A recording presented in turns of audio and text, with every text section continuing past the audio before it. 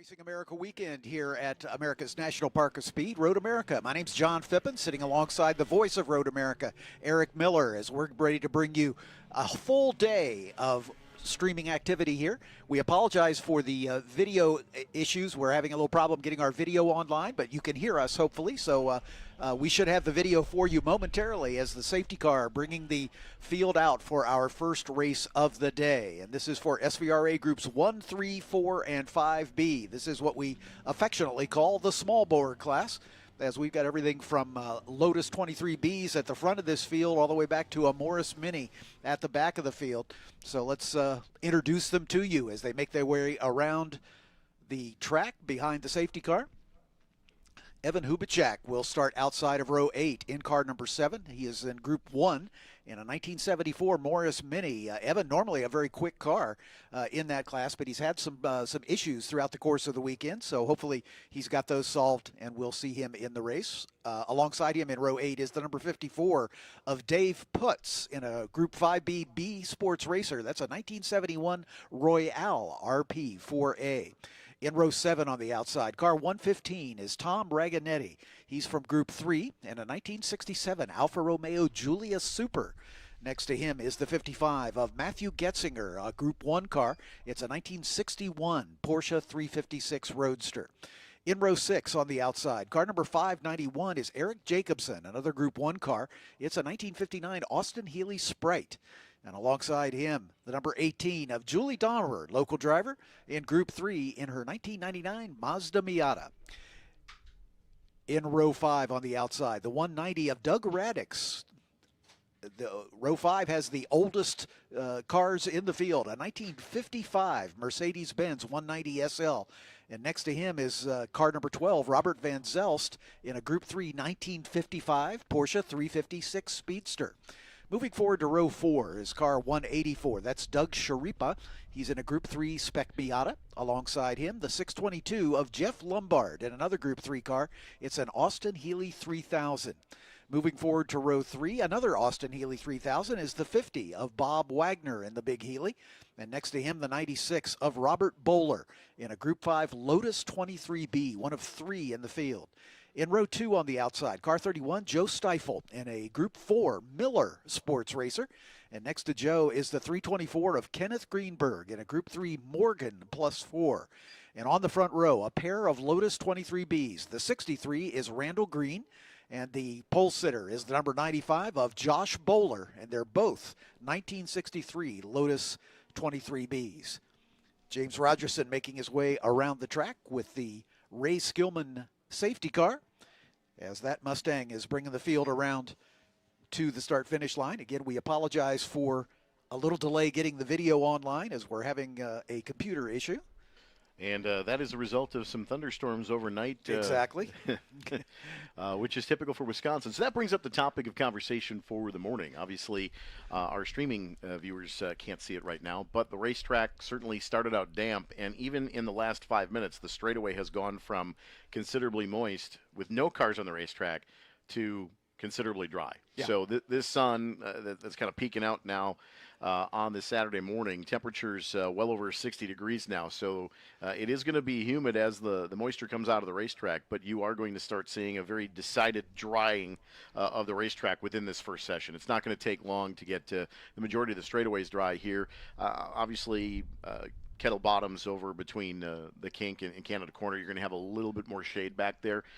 Luckily, it's spring, so there's not a lot of leaves back there yet, so the sun's going to filter in a little bit more in the back than it does typically midsummer. But this racetrack will dry very quickly with this hybrid asphalt. Indeed, and the weather forecast for the rest of the day is good, so we are got our fingers crossed that we should be good to go for a dry track day. Tomorrow, maybe not so much, but we'll let that weather. Wisconsin weather. Wait 10 minutes. We'll let it manifest itself as it will, as they say. But we've got a full day of racing today, as all of our classes in the SVRA, as well as our 3 formula classes, will be out. We'll have a fan walk during the lunch break leading up to the start of our F4 US Championship first race of the weekend. So you'll have a chance to come down onto the pit lane. Those of you here at the track, I have a chance to come down on the pit lane and see the stars and cars of the future from the FIA-sanctioned F4 US Championship. But we'll turn our attention to the small bore cars as they're working their way around behind the safety car. And looks like they're coming through Kettle Bottoms at the moment, coming towards Canada Corner. Yep. So we should be coming to green this time. Yeah. One advantage of having a 4-mile racetrack is it is a single pace lap. Right. Yeah, that's the plan, a single pace lap. Otherwise, they'll run out of fuel because it's, a 4-mile racetrack. So. I know I can't run 4 miles. There you go. So, just personally. And we have pictures, thanks to Tom Light and the whole crew here at Road America. And we've got our pictures happening, and we are with the field as it makes its way out of Thunder Valley, the Billy Mitchell Bend, and heading toward the final turn on the racetrack. Look from the Fly GRB aerial cam. Very nice.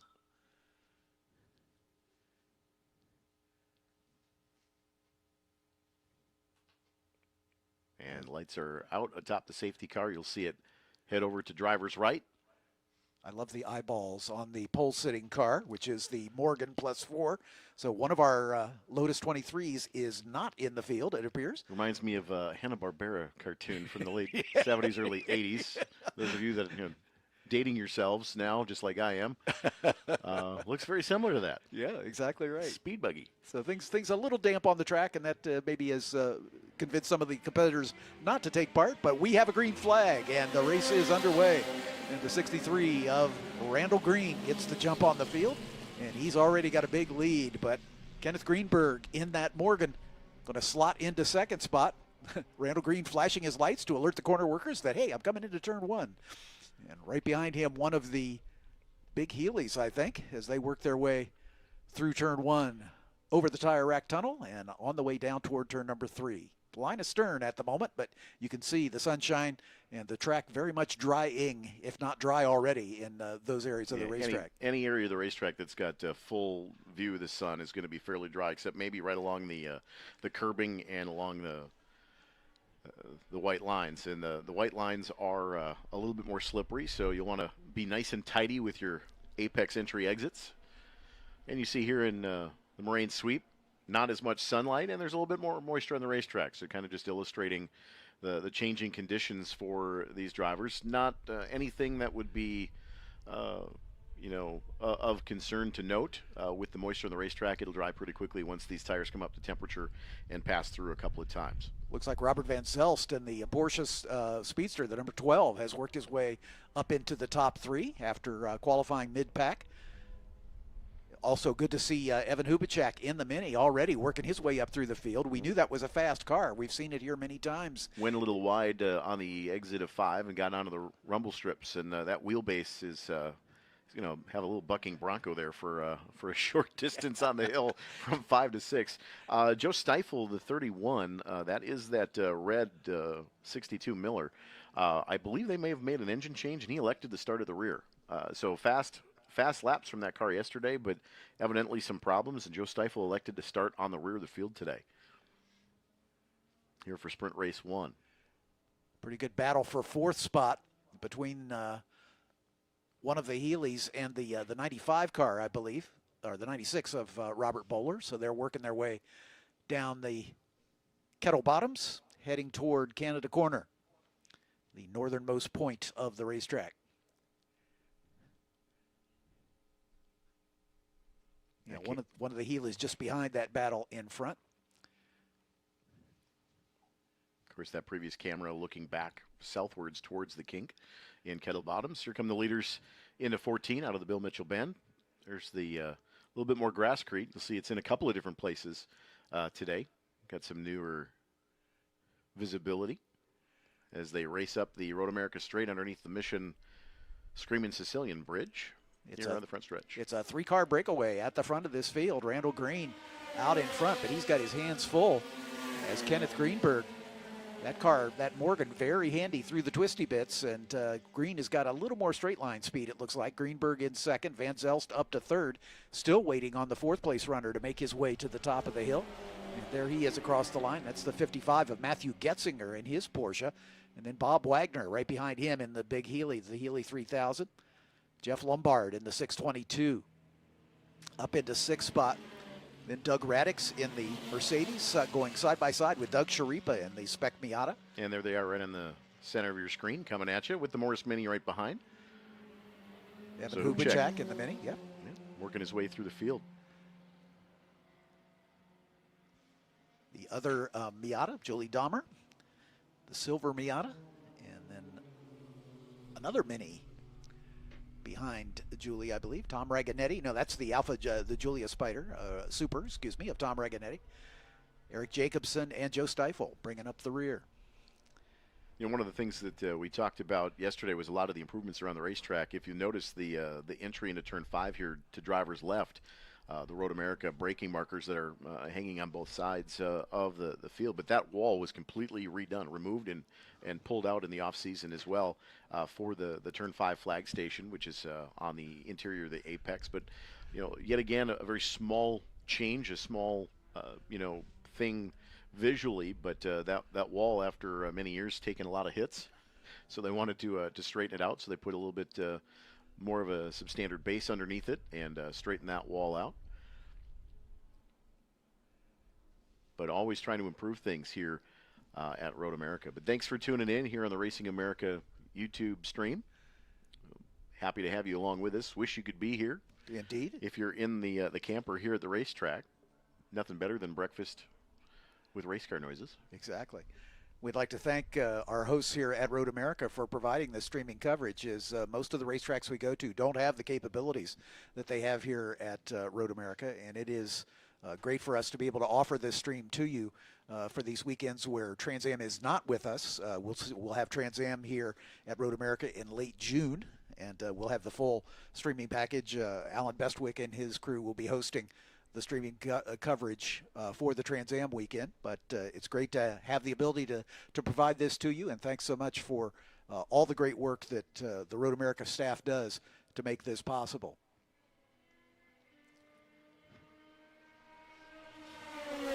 As the leader comes by to complete race lap number 2, Randall Green setting fast lap of the race. Kenneth Greenberg just about 3 seconds behind. Then Robert Van Zelst in that blue Porsche Speedster, the number 12.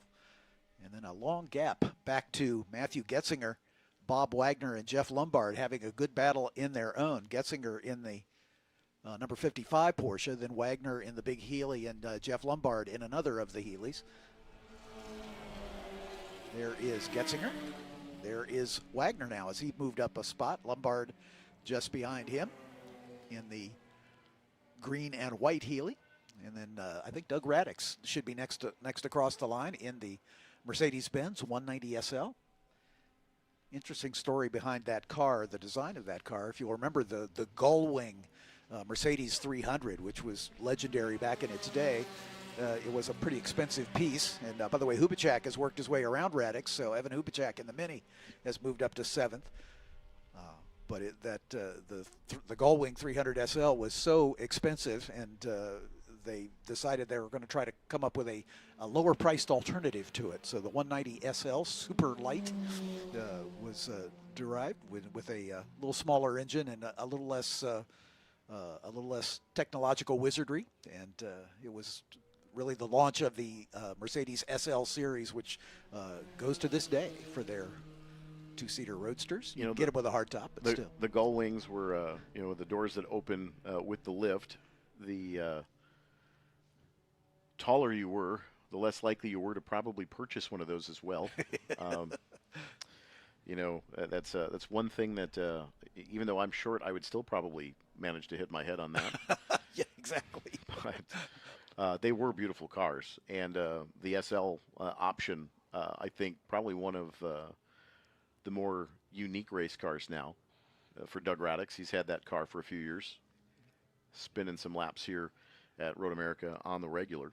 Yep, yeah, we it's see a great looking race car. We see him at a lot of our SVRA race meetings in this part of the country. So it's great to to have that car here. Like I say, it is the co-oldest car here, 1955 vintage.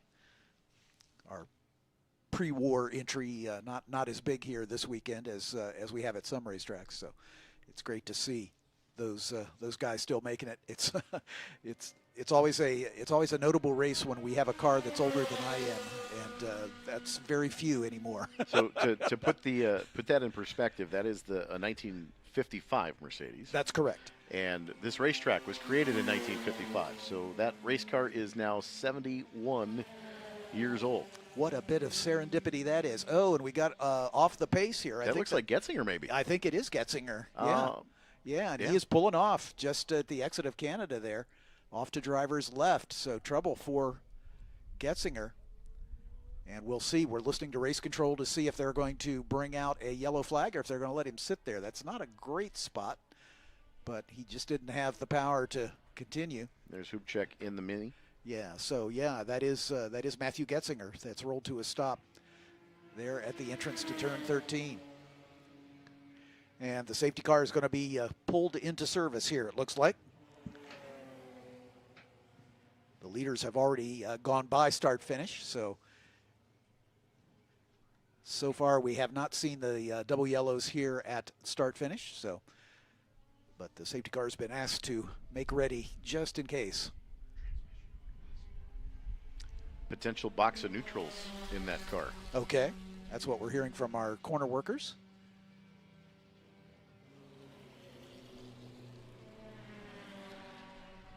Which could mean can't engage a gear, the clutch isn't working. Usually not a good sign if you can hear it grinding. Yeah, exactly right. But when if it's running and has no engagement, much more likely to be the clutch. But yep, we've come across even cars of this age breaking linkage. Yeah, just go over the curbs and the vibration pulls the pin on the linkage cable or the linkage bar, depending on what they have. Right.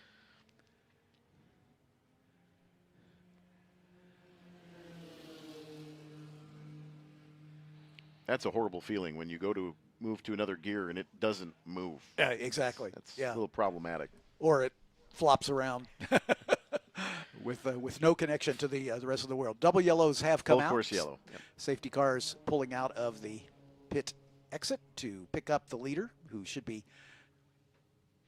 making his way toward us. You can see the safety car there on the left side of your screen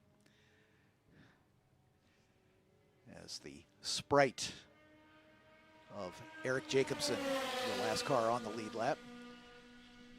Randall Green still at pace here, and he is going to have to woe it down to avoid passing the safety car.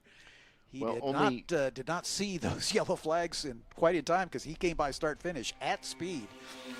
Only one of the Lotuses appearing in this first session here, so we didn't have to worry about what to call them, low tie. Exactly. That's from yesterday's discussion. But you can definitely see that the line definitively dry here on the main straightaway, other than right along the edge of the race course. Of course, with the way that this pavement a couple years ago had taken place, is there are no seams in the pavement. It is one continuous asphalt from line to line.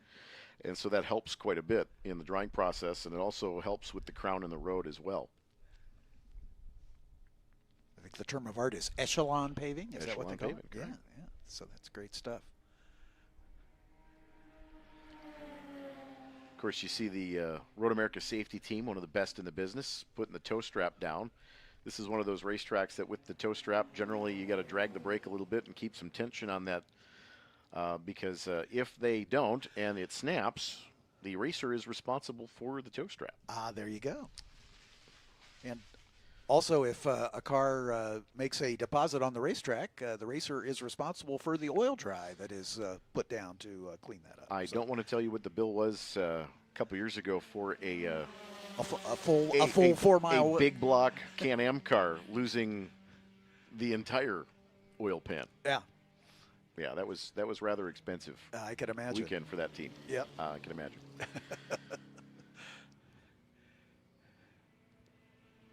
believe those toe straps are upwards of $350 or so. Wow. Yeah. Okay, then. And not in the single $3. They're a tad bit more expensive. Yep. For the webbing and the wrap to the truck.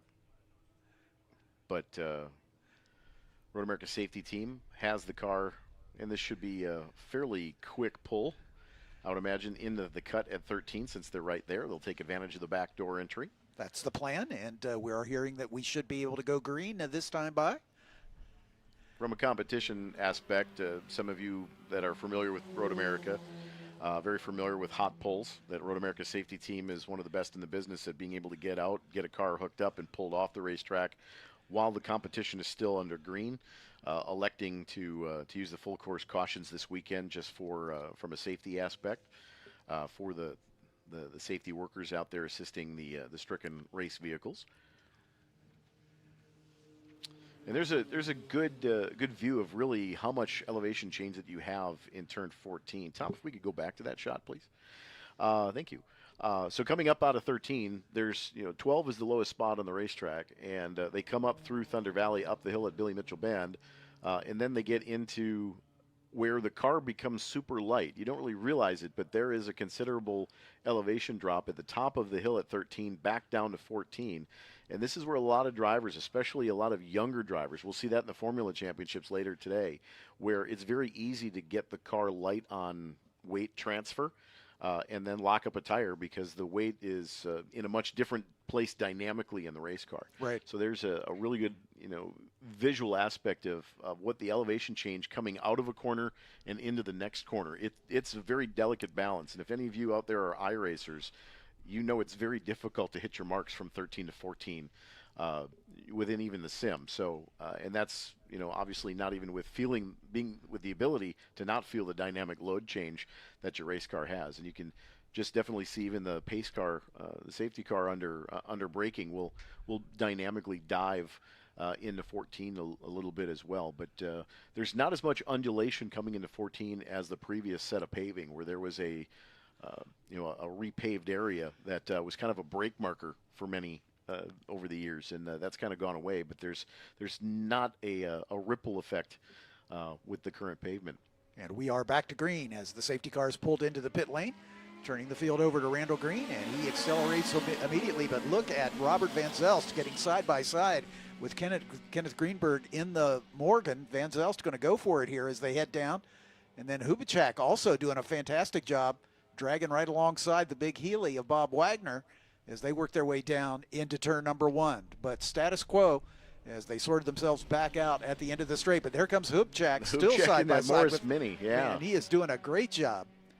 He's used the start to his advantage here. Yep, and got it done. So Hubachek up into 4th spot. Right behind him, Bob Wagner, and then Jeff Lombard in that green big Healy. They're coming to 1 to go, I do believe. I would be not surprised if that's the case. These races are normally 20 minutes, and we're at about 16 and some change. But Randall Green has led from the jump. But the biggest mover was the 3rd place runner, Robert Van Zelst, who started back in row 5. And Bob Wagner struggling on the brakes into 5, and Hubachek shaded him about a half a car width to the inside at 5, and almost was able to draw alongside, but Wagner able to put the power down and pull ahead a little bit more straightaway speed for that Healy.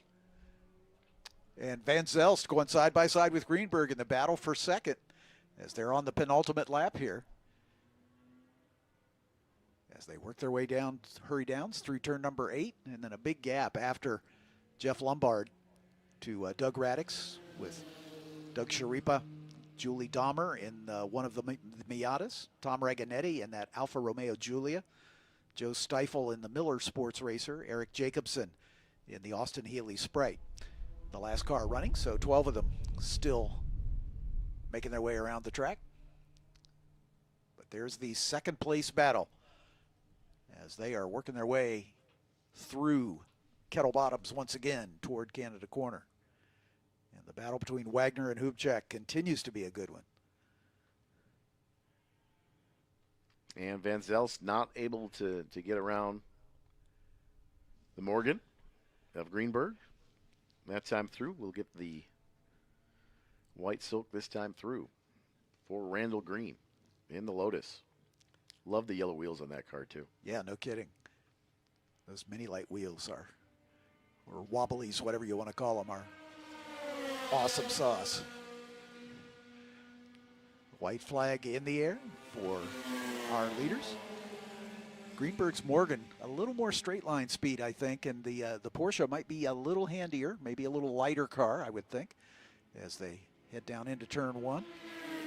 But yeah, I mean, Van Zelst has got some pretty good terminal velocity with that Porsche. And carries good exit speed out of turn one as they head down to turn three. Van Zelst kind of showing him a half a nose just to let him know he's back there. I'm going to try to make a go of it as they head down the hill. The Moraine sweep down toward turn five under the Sargento Bridge.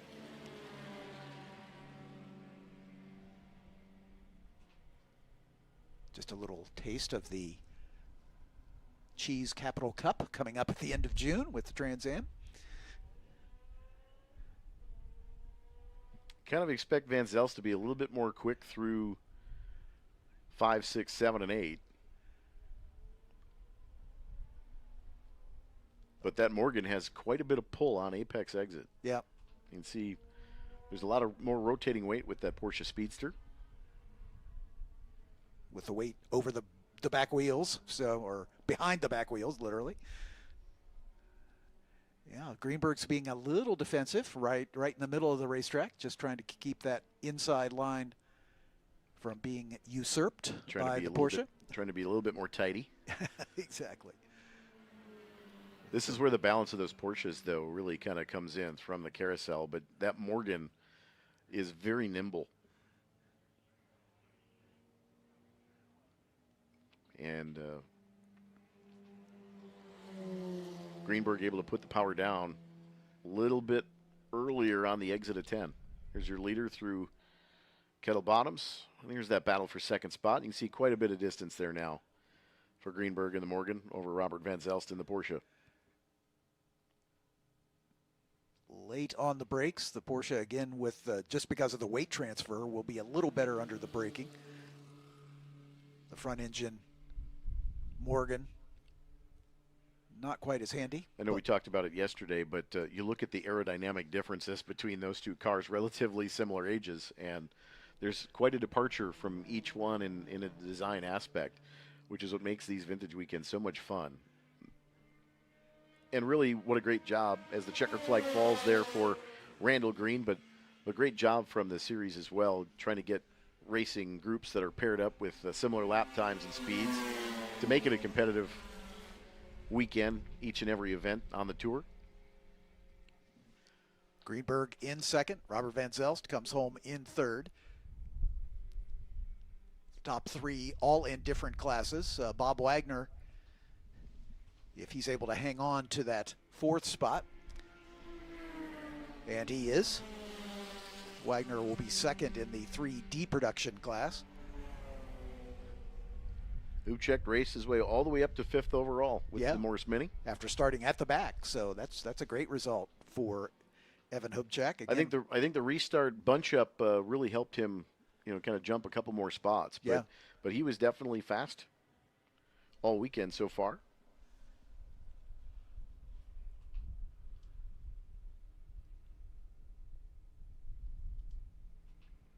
So just a quick rundown of the contested classes in this group as the battle between Doug Radix and Julie Dahmer goes right, or Doug Sharipa, excuse me, goes right down to the wire. Only a tenth of a second separating those two at the line as they crossed side by side. So Radix in the Mercedes and Sharipa taking the 8th spot in the Miata. Julie Dahmer in 9th, Tom Raganetti rounding out the top 10. Joe Steifel in the Miller Sports Racer, and Eric Jacobson in the Austin Healey Sprite, who was almost a lap down. He just managed to stay on the lead lap as they came to the checkered flag. But again, the class breakdowns.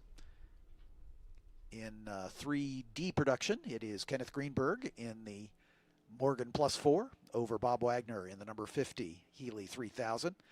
In the 1FP category, it's Doug Radix in the 190 over Eric Jacobson in the 591 Austin Healy Spray. In the 3 Spec Miata class, 2 of them, Doug Sharipa in the 184 over the 18 of Julie Dahmer. And finally in 3C production, Robert Van Zelst in the number 12 Porsche Speedster over Jeff Lombard in the 622 Austin Healy 3000 Mark II. Next up will be Group 2 for our vintage Formula cars, non-wings and slicks Formula cars. As you're listening to the stream from Racing America's weekend here at Road America, and SVRA with our Formula classes taking center stage on this racing weekend. I'm John Phippen alongside Eric Miller. Great to have you with us. And we'll be back in just a few minutes with the start of our second race of the day.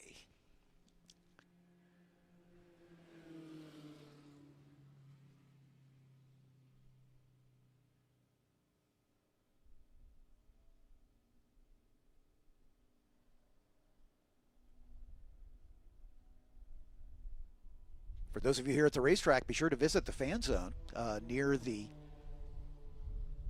winner's circle, where Style Aesthetics is set up in the fan zone. It's fans here at Road America can purchase a Road America SVRA Trans Am and the new line of Formula Regional Americas, F4 US, and Ligier Junior Formula Championship apparel this weekend. Stop by and pick up your favorite race series shirts, hats, and other gear. You're already in the fast lane, so now get the t-shirt. Also in the fan zone, the Garage Living display. Garage Living transforms garages into high-performance, fully customized spaces that reflect the passion of automotive enthusiasts everywhere. Driven by precision, craftsmanship, and attention to detail, just like in racing, Garage Living creates spaces worthy of what you love to drive. Garage Living is the official garage makeover company of Racing America.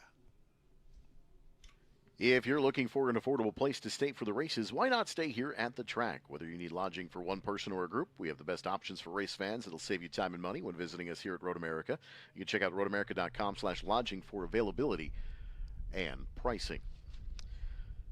Road America encourages all event participants to help keep America's National Park of Speed clean by utilizing Safety Clean recycling stations for your vehicle fluids. Safety Clean recycling stations are conveniently located throughout the paddock area. If you're looking for a perfect gift for an upcoming special occasion or person, how about a Road America gift card? Available in any denomination you choose. Road America gift cards can be redeemed for race tickets, driving courses, motorcycle schools, on-track touring, or Road America merchandise. Road America gift cards are always the perfect fit and always in season. Stop by the track office or visit roadamerica.com today. If you are in the need of cash, you can use your ATM card at the mobile ATMs located in the paddock area near the gearbox and at Road America's paddock shop as well.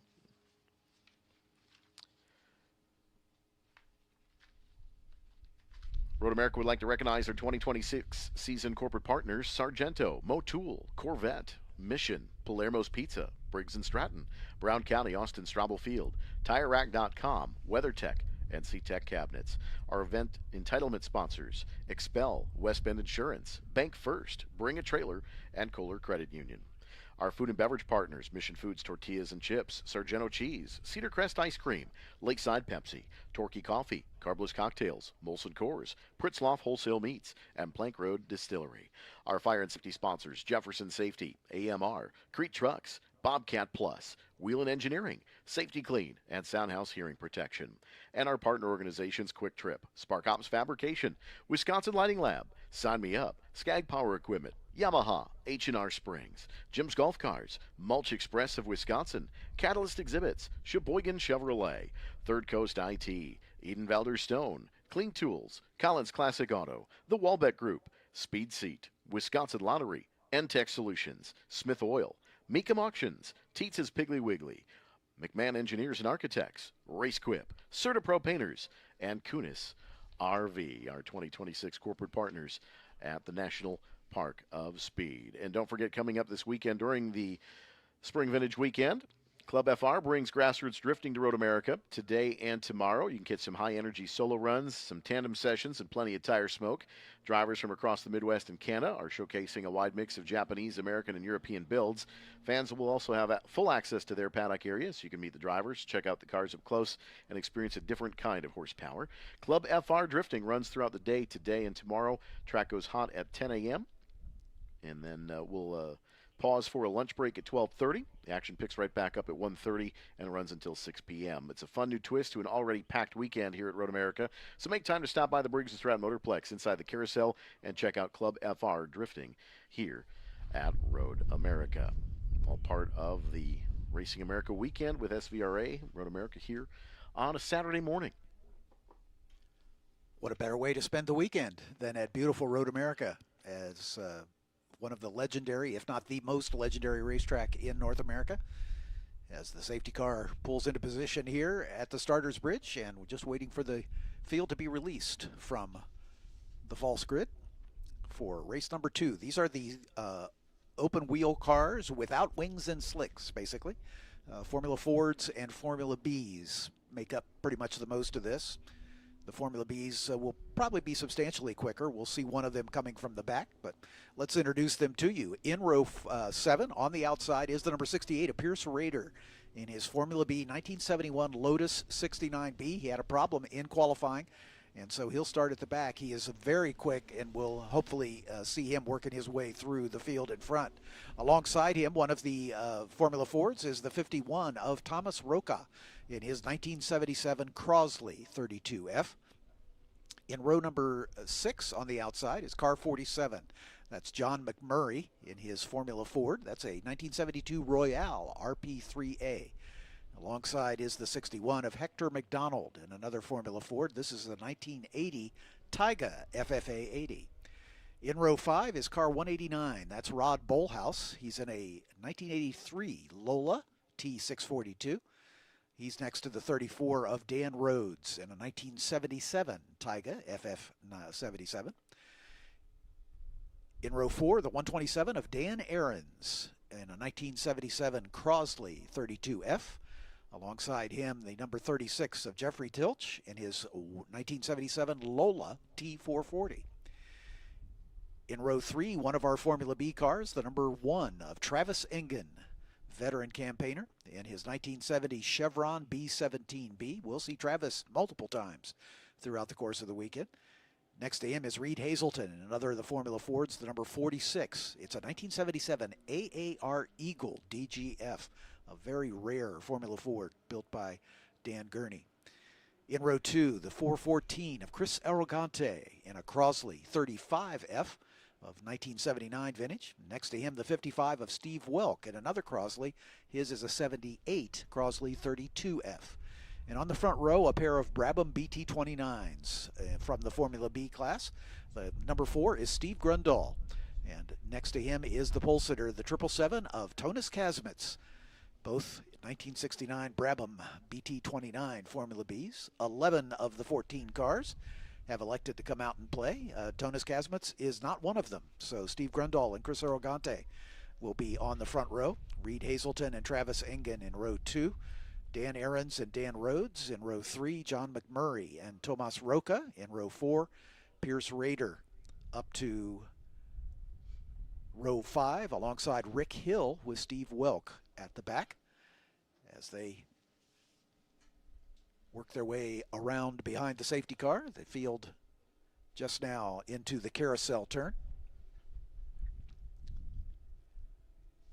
I'd like to thank all of you joining us on the stream, and of course all of you who are here at the racetrack. Just want to remind you that as it is with all of our weekends, Vintage Weekends and Racing America Weekends, paddock access is unlimited and free. There is no additional charge for a paddock pass, so this is a weekend you definitely want to, at some time during the weekend, stroll through the paddock and see these cars up close, as these are beautifully restored, and I think you'll find without exception that the owner drivers are more than happy to discuss their prides and joy with you. So take advantage of that opportunity to stroll through the paddock and see these beautiful vintage race cars, and you'll also get to see the more contemporary formula cars, as our Ligier Junior Formula Championship, the F4 US Championship, and the Formula Regional Americas Championship all three being contested here this weekend for their second race weekend of the year. As the field beginning to stack up behind the safety car.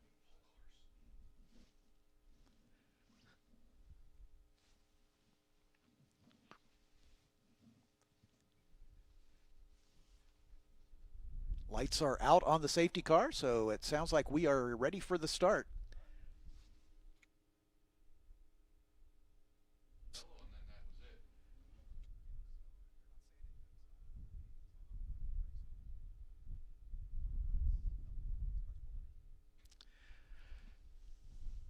And the Eagle is making his way into the pit lane behind the safety car, so trouble for that car of Reed Hazelton, as he's going to drop out just after the formation lap on the way to the green. And are we going to see it? The starter is waiting, and the green flag flies. Number 1 of Travis Engen getting the jump as he's trying to chase Steve Grundahl. Engen in the Chevron, Grundahl in one of the Brabhams as they bend it into turn 1. Keep an eye on that maroon Lotus 69. Pierce Rader already picked up a couple cars as he is up into 5th spot, it looks like right now. As Rader again with a problem in qualifying was not able to turn in the sort of times we would expect. And his car definitely able to run near or at the front, so we'll see him work his way up through the field. Side-by-side racing between the two Formula Bs. Travis Engen going for the lead here, and he has gotten it done in that Chevron. Out of turn 5 and up the hill, but here comes Steve Grundahl back, and there is Pierce Rader already right on the tail of those three. So our 3 Formula B cars at the front.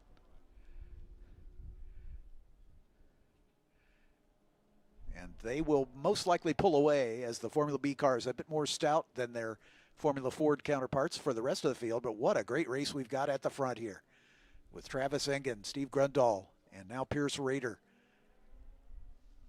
With the 4th place runner, Dan Ahrens, leading the Club Ford contingent in the 127 Crosley. As these 3 make their way through the carousel turn on the first racing lap.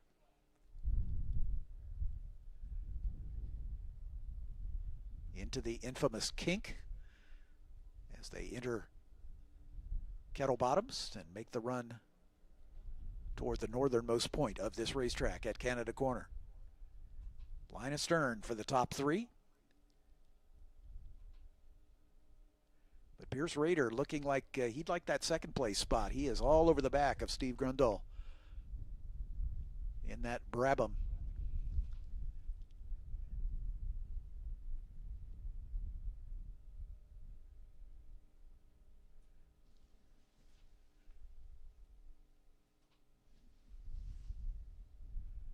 On the way to the line they are, but Grundahl trying to get a run, and Rader's thinking about it as well as they come to the line to complete the first racing lap. Side by side for second as Rader in the Lotus is able to draft by, and I think he's going to take advantage of the double draft. And Pierce Rader is going to go all the way to the front after starting at the back with a problem in qualifying.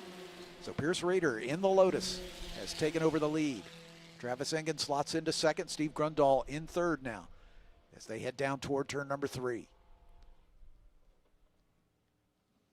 Great stuff at the front. Chris Arrogante in that number 414 blue and white Crosley 35F in front of Dan Ahrens in the 127 Crosley 32F, just a year apart.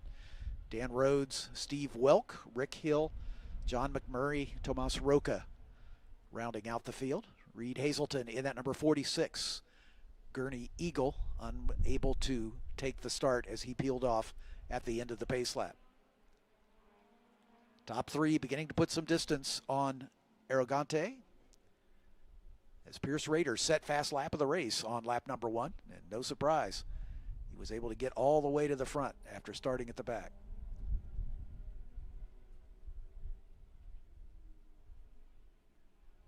Travis Engen has dropped back to third as Steve Grundahl chasing Pierce Rader. So Travis in that Chevron B17, falling off the top two just a touch. As again, these Formula B cars significantly more potent than their Formula Ford counterparts. They run with more tire for sure.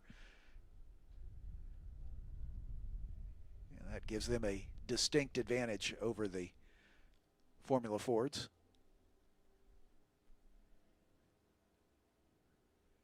It's a two-horse battle at the front with Rader and Grundahl. Travis Engen in that Chevron with the red nose, dropping off the back just a touch. Hopefully, we have 3 races for each of these classes throughout the course of the weekend. And hopefully we'll see Tonis Kasmets in the 777 in the later races this weekend, as he was the pole sitter for this one. Grundahl getting a good run in the run up the hill here, as he's going to challenge Rader for the lead as they are side by side at the line. And Grundahl's going to draft by to take it over. I think we're going to see this drafting pass on the front straightaway more than once before this race is over, as these vintage competitors are accustomed to racing with one another, and they give each other racing room. That's all part of vintage racing, as these guys are going for it, but they try to stay safe and fair. That's the hallmark. You know, contact is obviously verboten in vintage racing. And even if a driver goes off course, all 4 wheels off course, SVRA regulations require him or her to come in and have a chat with the black flag steward, just to make sure that the car is still healthy and able to go back out on track. But right now it's a 2-horse battle at the front, as Rader and Grundahl, nose to tail. Down the hill out of turn 6 through the fast sweeper, the right-hander at turn 7, and then hurry downs. And here comes Grundahl to the inside and gets it done. Grundahl takes the lead into turn 8. One of the prime passing opportunities on this racetrack. And under the Motul Bridge and into the carousel turn.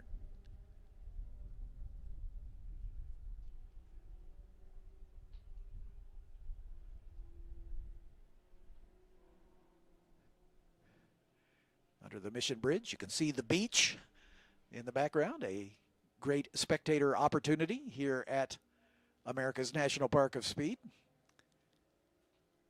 And then down through the wall of trees. This is one of the last parts of the racetrack to dry if we have wet weather, because the trees overhanging the racetrack on both sides shade the sun. But obviously the track is now completely dry. We don't see any damp spots.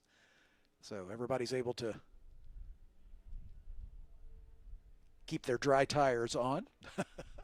Not that the vintage competitors have wet tires per se, but some of them do.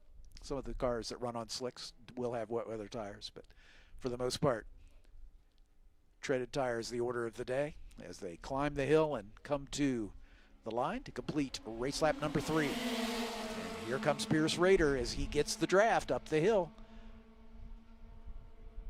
So I think the question is, do you want to be on the last lap? Do you want to be leading coming out of turn 14, or do you want to be in second coming out of turn 14?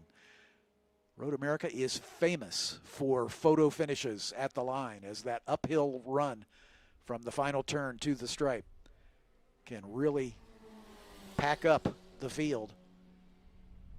And a well-timed pop-out can lead to a side-by-side finish. And we have seen multiple photo finishes here, as we've got another tidy battle back just a bit. Dan Ahrens, excuse me, in the 127, with Rick Hill in the 55 and Dan Rhodes in the 34, side by side as they cross the line. That's the battle for 5th, 6th, and 7th. So Ahrens with the nose ahead, 81 thousandths of a second in front of Rick Hill. Dan Rhodes another 1/10 of a second back. So that great battle, as Chris Arrogante has been able to pull out about a 7-second lead over the rest of the Formula Fords. So Arrogante pretty much all by himself, but then this great 3-way battle just behind them for 5th, 6th, and 7th.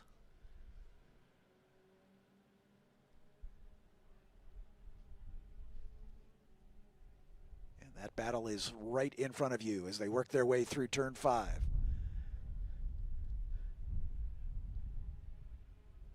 Under the Corvette bridge, into turn 6, a blind left-hander.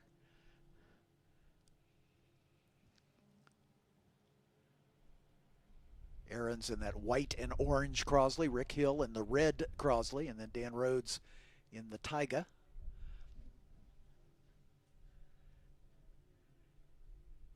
These Formula Fords all with a little different look as the breeding ground for many, many drivers back in the day. Nigel Mansell got his start in a Crosley 32.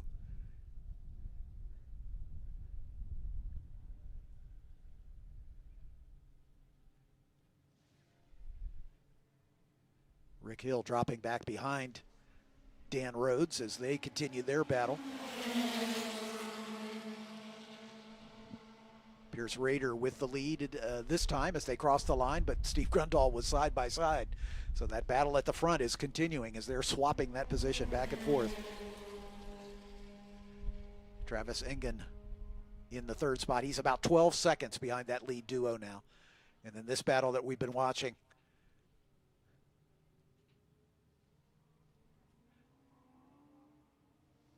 as the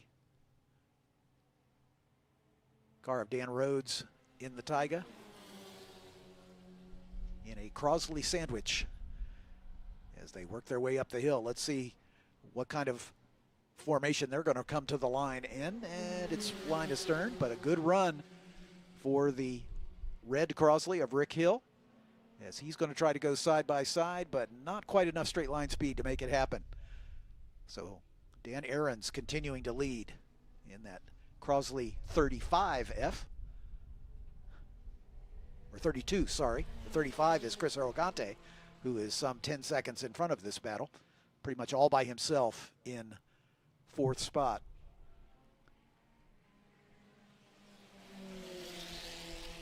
Once again, Rick Hill dropping off the back of this battle just a touch, but we've seen in past laps he's able to close down by the time they get down to the bottom of the hill here at turn 5, but this time he's a little further back, so it's now kind of a two-horse battle for 5th and 6th.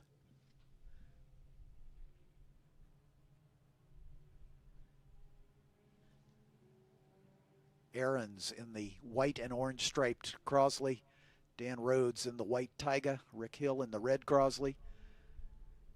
A little further back, John McMurray in the Royale, all by himself. Thomas Roca about 11 seconds further back in the red and white Crosley. And then Steve Welk bringing up the rear in the orange Lola.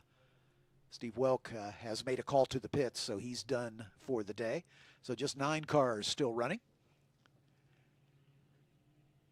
But the great battle at the front between Rader and Grundahl, and this battle for 5th and 6th between Aarons and Rhodes are the ones we've been following. Grundahl across the line in the lead this time, but Rader dueling with him in the run down toward turn number 1. Into the second half of this race. About 12 minutes gone.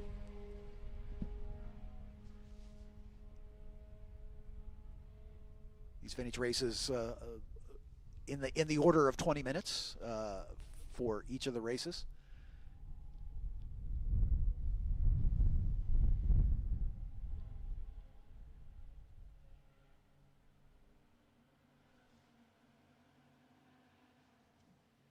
Aarons hangs on to the advantage as they make the run up the hill.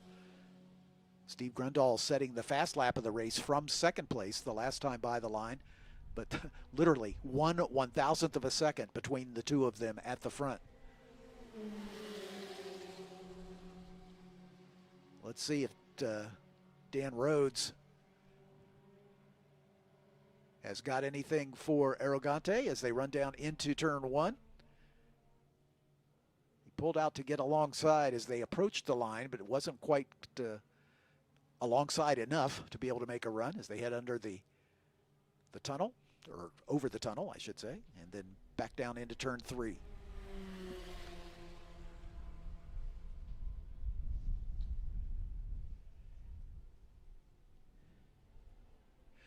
And Rick Hill has retired into the pit lane in the 55 car, part of this battle for the first couple of laps, but an issue. So Rick Hill is going to surrender 8th place to Tomas Roca, the last car running in the 51. So down to 8 cars still running here. And this is one of 2 great battles on the racetrack.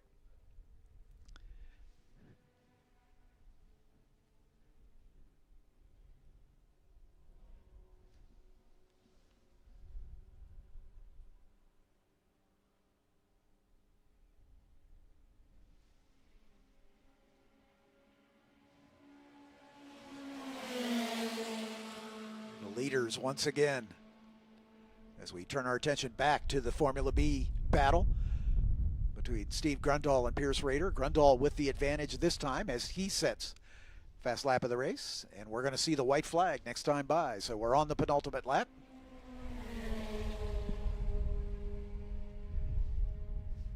Be anybody's guess who's going to be at the front when they come to the line, as these two have been swapping that position back and forth throughout the course of the race. And again, tip of the hat to Pierce Rader after a problem in qualifying. Started at the back and found his way into this first place battle by the end of the first lap. And he's going to make a bid down into turn 5 and retake the lead from Steve Grundahl. So Rader now in the Lotus. And Grundahl's able to do the over-under and to retake that position before they make the run up to turn 6. They're swapping positions multiple times throughout the course of the racetrack here as they bend it through turn 7. You can see the new grasscrete there at the exit of 7. And another little grasscrete patch here, just coming down into turn 8 at the exit. Into the carousel. Downhill, 180-degree right-hander, one of the legendary turns on this legendary racetrack. And then into the kink, a turn that will get the attention of any racer in any car.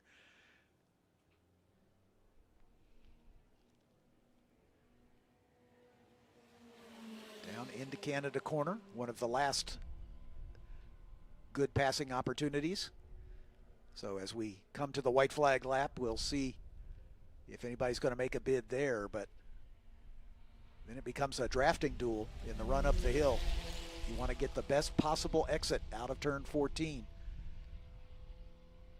to give you an opportunity.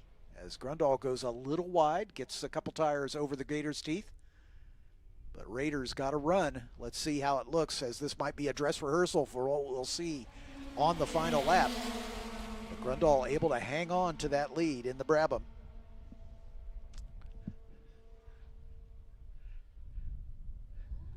Down into turn 1 as we're on the final lap. Over the tire rack tunnel and down toward turn 3. Rader content to maintain station. Last time down the hill here toward turn 5, they made a swap in positions. Let's see if that's going to happen again here. Under the Sargento Bridge. And down into the Moraine Sweep. Well, Rader's going to maintain station as they go through turn 5. And then begin the climb up the hill toward the Corvette Bridge at turn 6.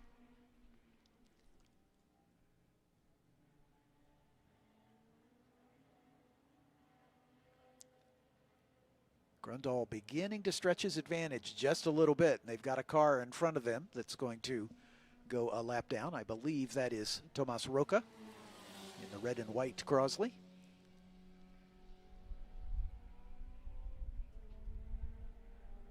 But Grundahl able to put a little extra pace when he needed to and stretch the advantage on the final lap. So Grundahl kind of solidifying his hold on the lead here after starting at the pole with the absence of Tony Skasmits. Grundahl working his way around the lapped car of Tomas Roca.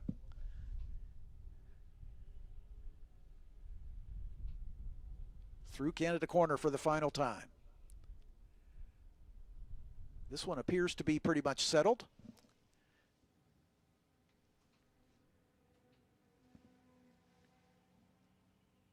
As Steve Grundahl in Jack Brabham and Ron Turinek's Brabham BT29.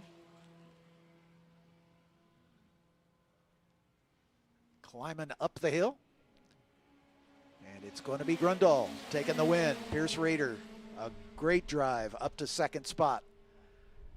And Travis Engen dropping off the back of this battle just a bit. There's the lapped car of Roca. Travis Engen in the Chevron after being part of the three-way battle. In fact, led early, but wasn't able to sustain the pace of those two in front of him. And he'll have to be content with a third-place finish. Here's Engen across the line to make it official. Chris Arrogante, a distant fourth in the lead Formula Ford, the 1979 Crosley 35F. With then Dan Ahrens and Dan Rhodes, that battle we were following mid-race for the fifth spot.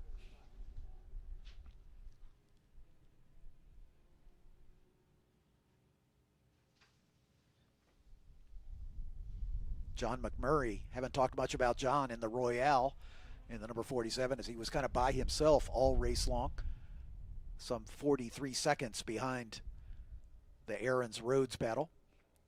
Tomas Roca another 17 seconds back. The final car still running at the finish.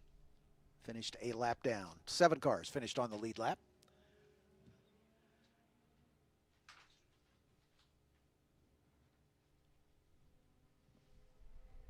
This should be Arrogante. There he is across the line. And now we'll wait for the Ahrens-Rhodes battle for the final contested position. And they are side by side, and it could not be closer. Dan Rhodes gets it done on the final lap, drafting by.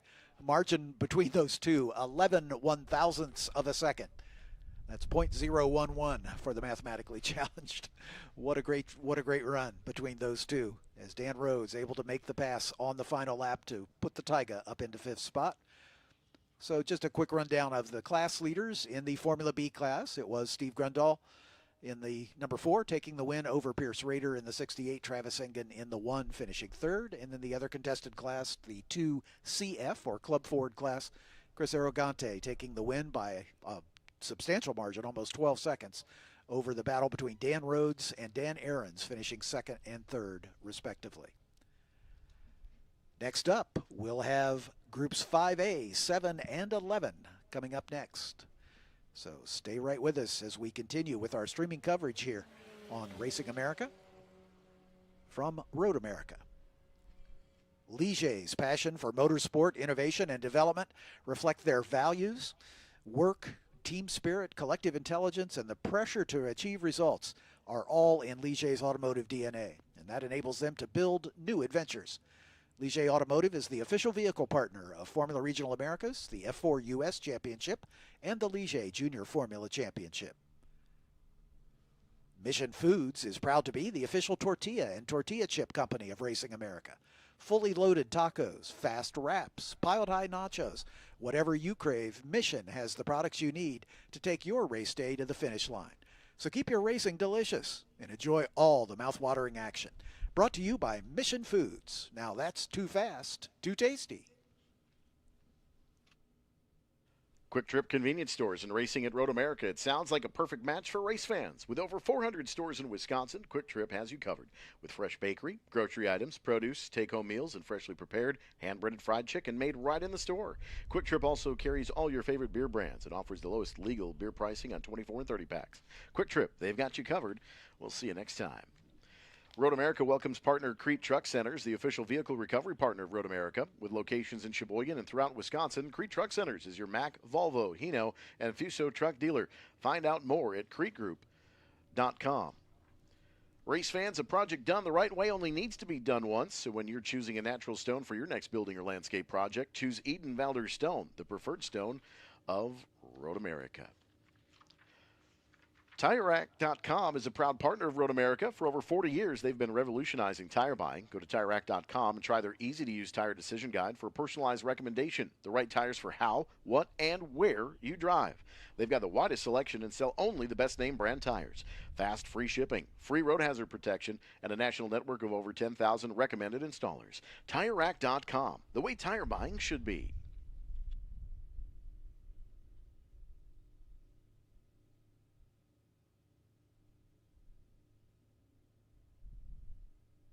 Looking at our schedule, of course, the conclusion of Group 2 just finished up here, so just about 5 minutes away. 5-minute call to the grid for Groups 5A, 7, and 11B. Groups 5A, 7, 11B, this is your 5-minute call to the grid at 9:10. Will be followed by Groups 6, 8, and 12, and then our Junior Formula Championship race, number 1 of the weekend, coming up at 10:20. So that is what's on tap for this morning. And don't forget, paddock open all day long here in the main racetrack paddock area, as well as over in the Briggs & Stratton Motorplex. Club FR Drifting will get underway here in about an hour at 10 a.m. Until 12:30, and then again from 1:30 to 6 p.m. So they'll take a break as well. And don't forget, if you're here at the track, you can listen live at 87.9 FM to the Track PA broadcast, as well as in the Road America app.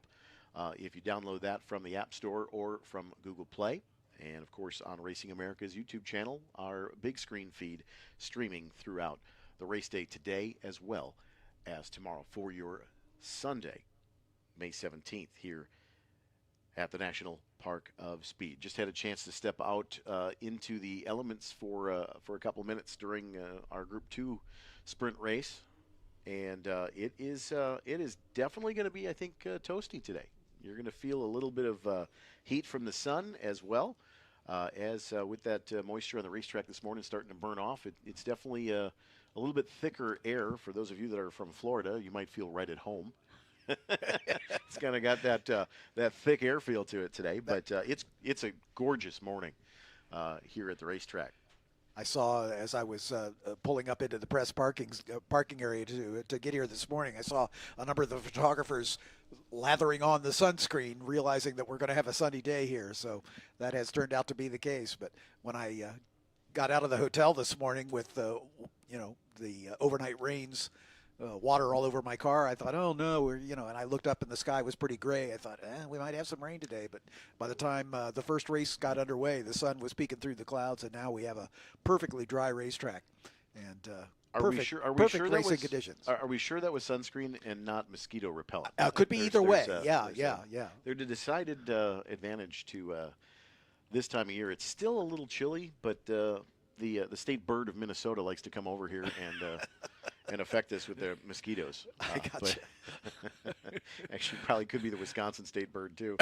That's the robin, by the way. Yeah. But no, the day is certainly shaping up to be a really good one. If you are looking for other motorsports ventures here this weekend, of course, we mentioned the drifting over in the Motorplex all day today and tomorrow. Tonight at the Sheboygan County Fair Park is the Interstate Racing Association bumper-to-bumper auto value sprint cars with the Acre Auto 360 sprint cars and the Plymouth Grand National Division. So 3 divisions of racing on the dirt third mile over at the Sheboygan County Fair Park. Right about 5-6 minute ride just south of Road America. Head in on 67 and then head right in. But we'll be out there this afternoon and into the evening calling that race as well. So thanks for John for picking up the my slack this afternoon. Absolutely no problem, sir. It's where I started announcing 33 years ago, which is hard to believe. And then and then I did go back for a couple years in the aughts, and then first time back since 2012 over there. So it's my first year back, kind of at home. So yeah, it's where I learned how to do this. Eric, a second-generation race announcer. His father, a legendary race announcer in this part of the world. And Eric, like I say, the apple did not fall far from the tree, as the two of them occasionally had the chance to work together. And everybody says, I can't tell your voices apart. It's very odd that, I've just found there's a YouTube channel that somebody's been posting videos from the mid-'90s when Dad was still announcing there and at Plymouth. And my nephew was like, is that you? No, it's Grandpa.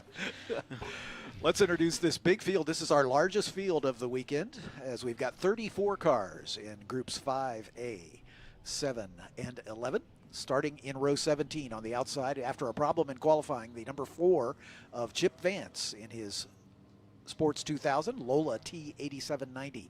Next to him, the number 3 of Lynn Larson in another Sports 2. That's a 1984 Taiga SC84. In row number 16 is car 916. That's Corey Young in a Group 11 Rush sports racer, many of them in the field. Next to him is the 19 of Mike Caskey in another Sports 2000. His is a Lola T8690. In row 15 is the 92 of Tyson Schweiso in a Rush SR. Next to him, Luke Krepsky in another Group 11 car. The 38 is another Rush SR. Moving forward into row 14, the first Group 7 car on the grid, the number 27 of Walter Volrath in his yellow 1972 Lola T290. Next to him, another Group 7 car, the 47 of Mark Hannafin in the 2007 Nuart Can-Am. It's a recreation of the legendary center seat Can-Am cars from the 70s. In row number 13, the 33A of Ethan Alexander in a Group 11 Legrand Mark 18.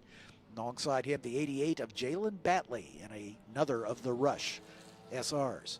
In row 12, the 18 of Frederick Seidel in one of the Carber CS2s, Sports 2000s. Next to him, another Group 7 car, the 0 of Jeff Miller in that legendary 1977 Lola T496 with a 2-stroke Kohler power plant.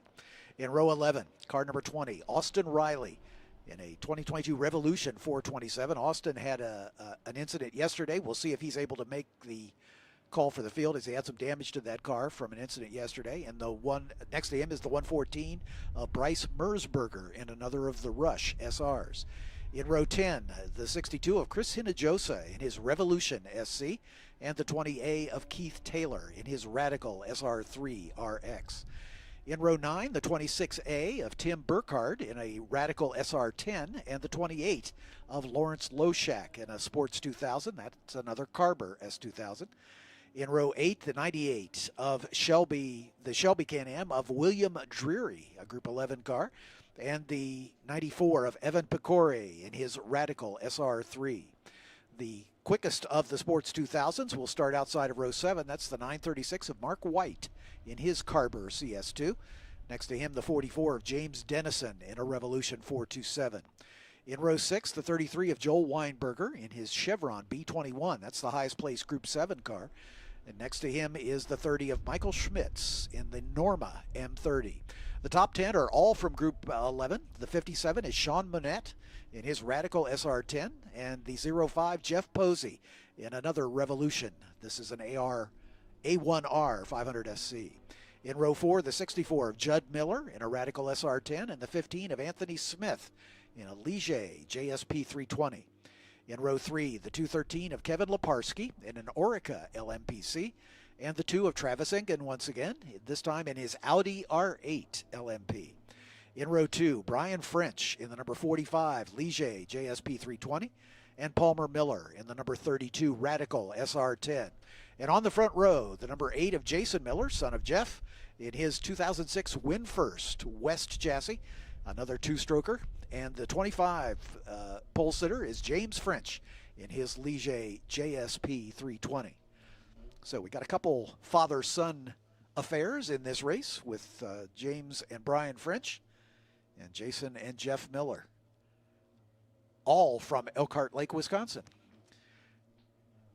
As the field a little diminished from the 34 that we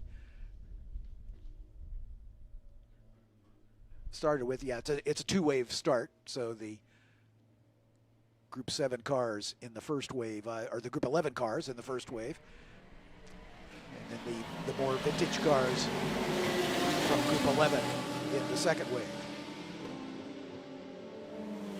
James French getting the jump from the pole.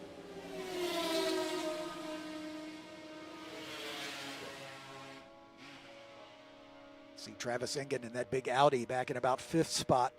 Past experience indicates it takes a few laps for that car to get the tires warmed up and up to speed.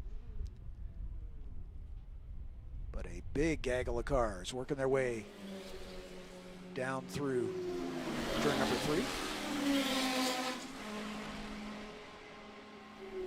James French jumping out to the early lead here. Engen up to 4th, it looks like, in the Audi already. Make that 3rd, I think. No, it's 4th, sorry. Climbing the hill.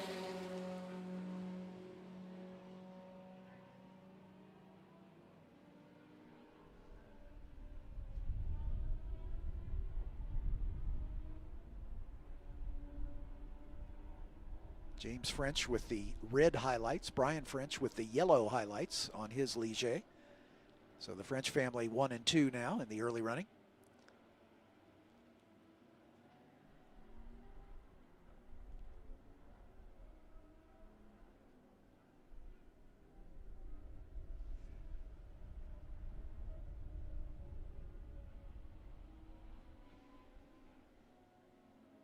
Through the kink and on the run down toward Canada corner.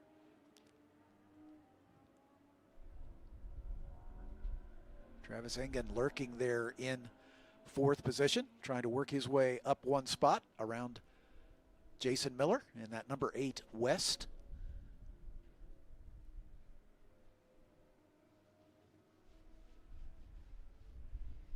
Jason Miller getting a good run up the hill. Let's see if he's got anything for Brian French as James comes by to complete race lap number 1.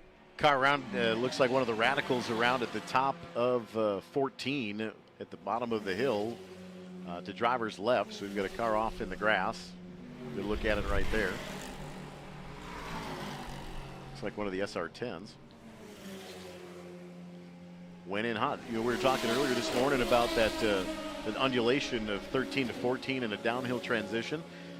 Came in a little too hot. Didn't have the brakes set, and the car looped around. So still trying to get it refired here.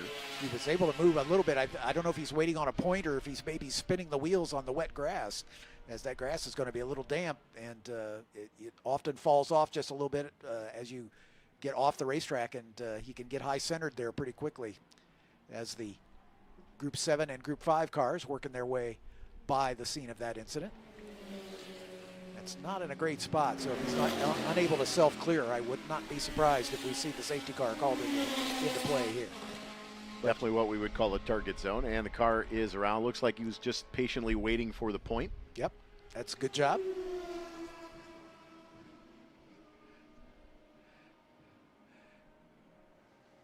And back along the way, it looks like somebody else diving on the pit lane here as well. The Screaming Sicilian pit lane. That was Zach Mosley, by the way, in the 05 car with the spin.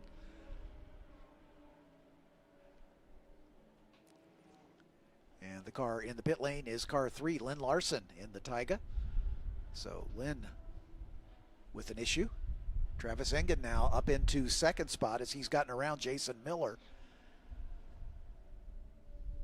And then the 32 behind them of Palmer Miller in the red, white, and blue Radical SR10. So we have the 2 Ligiers at the front, then the Audi of Travis Engen, then the Winfirst West of Jason Miller, and then the Radical of Palmer Miller. So good disparity at the front. Watching Brian French kind of lead Travis Engen into 12 that couple of shots ago. Brian using all of the racetrack. I mean, right up to the edge of the asphalt there on the entrance to Canada corner. And you know that the mirrors of that 45 Ligier JS LMP3 car filled with basically an LMP1. Exactly. Yeah, all things being equal, you would assume that the Audi would have the legs, but you know, the Ligier is a bit newer. The Audi's 2005, the Ligier 2020. So they've learned a little bit about race car design in the intervening 15 years. So. And again, best part about the weekend, you know, cars similar lap times, but multiple different configurations and ages. Funny how that works. Yeah, exactly right. As we stay with this 2nd place battle, James French setting fast lap of the race from the lead, 2 minutes flat, 2 minutes .422. And this battle between Brian and Travis in the 204s So James has opened up about a 9-second lead after just a couple laps here.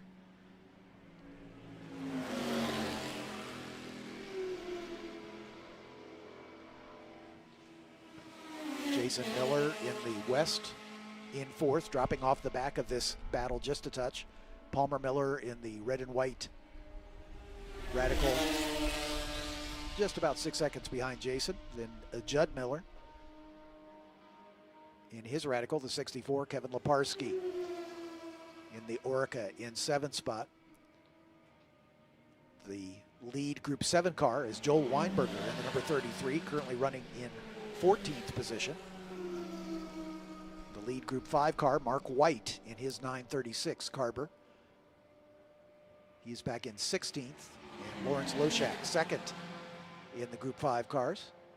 In the 28, back in 19th position. Second in the Group 7 cars, Jeff Miller in the number 0, Lola with the Kohler Power Plant. Jeff is back in 21st position right now. We'll see, checking the pace of some of those Group 7 cars. Might be able to close up on the back of some of the Group 11 cars in front, but right at the moment, the top 15, top 13, all from Group 11. Good look in the dive into turn 5. Brian French starting to get to some of the C Sports Racer back markers. Starting to work through some traffic here. Yeah, already putting a couple cars a lap down. James French about 12, almost 13 seconds ahead of the road for Brian and Travis Engen. Travis got hung up in 7 there, and that's just very honestly smart patience. It is a showcase weekend. Obviously, these cars are quite valuable, and they are pieces of art, and it is a very gentlemanly racing series. No contact allowed. Yep. Patience, the better part of valor, as Brian French side by side into the kink. Not a place you really want to be on the outside there. A couple of the rushes, those diminutive little sports racers. Looks almost like a go-kart with a body. And I've been told that that's really how they feel. Yeah. You know, from a driver's standpoint, they're very nimble, very quick, but you've got to be very quick with your hands, much like a go-kart. Yeah, short wheelbase. Very short wheelbase, so quick hands, kind of it's a great teaching tool. Yeah. From what I've been told.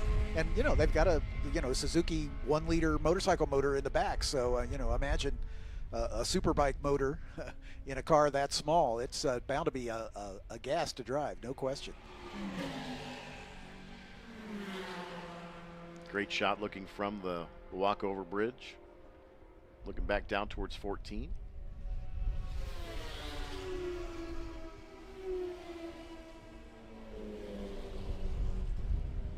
James French with a almost 16-second lead over his dad, Brian. Travis Engen another couple seconds back in third in the Audi. Jason Miller about 8 seconds behind Travis in the 4th spot. And then Palmer Miller another 7 seconds behind him. So the front of the field really stretching out, looking for a battle that we can follow despite the one between Brian French and Travis Engen. Judd Miller and Anthony Smith for 7th and 8th, about a half a second separating those two. A little deeper in the pack, Tim Burkhardt and Mark White for 16th and 17th. They're about half a second apart. Same story with Lawrence Loshak and Keith Taylor for 18th and 19th. So a few battles up and down the racetrack.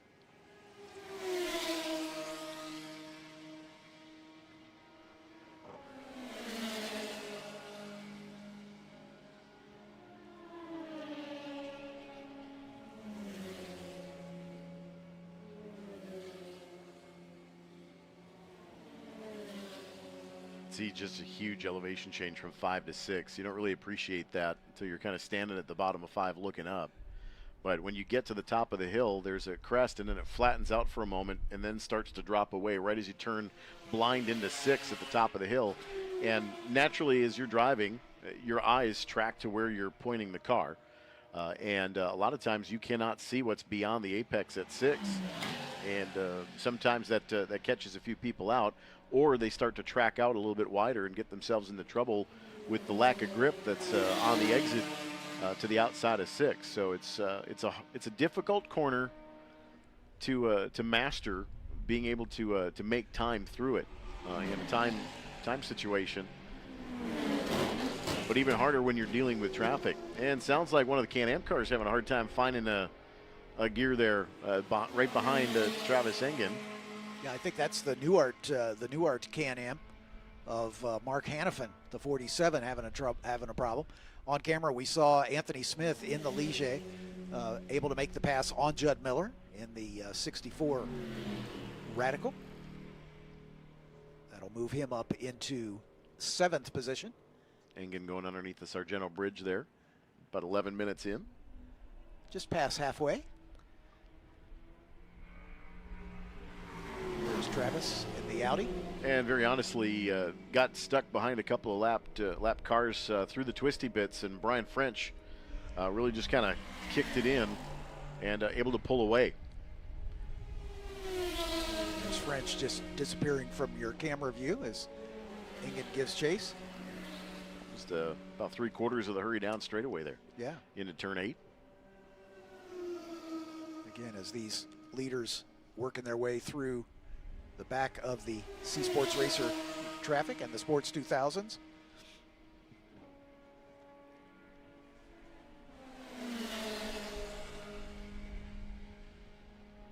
We talked about Chip Vance having a problem in qualifying starting at the back. He's picked up a handful of spots, running up in 28th position right now, but not able to charge forward quite as much as he had hoped. Joel Weinberger continues to lead Group 7 from 14th position in that number 33 red and white Chevron B21. Mark White still the leader in the Sports 2000 class, the Group 5 cars in the 936, the white Carber CS2. Lawrence Loshak second amongst Sports 2000s in his Carber, running 19th. Jeff Miller about 16 seconds behind him in the second place Group 7 car in the 0 Lola.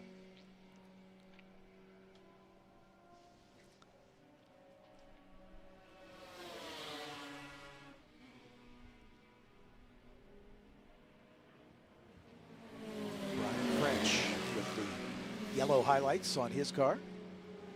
Son James with the red highlights. There's that Shelby Can-Am, number 98. William Dreary. It was a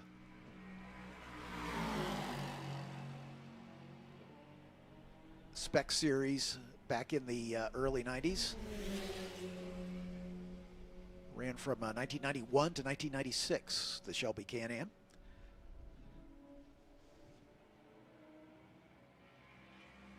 Car was built by Race Fab, went into production in 1990. And it was a class with a Pro Series, launched, like I said, in the early 90s. Mamo Gidley made his pro racing debut in a Shelby Can-Am back in 93. Don't see many of them, but we do see them occasionally in vintage competition. Sort of the forerunner of Spec Racer Ford, Spec Racer Ford. Gen 1, Gen 2, now Gen 3.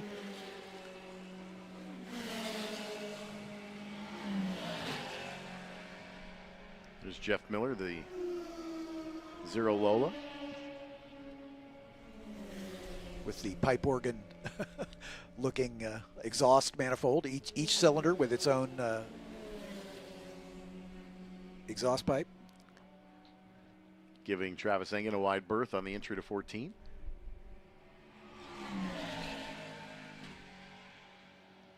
One of those little rushes all the way off in the grasscrete. But that's exactly what that grasscrete is there for, is obviously you do have a tremendous loss of traction, but that car remains straight on exit, didn't get off and break a splitter in the grass, drop a wheel off in the dirt. It is a loss of traction. There's not as much speed to be gained by going out there, but it is protecting those racers from being their own worst enemy, trying to go too far off of racing track limits.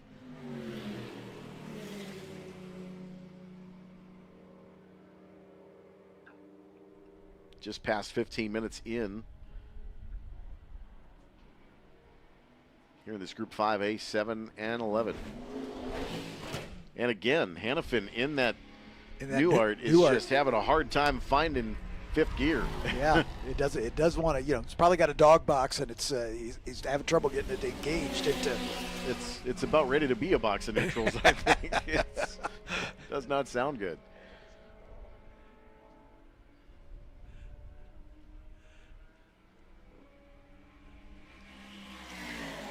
That's your one missed shift away from going kablooey, as our good friend David Hobbs would say, the unofficial mayor of Elkhart Lake. Jeff Posey and Jeff Miller being reported having a little side-by-side contact. That's the battle for 20th and 21st. But no worse for wear, as the eagle-eyed corner workers here.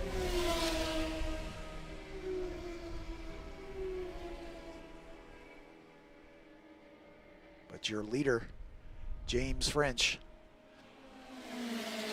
working his way through the field.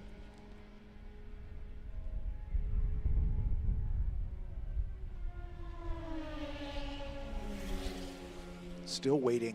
He's on lap number 8, still waiting for Brian to come by. 26 seconds, the lead margin in those two Ligier JSP 320s.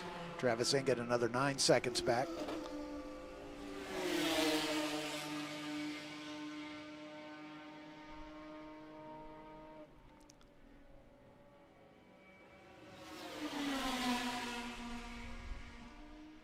Jason Miller just now coming by in the 4th spot, about 13 seconds behind Travis.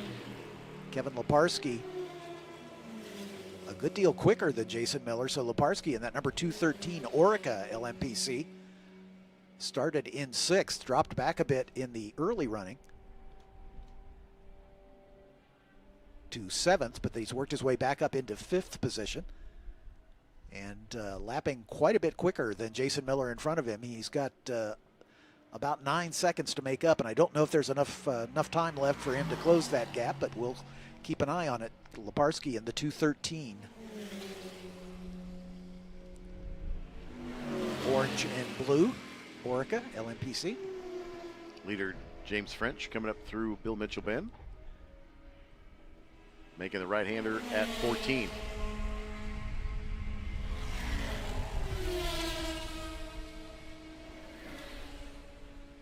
Trees here still showing the vestiges of winter as they're just beginning to sprout.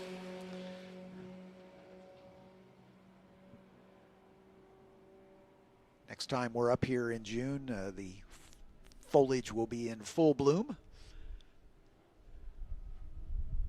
And then we get more days like this for sure. Yeah, and in the fall vintage, when the trees are at beginning to show their colors too, is a great weekend. The runoffs also in October is a great weekend for fall color leaf peeping.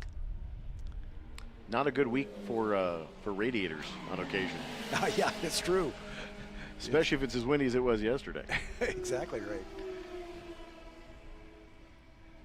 That's something we don't really talk about a lot in vintage racing. Obviously, these cars are meant more for, many of them are built more for the endurance categories, especially in this Group 11. But you can still plug a radiator, duct rather easily. Should be coming to the white silk. Yeah, white flag next time by. James French, the runaway leader of this one, down into turn 8. Right now with no traffic around him. You'll see James in the Group 9 race a little later on. With that Benetton Formula One car. Fastest car here this weekend by a pretty substantial margin. But he's under 2 minutes in this car too. A 1:58.8 is the fastest lap of the race, set on the last lap as he's had a little clear track to work with. So James definitely showing he can wheel these cars no matter whether it's got a roof on over his head or not.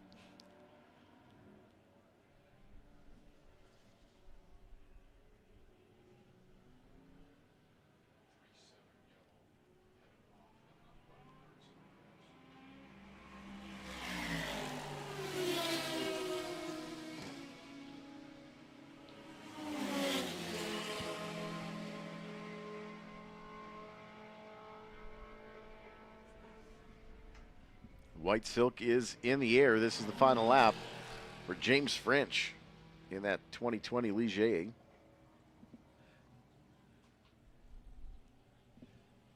Into turn 1. And sounds like the Hannafin car has finally come to pit lane. Yeah, I think he's discovered before he has a box full of neutrals, he's decided to make a call to the pits. So I think he's heading back. Actually, looking at the front nose of that left front, I believe that he may have gone off somewhere. Well, we heard a report from race control that the 37 car had shed some body work, but I don't have a 37, so I'm guessing it might have been the 47. So we'll see. Which would make sense if some parts and pieces are missing, because that left front definitely did not look aerodynamically astute.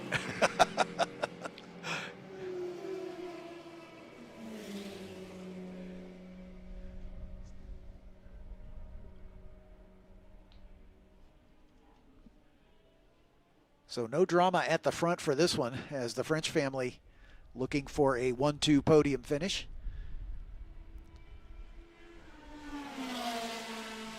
But pretty big separation between the top 4. Kevin Leparski in that 213 Ligier, battling with Jason Miller for 4th spot, is probably the best battle on the racetrack, certainly at the front. So we'll watch that as they come to the line. There's Travis Engen, your 3rd place runner. Jason Miller is some 20 seconds behind him, but he's got Kevin Leparski in the Orica, working his way forward.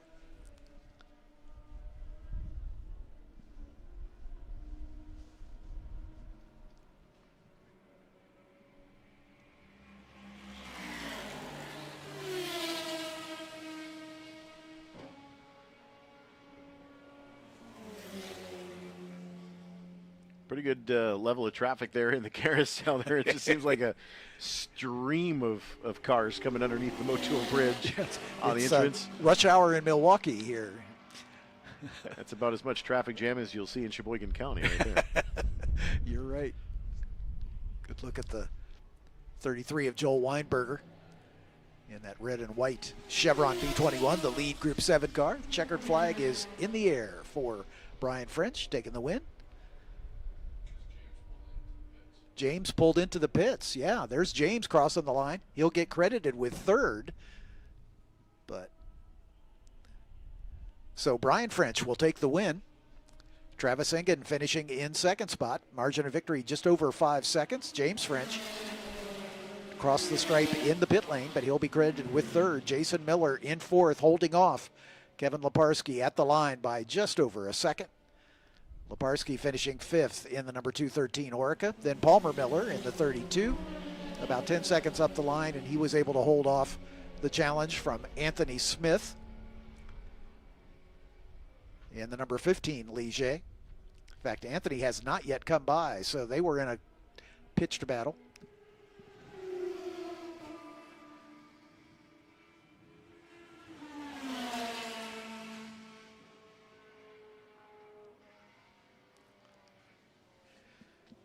It's not the first time that we've ever seen James and Brian swap a lead coming to the checkered flag. Usually they're side by side and someone has a braking duel with the other. Don't know if that was intentional or not. They've actually looks like they've made it to their pit box. Anthony Smith did make it by in the number 15 to take 7th place honors. Judd Miller across the line in 8th in the number 64. Radical SR10, Michael Schmitz, Chris Hinojosa rounding out the top 10. Just a quick rundown of the contested classes here. In the 11A GTP2 class, it is Brian French taking the win over Travis Engen, with James French finishing in 3rd spot. In the 11 PS4 class, Bryce Mersberger in the number 114 taking the win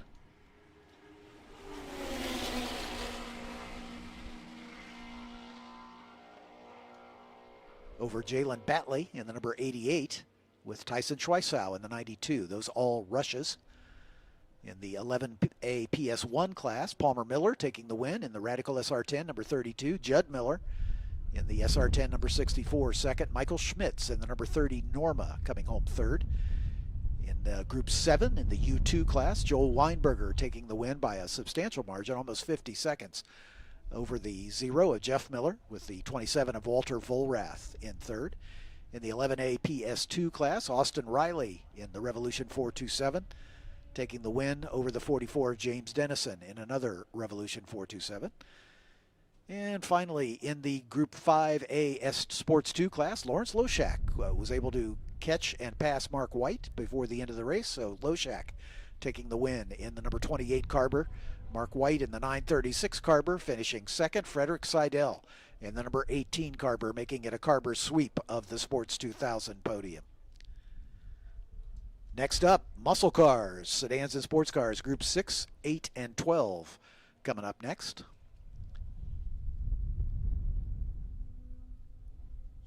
When engineering matters and quality counts, Stack lifts stand apart.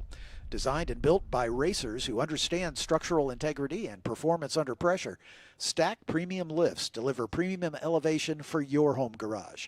Elevate your garage. Protect your investment. Choose Stack, the official commercial and residential car lift of Racing America. Ticers Live provides specialized insurance solutions for the global entertainment and sport industries. They support over 250 annual grassroots and professional racing events. Ticers Live is the official insurance broker and risk management company of Racing America. Sargento, the official cheese of Road America, invites you to enjoy a delicious Sargento cheddar cheeseburger today at any nearby concession stand. Race fans know the best cheese is the real cheese. Any way you slice it, Sargento, we're real cheese people. Roaring engines, cheering crowds. It sounds like summer's almost back, and what's better on a warm day than a great group of friends and some Cedar Crest ice cream? It's the perfect topping for a fun day in the sun. Don't forget the sunscreen, and never forget the Cedar Crest.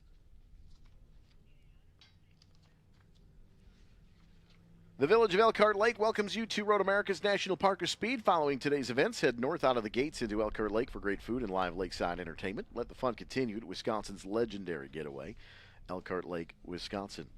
Spark Ops Metalworks is proud to be the official metal fabrication partner of Road America. Spark Ops is the professional partner you need when it comes to metal. Spark Ops provides fiber laser cutting with either oxide-free nitrogen or oxygen, with cutting capability up to 1 1/2 inches thick. Press brake, part forming up to 3/8 inches thick on CNC Bystronic brakes. Spark Ops offers both robotic and manual welding services, along with full metal finishing for your parts. Contact Spark Ops today or visit them at sparkopmetalworks.com. One of Road America's most exciting turns is even better thanks to the CollinsClassicAuto.com Speed Zone in Turn 5. Walking around Road America with a radar gun kind of cuts into broad eating time, beer drinking, and race spectating.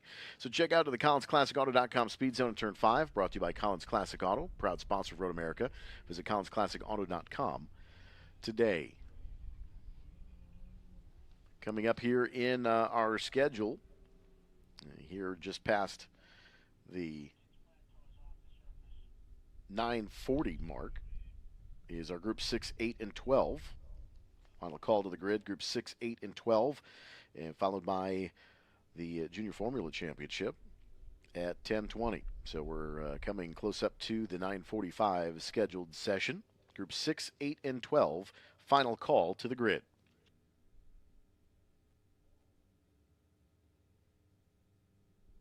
Just a little delay. We've got a car being pulled in, a flat tow in from turn 8, so it'll take just a moment for that car to clear the racetrack before we send them out. Another of our large fields, 30 cars coming up in this Group 6, 8, and 12 SVRA race.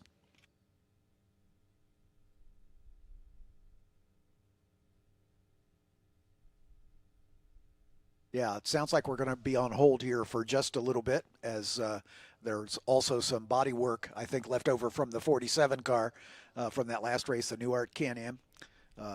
So they've got a little track cleanup to do. They're even going to send the blower out because there's some tiny little pieces, parts on the racetrack where he went off course. So we'll have just a little bit of a break here before we bring out our next race. So Thank you for your patience. Those of you watching us on the stream, we will be back with you just as soon as we have a green racetrack.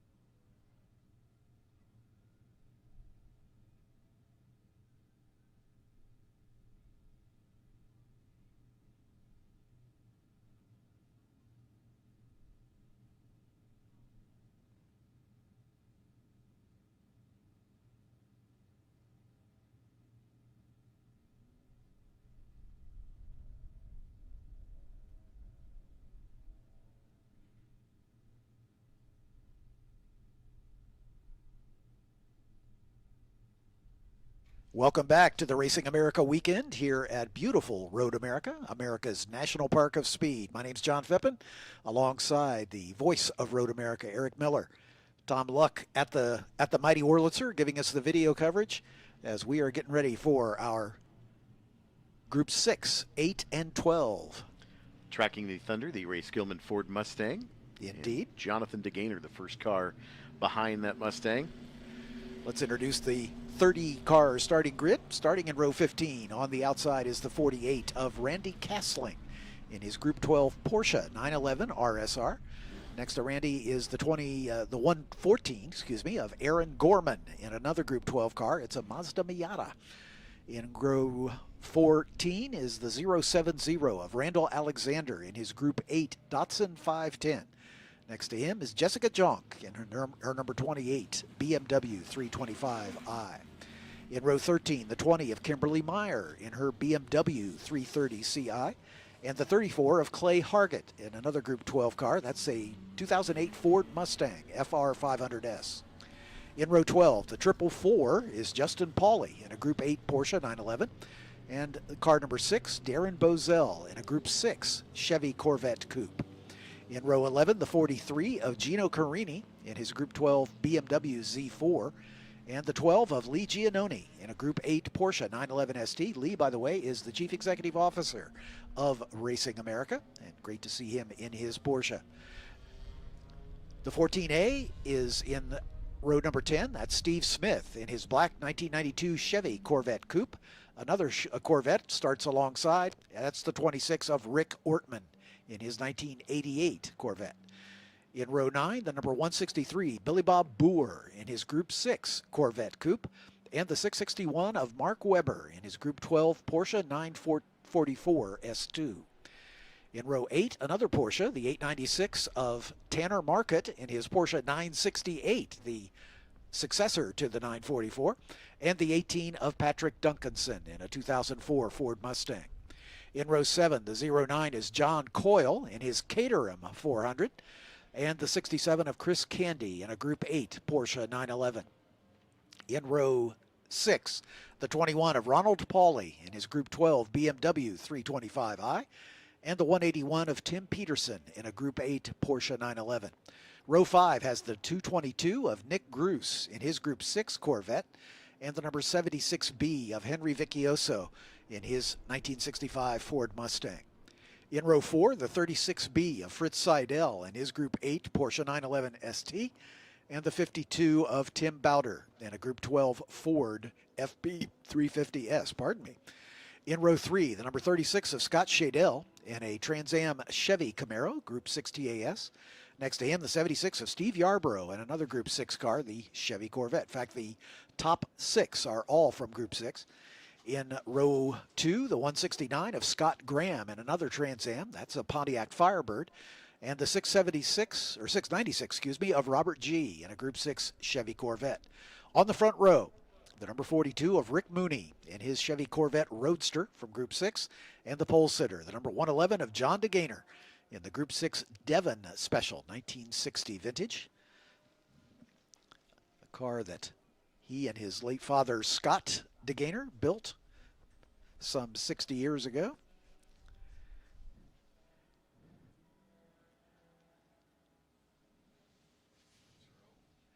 Lights out on the safety car as the field approaches Canada Corner. John DeGaynor in the black Devon and the blue with the white stripe Corvette Roadster of Rick Mooney leading the field. Lots of Corvettes, Porsche 911s in this field.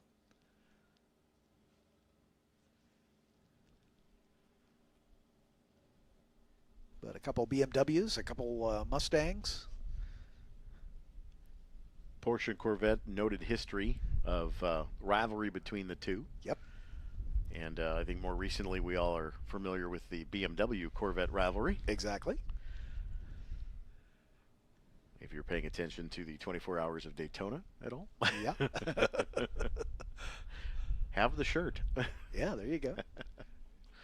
The Nuremberg 24 Hours going on this weekend with Max Verstappen starting in 4th spot.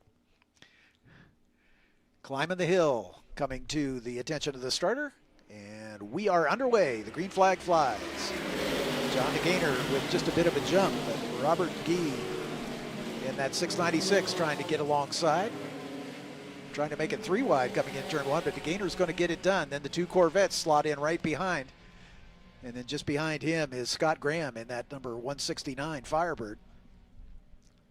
Right behind him, Scott Shadell in the blue Camaro as they work their way down into turn number 3.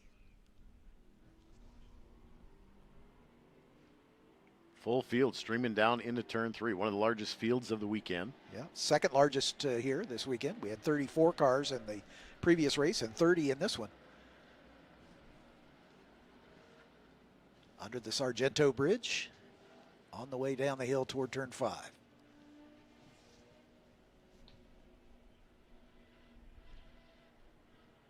Field still sorting itself out. Some side-by-side racing down into the turn 5 braking zone. There's the 12 of Lee Giannone. We talked about him in that red Porsche.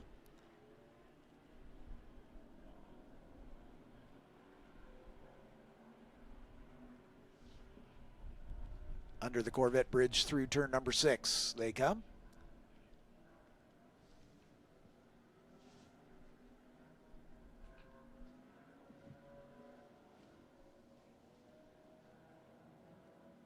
John DeGaynor beginning to stretch away from the cars behind. Mooney hanging on to that second spot. Robert G there in third, but he's got company with Scott Graham right on G's tail. And that little gap back to the blue Camaro of Scott Shadell. And Fritz Seidel in the lead Porsche. Behind him, the 36B.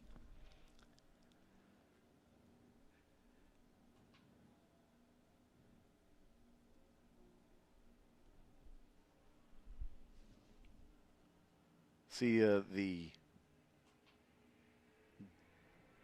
Devlin up front, a little bit earlier on the brakes going into 13 up the hill before the left-hander. Kind of tapped the brakes a little bit. Probably about 15, 20 feet earlier than I would have expected. Now there's one of the Corvette Roadsters popping out to the grass creek. Steve on the front straightaway. Steve Yarborough in that number 76. Rick Mooney and Robert G having a little drafting battle down into turn 1, but they stay line astern. John DeGaynor setting fast lap of the race, opening up about a 3-second lead over the Corvette battle between Rick Mooney and Robert G. Scott Graham, then Scott Shadell in the Firebird and Camaro respectively. Steve Yarborough in the 76 Corvette, then Tim Bowder in that white Ford FP350S. Nick Gruss in the number 222 Corvette. Fritz Seidel in the lead Porsche, the 36B, comes across the line in 9th.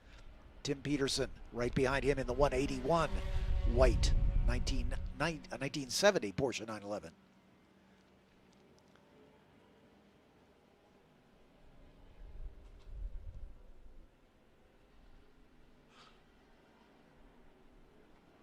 Quite a battle there for second, third, and fourth. Second, third, and fourth, yeah. Yeah, the two Corvettes and the Firebird. Mooney hanging on over G. And Scott Graham there to pick up the pieces if those two come together.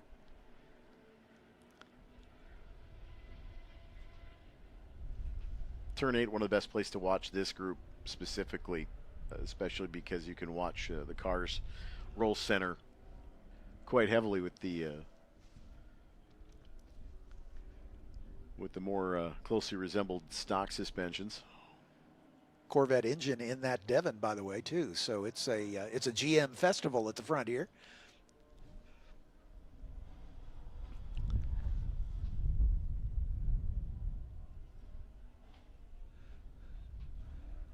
Graham, a little bit of a line deviation under braking. Not sure if that was by choice or if car stepped out on him a bit. Yeah, looks a little tail happy as he gets on the power coming out of a little bit Canada. More rear brakes on the Pontiac.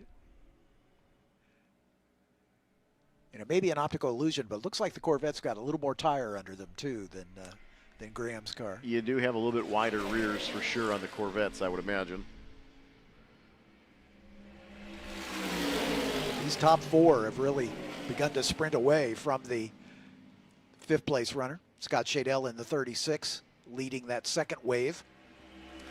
As he comes across the line, Steve Yarborough in the 76 Corvette Coupe. Tim Bowder and Nick Gruce in that gray Corvette Roadster.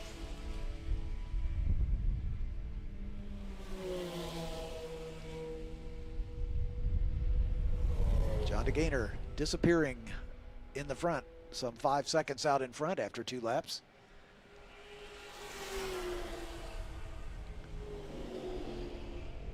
A couple of C3 Corvettes midfield.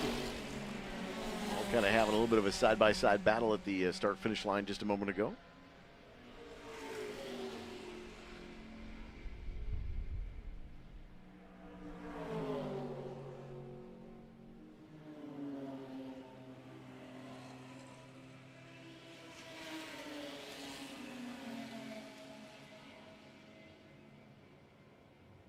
It was Steve Smith and Rick Ortman, 92 and 88 Corvettes respectfully.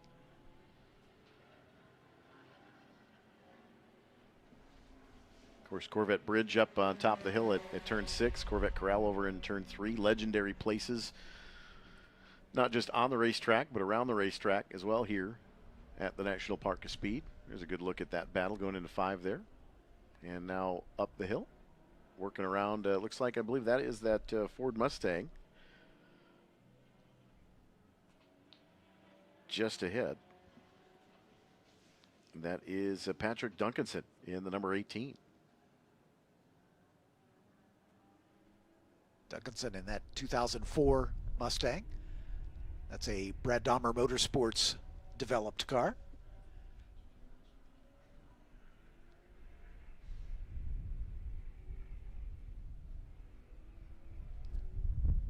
I believe that car's done some laps this season elsewhere. To Daytona, if I'm not mistaken.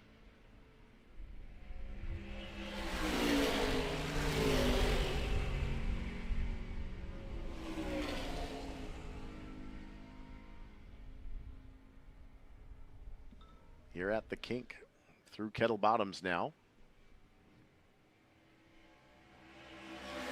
And into Canada corner.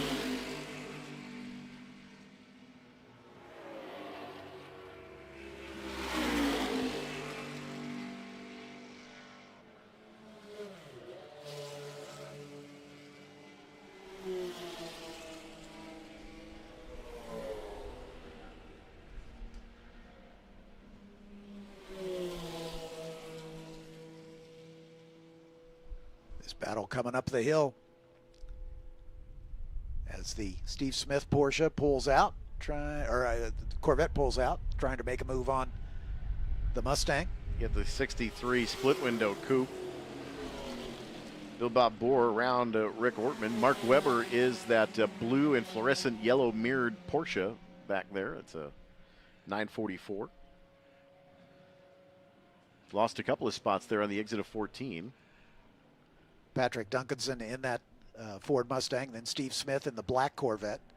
Billy Bob Bohr just behind him in the red Corvette, then Rick Ortman, as you said, in the other red Corvette, the Roadster, or the coupe, excuse me. Billy Bob Bohr's in the Roadster. Tyler Market in that Porsche 968 is just behind them in 18th spot. Henry Vicchioso right there as well in the 76B Ford Mustang. Mark Webber just behind him in the 661 Porsche 944.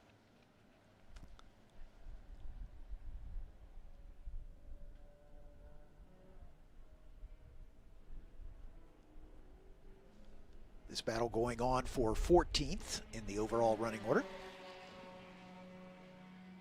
See quite the big body roll there, but that Ford Mustang, Henry Vicchioso, the 76B, that's a 65 Mustang.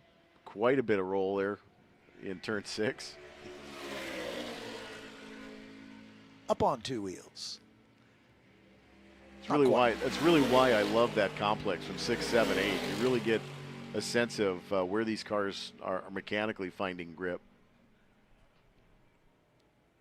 You know, the interesting thing is last weekend was the 3rd season that we had run the Mini Cooper here, and a different shock package lowered the car maybe a 1/4 of an inch, and how much less roll Yeah. and more mechanical grip the car had. So even this is a significant purchase and part and pieces on these race cars, but it's amazing where you can find speed without really changing a lot.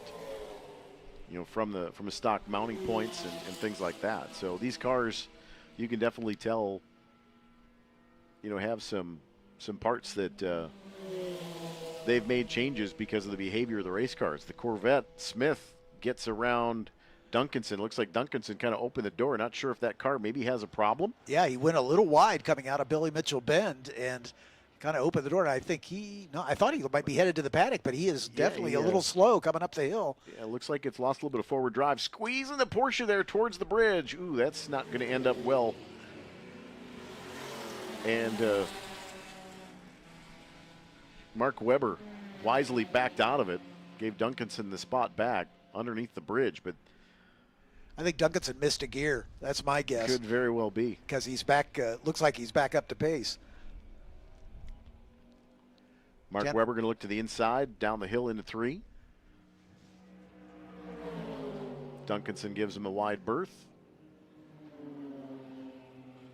By the way, Scott Graham in that Firebird that we saw working toward the front has come into the paddock. So he's retired. And same story for Billy Bob Boer in the 163 Corvette Coupe. So a couple early calls to the pit lane. Favorite photographer, Jessica Jonk. She's in the 25th overall spot in Group 12. That's an 89 BMW 325i. In case you don't know, she's a photographer with Porsche Penske in the IMSA series. Yep. Great freelance photographer. She does a lot of stuff around here and usually helps out through these vintage weekends. Her dad, of course, longtime campaigner here with SVRA. But what a great morning we've had so far here on the Racing America stream, John. This is some great images here, great cars. They need to create smell-o-vision, I swear. Exactly right. So exactly it's just not the same if you can't smell the oil in the tires. Yep. Everybody always looks at me funny, but one of my favorite things in the world is going to stock car races and they've got the oil tank warmers before the race, or if you got a bad gear and the gear lube starts to overheat. I love that smell.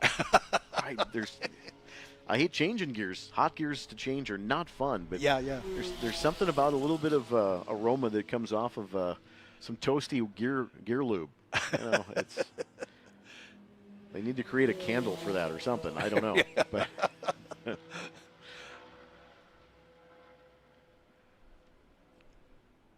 and if they could duplicate a candle for 110 exhaust. There you go. No question about it. 110 was a lot more fun back in the day, I'll tell you that. Yeah. Patrick Duncanson again fading a bit as he's been passed by Tanner Market in the 968. Mark Webber now challenging. Duncanson again slow here off the exit of 14. Yeah. Stays on the racetrack, but I'm wondering if something's starting to go away, either the tires or maybe a little bit of an overheat situation where he's backing the pace down a little bit. But he's definitely falling through the order here as well by staying on track. Yeah, that car definitely sounds a little off song as he comes by. So Duncanson just going to soldier around as long as he can and pick up as many positions as he can, but he's heading the wrong direction all the way back to 18th. Had been in the battle for 15th and 16th. Yeah, he ran as high as 13th in the first lap, so he's lost, 6 positions. Yes. White flag. White flag is in the air for John DeGainer with just about a 5-second lead over Rick Mooney and Robert G as those two Corvettes continue to do their battle. Steve Yarborough in the number 76 Corvette in the 4th spot. Nick Gruce in the 222 Corvette in 5th. Scott Shadell in the blue Camaro, the 36 in 6th. Tim Bowder in the number 52 white Ford FP350S, the first of the Fords in the field. Everything in the top 6, all from General Motors. Ed Savagian up into 8th spot in his Camaro, number 85. Fritz Seidel, the lead Porsche in the number 36B, and 9th, Tim Peterson rounding out the top 10 as we start the final lap in the number 181 Porsche 911. Ronald Pauly in the 21 BMW up to 11th. Chris Candy in the 67 Porsche in 12th. Henry Vicchioso in the 76B Ford Mustang in 13th. Steve Smith in the black Corvette, number 14A, in 15th. And Tanner Market rounding out the top 15 in the Porsche 968. Mark Webber now behind him in the Porsche 944. Looking at one of the cameras behind the scenes, Vicioso just came out of the exit of 14 and was a full-on slide on entry. It was a pretty good catch.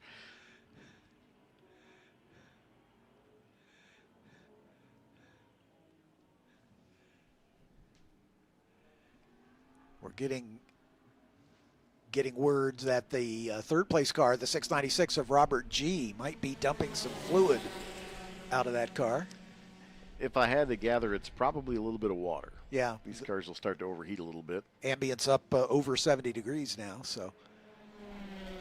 Yeah, we've gone up literally about 15 degrees since I got here this morning. Jonathan DeGainer putting the pass on Patrick Duncanson, so he won't have to go around one extra lap as they come to the checkered flag. Gainer taking the win from the pole.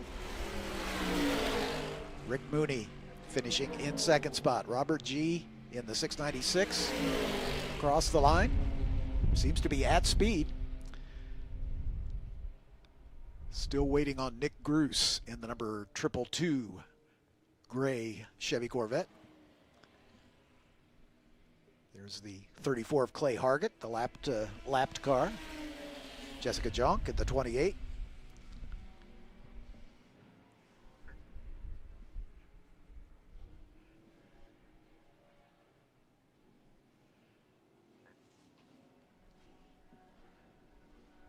Love the yellow bumblebee look on the Camaro as well.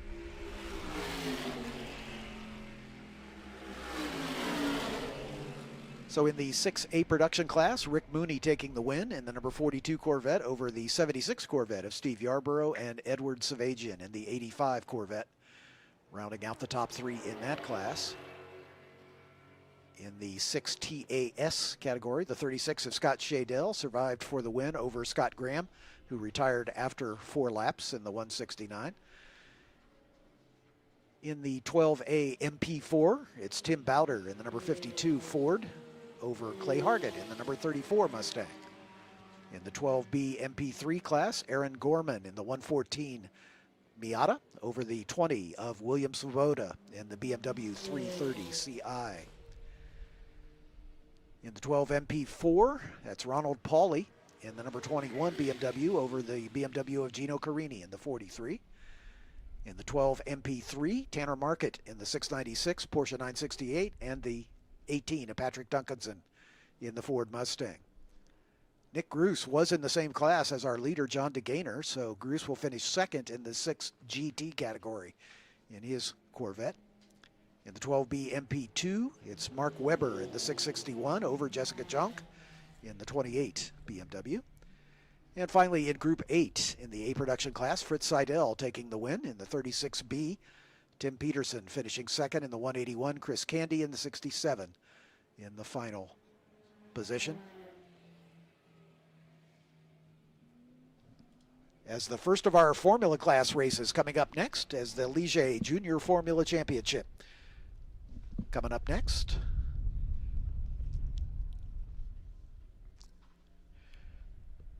When it comes to race day performance, safety, and reliability, Furia Corsa has you covered. Professional preparation keeps you safe, engineering keeps you up front, and quality support keeps you on the track. For more information, go to FuriaCorsa.com, the authorized prep service company for SVRA and International GT. Think like an athlete. Drink your weeds. Jimweed is an authentic, athletic-focused drink with adaptogens and caffeine that make your body believe it can do anything. Sip on some before you smash your goals. Jimweed, the official energy drink of SVRA and Trans Am. Catalyst Exhibits is a sponsor and the official exhibit and design service of Road America. If trade shows and events are part of doing your business, Catalyst designs, builds, and executes in-person experiences that can accelerate your brand into the winner's circle. You can follow the link on the Road America website and get started today. Raw horsepower, incredible speed, responsive handling. Why let the racers on the track have all the fun? With a zero-turn riding mower from Skag Power Equipment, you can experience these things too right at home on your own lawn. And no matter how big or small your yard is, Skag is a mower that's just right for you. To learn more about the full line of high-performance American-made lawnmowers from Skag, be sure to check out skag.com. That's SCAG.com. People can't stop screaming about Screamin' Sicilian frozen pizza, and no wonder. There's plenty to scream about. The buttery stone-fired crust, secret recipe sauce, mounds of whole milk mozzarella, and tons of premium toppings. So taste what all the screaming is about by finding Screamin' Sicilian pizza in your local grocer's freezer. Screamin' Sicilian, taste what all the screaming is about. Welcome, race fans from all over the world. Lakeside Pepsi, proud to be the official soft drink sponsor of Road America. You can quench your thirst with assorted Pepsi products available at all concession stands. Mission Foods is proud to be the official tortilla wrap and tortilla chip company of Road America. Fully loaded tacos, fast wraps, piled high nachos, whatever you crave, the Mission has the products you need to fill up and fuel up to take your race day to the finish line. Keep your racing delicious and enjoy all the mouth-watering action. Brought to you by Mission Foods. Now that's too fast, too tasty.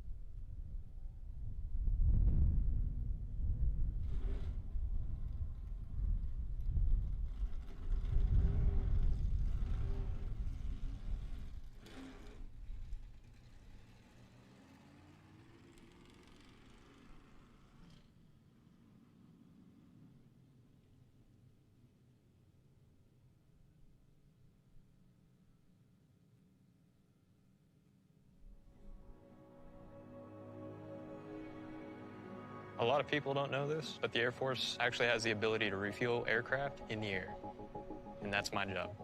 I'm Master Sergeant Ryan Cornell. I'm an in-flight refueling specialist in the United States Air Force. I'm more commonly referred to as a boom operator. A boom operator is responsible for operating the air refueling system at the tail end of the aircraft in what's known as the boom pod.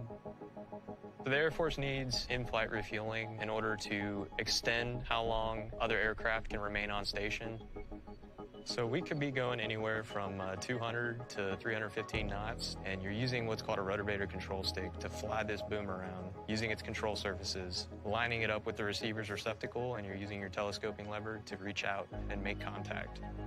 And then from that point, the pilots will flip some refueling pumps on, and then that's when gas is being released to the receiver. The whole time you're on your belly, you're talking to the receiver, you're also talking to your pilots, letting them know what's going on, keeping them in the loop, painting them a picture. Your job is to not only offload the gas, but to keep everyone safe. Some of the different aircraft that we can refuel in flight include A-10s, B-1s, B-2s, C-17s, C-5s, F-16s, F-22s, F-35s. I enjoy refueling the F-22s a lot. They're pretty stable aircraft, and they look really cool. I was a medical logistics technician prior to this job. I always wanted to fly, and I was able to get onto an incentive flight to see firsthand what boom operators actually do. From that moment, I was sold. The training to become a boom operator is pretty extensive. A couple months of ground training. You also go through simulator training to get you prepared for what you would actually be seeing and doing in the aircraft. From there, you roll into flight training, and basically you tie in all your ground training under the supervision of an instructor. Good set of skills to have if you want to be a boom operator. You definitely want to have a good head on your shoulders, be personable, willingness to learn. You can't be afraid to speak up. You are there to back your pilots up and let them know if you see anything, dumb, different, or dangerous. I'm a third set of eyes, so I might see a light come on that they didn't notice and bring it to their attention, or I might hear a radio call that was missed. The crew camaraderie, you're looking out for not only yourself, but you're looking out for your crew members. You're looking out for the receiver pilots. It's a crew effort, and we're all doing what we can to keep everybody safe. It's an amazing thing that we get to do. It's a front row seat to see everything. I feel like I have the best job in the United States Air Force.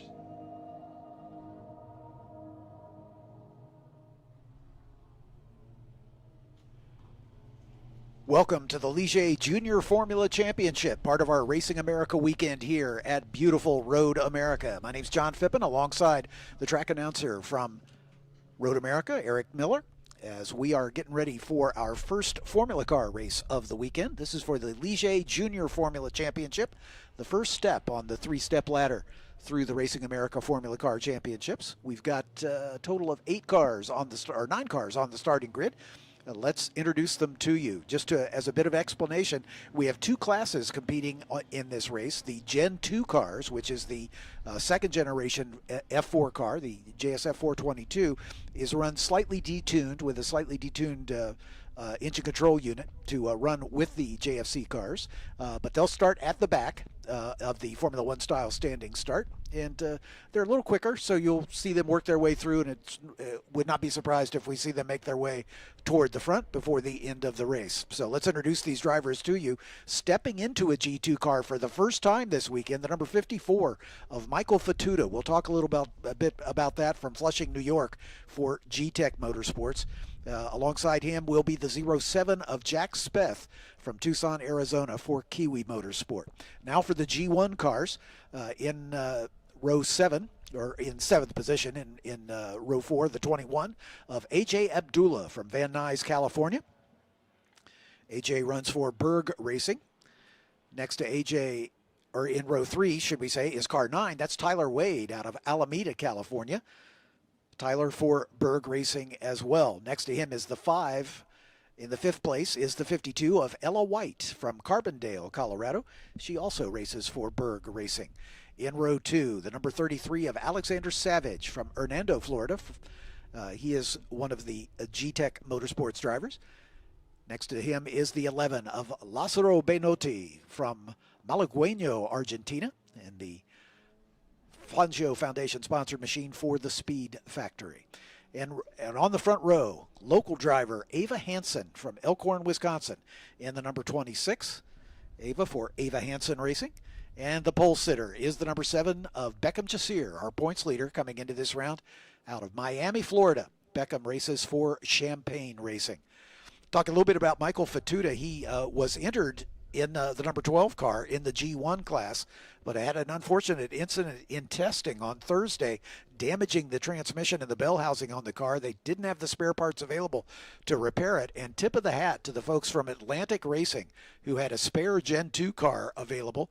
They were able to swap out the ECU and make it eligible for the JFC class, and Michael stepped into that car in the qualifying session yesterday for the first time and did a great job getting that car up to speed. And so Michael, with the largesse of the Strackerjan family at the Atlantic Racing team, able to make the field despite the fact his primary car not being able to take the start. So it's great to have Michael in the group as well. In the points championship, Beckham Jasir, as we mentioned, is the points leader coming into this round after one weekend of racing at NOLA a couple weeks ago. He had 2 wins and a second-place finish. Truly Adams, not here with us this weekend, is in second. Third is Lázaro Benotti, the Argentinian, in the number 11 car for the Speed Factory. Only 10 points behind Truly, so he'll certainly be in a position to move up into contention for the points lead. Ava Hansen, 4th in the points, her first podium of the season in round number 2 at NOLA, and starting this race on the outside of the front row. So Ava's got a shot at her first victory here. Will Franklin, not racing with us this weekend in the 09 car, is 5th in the points. 6th is Alexander Savage in the 33 in the G-Tech Motorsports machine, the teammate of Michael Fatuta, who we talked about earlier. 3 sixth-place finishes for him in the first weekend of racing. A.J. Abdullah in the 21 for Berg Racing, 7th in the points. Michael Fatuta for G-Tech, 8th in the point standings after 3 points-paying finishes at NOLA. And then Tyler Wade in the Berg Racing number 9 with his teammate Ella White in the 52. Bringing up the rear. In the G2 classification, Edward Kennedy is the leader, but he is not here with us this weekend in the number 30 car. So Jack Speth will most likely take over the points lead after this weekend, but he'll have Michael Fatuta to contend with as well. So now 3 cars in the G2 championship.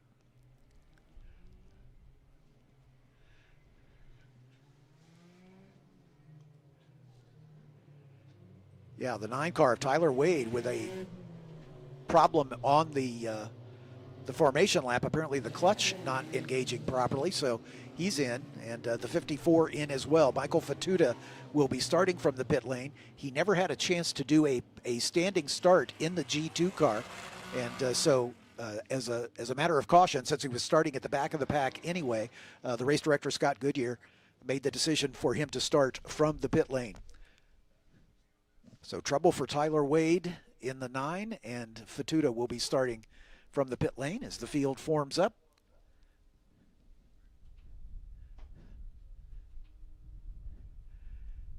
The light sequence will begin. You can see the 5 red lights lighting at a 1-second interval. When they go out, we go racing. And they are out, and we're away. Ava Hansen gets a good jump from the front, and she's got a nose ahead. Ava is going to lead heading down into turn 1, but the pole sitter, Beckham Jasir, trying to sweep around the outside, not able to get it done. I'm sorry, go ahead, Eric. The cars that were starting in pit lane, the very first car, wasn't sure if that was Michael or not, but did not get away. It looked like the car stalled, so yeah. Probably likely the reason why, if the clutch isn't engaging, and without any experience too, that's a possibility if it was Michael, but field is away, and they're trying to get the cars, looks like finally underway from pit lane. Ava Hansen leading as they make the run down toward turn 5, but it looks like Beckham Jasir is going to challenge her for that position, and he's got the inside line. He'll take the lead. Benate right behind them. And apparently Michael Fatuta did stall the car and has been unable to get it fired.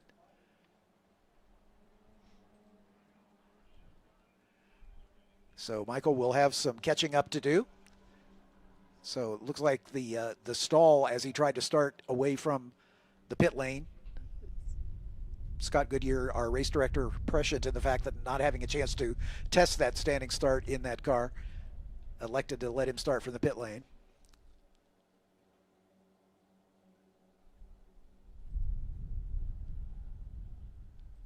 Yeah, the 54 car, they're having trouble getting it started after stalling the engine. He's having trouble getting it fired up, so the crew is going to try to get that unstuck. As Beckham Jasir, your leader. Ava Hansen in that second spot. Good battle for third. Lázaro Benate in the white, number 11. As the Argentinian slotting into third spot.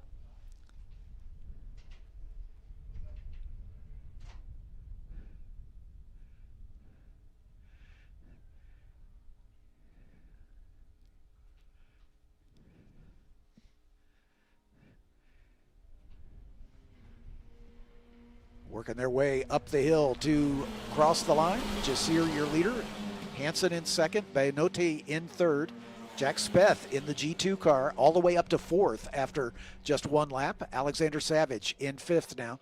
AJ Abdullah sixth. Ella White in seventh. Tyler Wade did not take the start after that clutch problem. Michael Fatuta is still stranded on the pit lane, and he has gone a lap down as they're still trying to get that car fired.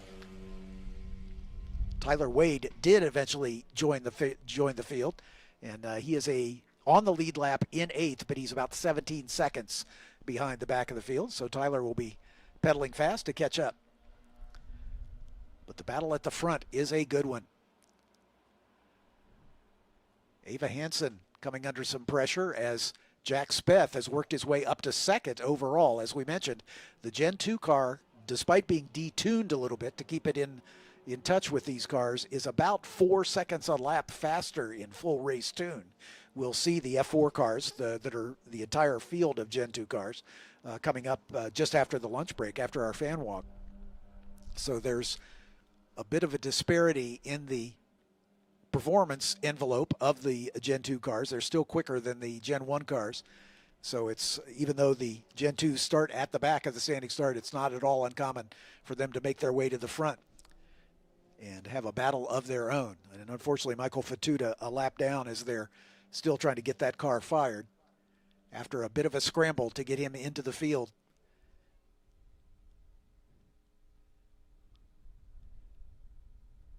But the field pretty much line astern here. Speth has taken over the lead and has begun to stretch it out. The battle to watch is the one behind. That's for the lead in G1. Beckham Jasir with Ava Hansen trying to find a way around. Side-by-side racing just behind them as Alexander Savage and AJ Abdullah going at it for 5th and 6th. There's Speth in the Gen 2 car. You can tell them apart visually because the Gen 2 has the halo. The Gen 1 cars do not. But a 3-car battle at the front.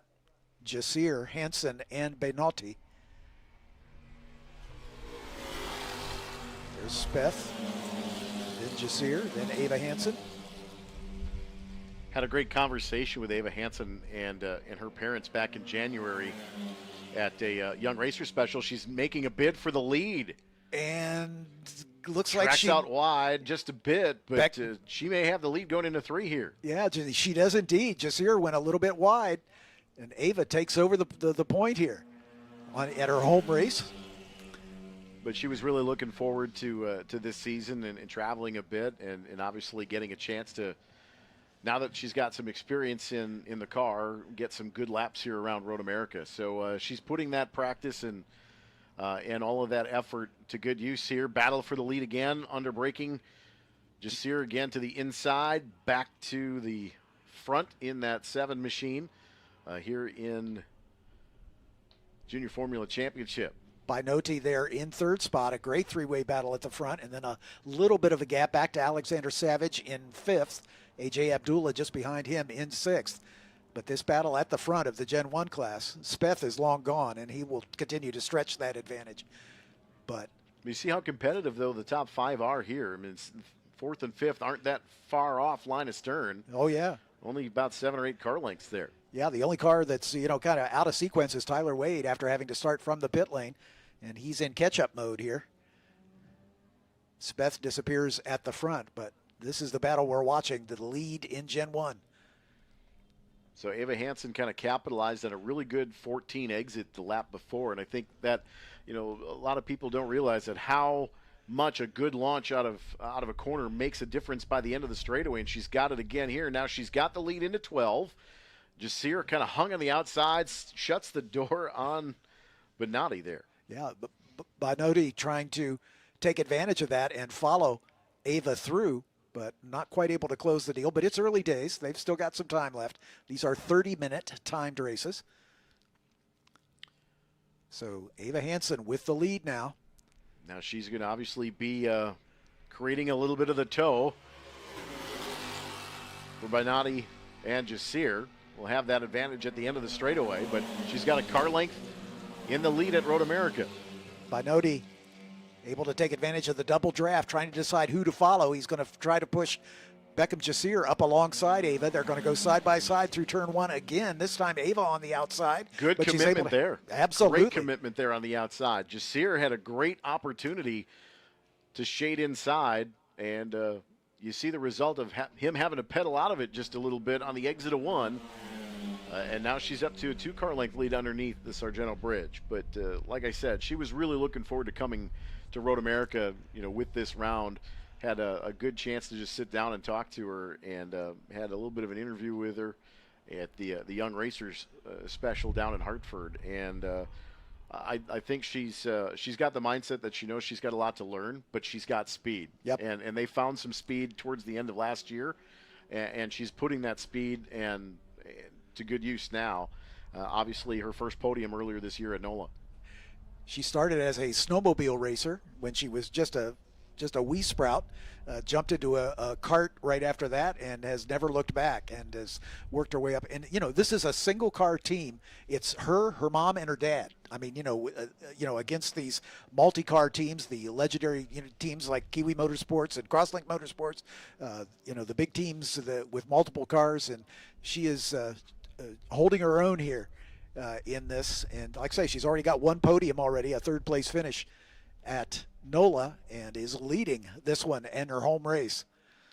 So what a Cinderella story it is for Ava. I mean, regardless of what the result ends up being here today, obviously I think she'd be disappointed without the win, but experience-wise, she's having a chance to mix it up, go elbows out, and all of these drivers are rather young. So this is good experience for everybody, being able to compete and have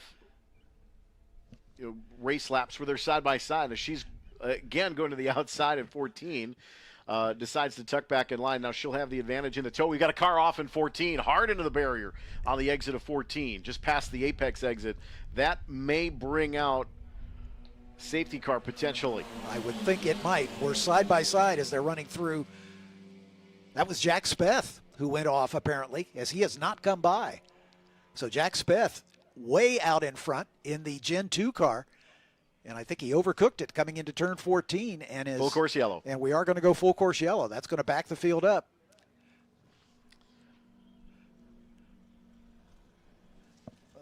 Actually, Speth is in the pit lane. I thought he was the one who was off, but I think it might have been AJ Abdullah, but we'll check it here. No, it was Alexander Savage. Alexander Savage is the car that's off at 14. That's the Kaima Boats entry. Rookie campaigner here in Junior Formula. Savage, a 13-year-old out of St. Petersburg, Florida for G-Tech Motorsports. I can't tell you how impressive it is to watch a 13, 14, 15, and even 16, 17-year-olds compete at the level they do. Yep. In cars that are much faster than anything that they've experienced on a street at that point. So it's incredibly impressive, and the concentration, the focus, the determination, all playing into that. But Jasir and Hansen having quite the tussle exactly at the front, and that's what you want. You want good, clean side-by-side racing. You've got to find the limit of these cars, and learn what you're capable of, learn what the car's capable of, and Jasir has been quick all weekend as well. Yeah, exactly right. Starting from the pole, and again as the points leader coming into this weekend. But Ava's 15. Beckham Jasir is 17. Lazzaro Banotti is 14. So your top three, Ava and Lazzaro still don't have their driver's licenses. So, it's an indication of these youngsters. And that's really what this series is all about. The Ligier Junior Formula Championship is the bottom rung of our three-step ladder. And this is designed for drivers coming right out of go-karting who have aspirations to move up into single-seater racing. We have a partnership with the Radford Racing School as they sponsor a scholarship for drivers to step up into our ladder series. And so these drivers making their first starts in a full-size race car usually in our series. And the winner of this series wins a scholarship to move up to the F4 U.S. Championship, which we'll see just after the lunch break. And then the winner of that championship wins the scholarship to move up to the Formula Regional Americas Championship, the top step of the ladder, which we'll see racing later today. The Formula Regional Championship takes the green flag at 3:35 this afternoon. I do believe I may have seen Michael Fatuda get onto the racetrack behind Speth coming off. I just saw Speth come off of pit lane, and there was another car directly behind, and I believe it might have been finally getting that 54 machine to at least get some laps for G-Tech Motorsports.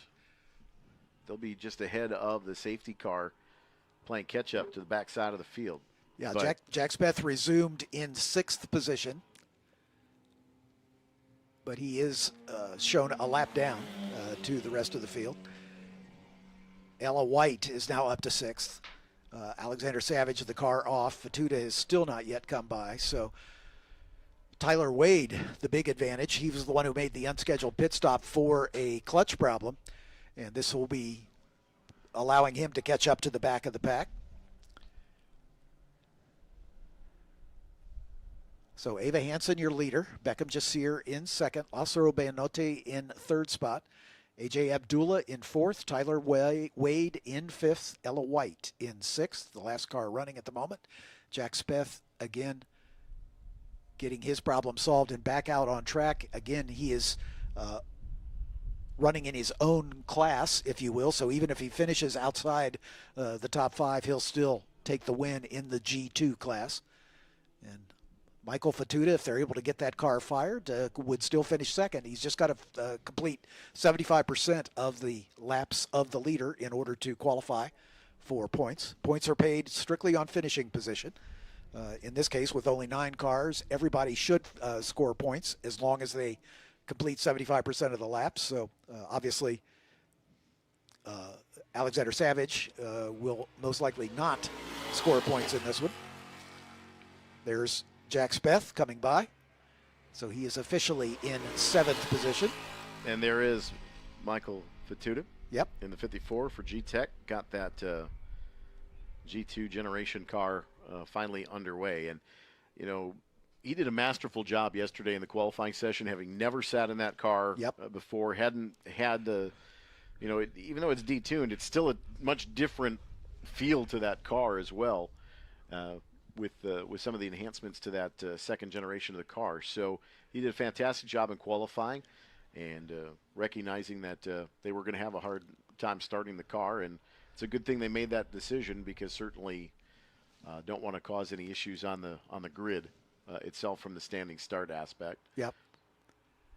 But just glad that he's going to be able to get some laps in it today, at least just get a little bit more comfortable with the car. And experience, both good and bad, is good in a race car. You bet. You got to know what you've got. So full course yellow here.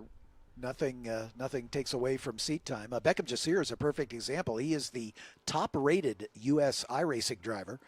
He drives in the Racing Prodigy series for Williams, the Formula One team, and is one of the top iRacing drivers in the world. So Beckham Jasir showing that translates into IRL, I guess you would call it, and nothing to do with the Indy Racing League. But I'll tell you that his I rating is probably at least 6 times higher than mine. Yeah, he's in the 4,000s plus, I'm sure. Yeah.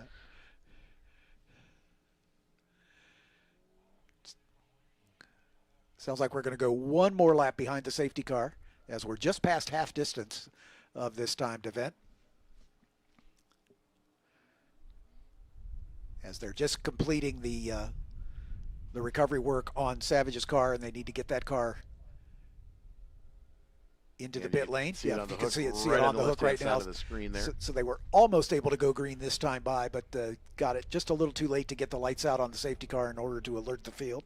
So we're going to go around one more time. James Rogerson in the Skillman Auto Group Ford Mustang safety car, new to us this season. James is not, but the safety car is. Like James has been around a while. James is he's got a few miles on him for sure. Lots of experience behind the wheel. He's one of my best friends in the paddock, and he's had a few challenges of his own. He's had some health challenges that he's had to work his way through, and we were talking about that last night as we were debriefing after the day's events. But James is a great personality and somebody we really enjoy working with, part of our crew here at Racing America. So the field all packed up now as we're making our way around. Again, the 2 Gen 2 cars at the back will be working their way forward once we go back to green. Funny how that race worked out with the issues that Speth had. Not certain if they had a tire going down, but they did elect to come to pit lane.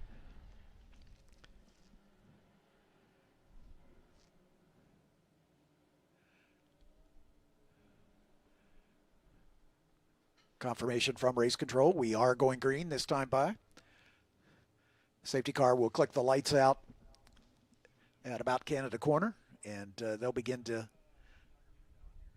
to slow down to pack up the field, and then coming into Canada, and then he'll accelerate away and turn the field over to Ava Hansen and Beckham Jasir to bring them to the line. They are required to maintain safety car pace until the green is displayed. And there's no passing until they pass the start-finish line. So, actually, I think it's safety car line 1 in this race, which is down at the pit entrance. So they can initiate a pass once the green flag flies. Critical thing here is make sure the tires are cleaned up a bit, put a little bit of heat in them, drag the brakes a bit. You can see everybody weaving a bit to try to get the tires cleaned off. These Hankook slicks for all of our competitors in all 3 of our championships. And they have rain tires available as well should they need to come into play, perhaps tomorrow. Let's hope not. Wet weather tires, that's what I'll call them. Okay, there we go. Liquid sunshine. Liquid sunshine, in case we have any of that. But we got all kinds of just good old-fashioned sunshine here today, no question. We got a beautiful day for racing. We'll take it.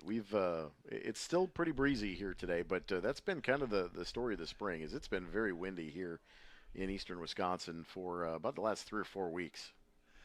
This is a single file restart. Didn't want to give you the impression that they would start side by side. It's a single file restart. Lights are down on the Skillman Ford Mustang safety car. Ava Hansen will be bringing the field back to the green flag here on the Road America Straight in the Canada corner. Just about 10 minutes remaining. Just now we passed the 20-minute mark. It's going to be a fraught 10 minutes, I'm going to guess. And Tyler Wade, taking the big advantage as he was able to catch and pass Ella White before the yellow flag came out. So he's up to 5th after having to start from the pit lane. Safety car pulls ahead. Picks up pace a little bit. Ava has the field, and she's required to maintain safety car pace until the green is displayed.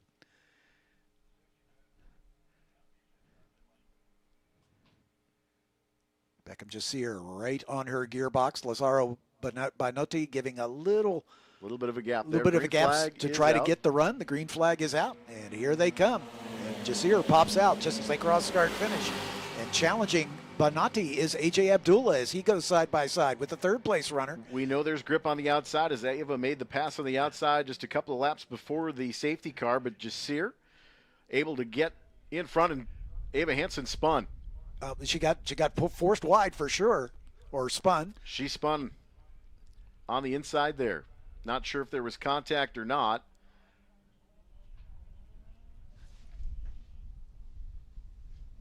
Trying to see if she can get the car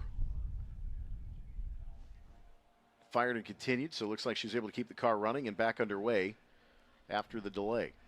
That's a tough break for Ava Hansen. She was running very clean on the initial start and had a run at the lead on the restart. But Jasir timed that restart perfectly at the green flag coming up underneath the hill. Ava defended, and it's very easy to do into turn 1 if you take a narrow entry into turn 1. Yeah, pitches off that entry, to bind and understeer a bit, and then as you understeer, you try to correct, and it oversteers very rapidly. So the car bound up a little bit and likely went around. Not sure, didn't see any contact, but I'm sure race control pay attention to that later. But looked like it was just a matter of loss of grip on the inside of turn 1, taking the shallow race entering the corner. And Argentinian Binotti has lost another position as both A.J. Abdullah and Tyler Wade have gotten around him. So Binotti maybe with an issue, a developing issue here in the closing minutes of this one.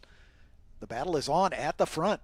Beckham Jasir and A.J. Abdullah going side by side, and A.J. dives to the inside, or the outside, tries to make the pass around the outside at Canada corner. Looks like that pass going to be completed going up the hill, indeed. So new leader, but here comes Jasir trying to answer back as they come down into turn 14. It's Beth in the G2 car, now third in line. And Be a he little is bit going to quicker here in make the it 3 straightaway. wide here up the straightaway. Yeah, definitely going to have a little bit of a momentum advantage here. As it looks like Abdullah shades very defensively. Abdullah, then Jack Speth, then Beckham Jasir, then Lazaro Benotti. Ella White up to 5th. Ava has not yet come by. Tyler Wade now in 6th as he drops off the back of that battle. Ella has been able to repass him. There comes Ava as she comes by in 7th spot. But this top 5, a good run. A little brake lock up there from A.J. Abdullah. Coming down into turn 3. About 6 minutes or so left here. So Yeah. maybe 1, 2 more, maybe. Yeah, we'll see when we get the call for the white flag, but we've got a couple laps to go for sure. Jack Speth now getting away at the front, but it is anybody's ball game behind. A 4-car battle for the lead here, as we've got Abdullah, Jasir, Benotti, and Ella White all battling. Ella White had a little bit of a moment under braking, got out right side tires in the rumbles on the entrance on the outside of turn 5. Car got upset a bit, lost a little bit of ground there.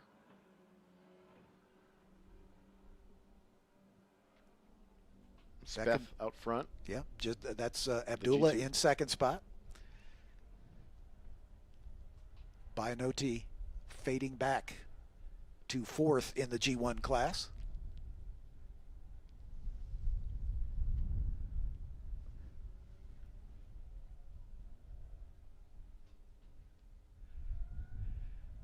Five minutes on the clock here. As Jack Speth getting away at the front as expected. But the battle for the G1 lead is not settled. Jasir, and then great challenge behind. Yeah, the 54 there. I'm sorry, I mistook. I thought that was Ella White. She's in the 52.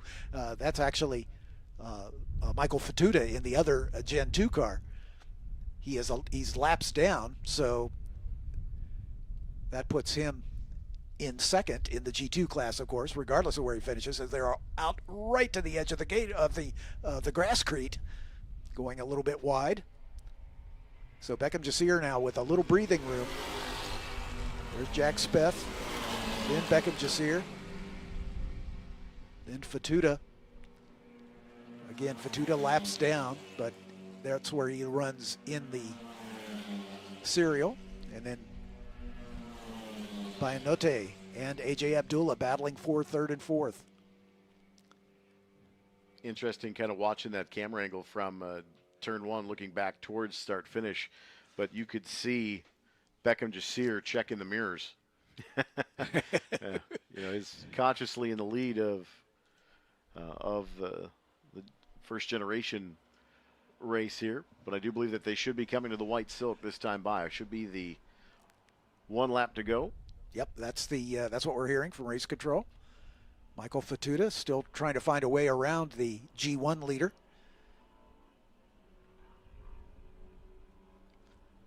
And I'm not certain that Jasir would necessarily know that that's not a battle for a spot in the motor race. Yeah, Jasir with a comfortable lead in the G1 battle right now, as he's got Fatuda. Fatuda's going to try to dive to the inside at turn 8, not quite able to make it happen. A little reactionary there. A.J. Abdullah running 2nd in G1, with Lazaro Bionotti in the 3rd spot.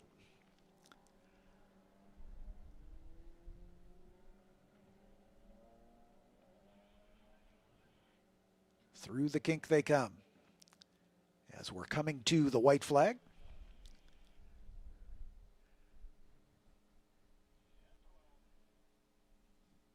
Side by side, and there goes Michael Fatuda, but he overcooked it a little bit and spun it. Yep, he got that pass made, but unfortunately, this won't affect his finishing position, but looped it, and unfortunately, if he stalled the motor, might have trouble getting it fired again, because that was the problem he had when he stalled it at the starting from the pit lane. So now the top 3 in G1 once again, all running together, coming to the white flag. What it could certainly affect, though, potentially would be a points position, or a points payout, so to speak. for Fatuda. Here comes Binoti going side by side with Abdullah in the battle for second. Binoti in the inside line as A.J. Abdullah is going to hang on as they make it through turn number 1. No change in the order, but Binoti looking for a chance to get up into the middle step on the podium as they work their way out of turn 3 on the final lap.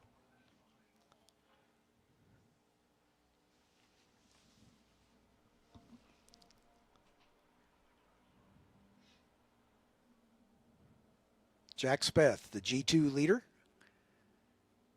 Beckham Jasir, A.J. Abdullah, Lassaro Banoti in close foundation here as full course yellow. We've got a full course caution, and I'm guessing it's for Michael Fatuda, who's probably stalled still there at Canada Corner. I have not heard anything from race control, but that's my guess. They were on the final lap regardless. Yep. So in this case, they let them race at least half a lap to at least let them race it out for the class wins. Yep. And then from the side of safety aspect for Fatuda down in turn 12, who's still in that target zone, definitely don't want that to affect the battle for the race win. So I think a wise decision from race control to bring out the yellow and bring the field under a controlled speed at the very least, with Fatuda kind of in that target area. Yeah. Oh, we've got another car pulled off. That is the 9. That is Tyler Wade. Tyler Wade is missing from action, yeah. So both cars over there withdrawing from the field. And going to need some assistance, but coming to the checkered flag here, regardless of the speed at which they make the circulation. But Speth going to take the G2 with Fatuda in the second position. The only 2 cars in G2, again, identified by the halo on the car. And Beckham Jasir taking race number 1 of the weekend. Taking his third win on the season. Jack Speth first to see the checkers. But A.J. Abdullah, so far this season, his best finish has been a 4th place finish, and he'll come home in second spot.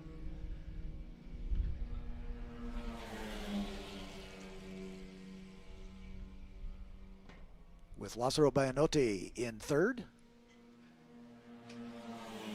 Ava Hansen, I'm sure, wishing it were different, is going to come by in 5th spot in class as Ella White comes by in 4th.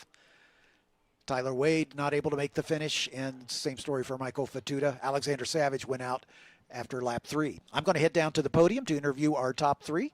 So, Eric, I will turn it over to you for the start of the Group 9 race in case I'm not back. Group 9 next on the docket here in the Racing America stream from Road America. Again, Group 9 up next here.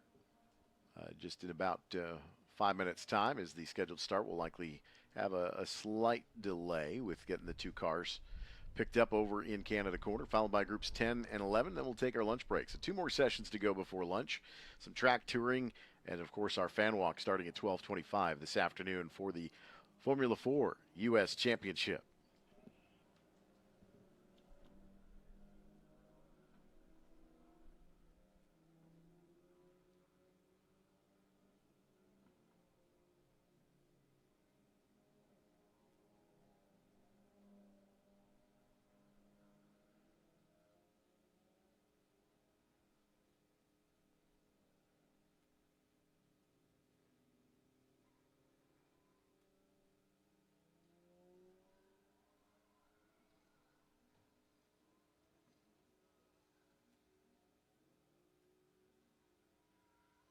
Road America would like to recognize our 2026 season corporate partners, our landmark sponsors, Sargento, Motul, Corvette, Mission, Palermo's Pizza, Briggs & Stratton, Brown County, Austin, Straubel Field, TireRack.com, WeatherTech, and SeaTech Cabinets.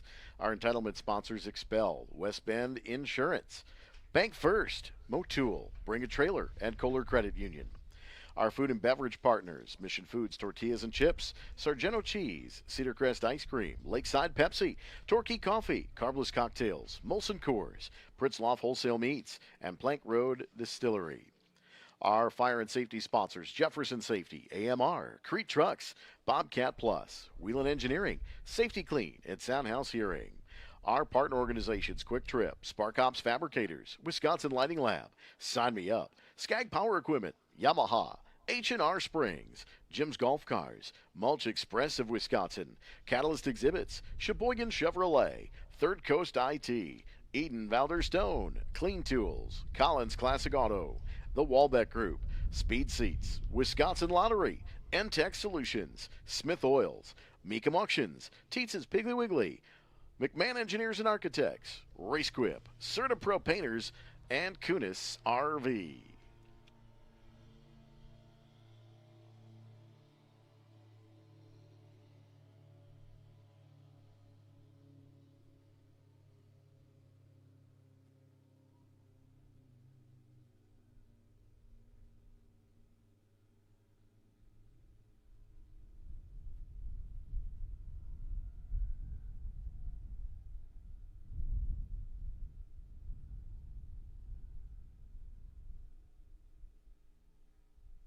Spark Ops Metalworks, the official metal fabricator of Road America. Our collapsible containers easily transport 8 at a time on a single flatbed from shop to site. Our product is designed to be set up quickly within hours. They are portable, stackable, compact, and sustainable structures. They're not just quick to set up and easy to transport. They're robust and reliable, built to withstand the demands of construction sites or marketing activations. Visit our website at sparkopsmetalworks.com to inquire. Buckle up to get fueled by Mission as classic rides and tasty products team up on the track to fuel your flavor. Fully loaded tacos, fast wraps, piled high nachos. Whatever you crave, Mission will help you be race ready with easy to make recipes that will take your race day to the finish line. Keep your racing delicious and enjoy all the mouth-watering action. Brought to you by Mission Foods. Too fast, too tasty.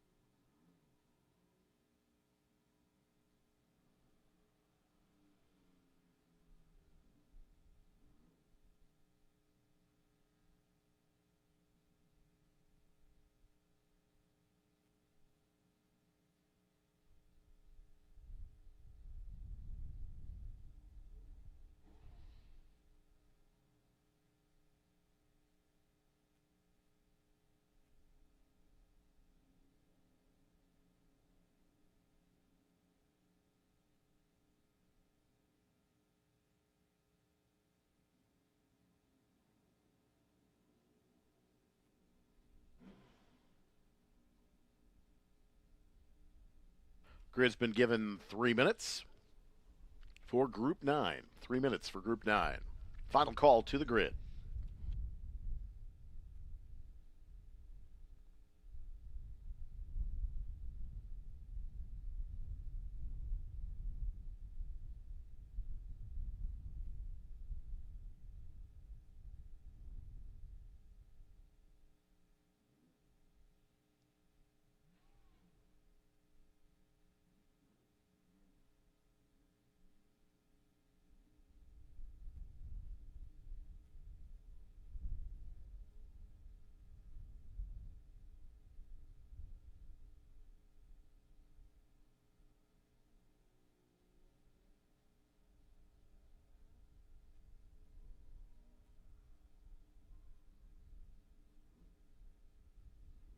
Underway. Let's first congratulate our Gen 2 leader, Jack Speth. Jack, come on up.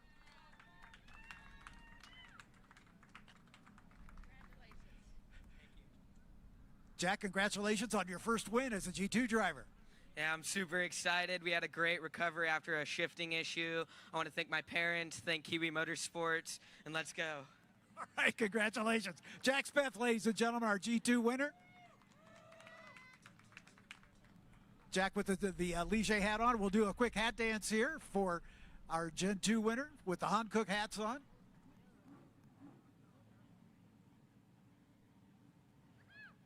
And one more for Sunoco, the official racing fuel of all things Racing America.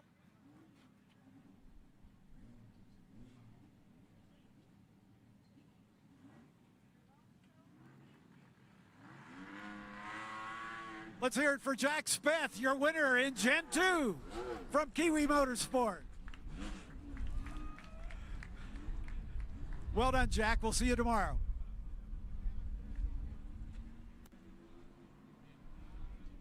All right, let's get ready for our podium celebration for the Gen 1 drivers. We'll get everybody settled in. Finishing third, his second podium on the season to go along with a win. Lazzaro Benotti, ladies and gentlemen. Lazzaro does not speak English, so I will congratulate him. Congratulations, Lazzaro. Well done, my friend. Lazzaro? There you go. Let's bring up our second place finisher, his first podium on the season, AJ Abdullah.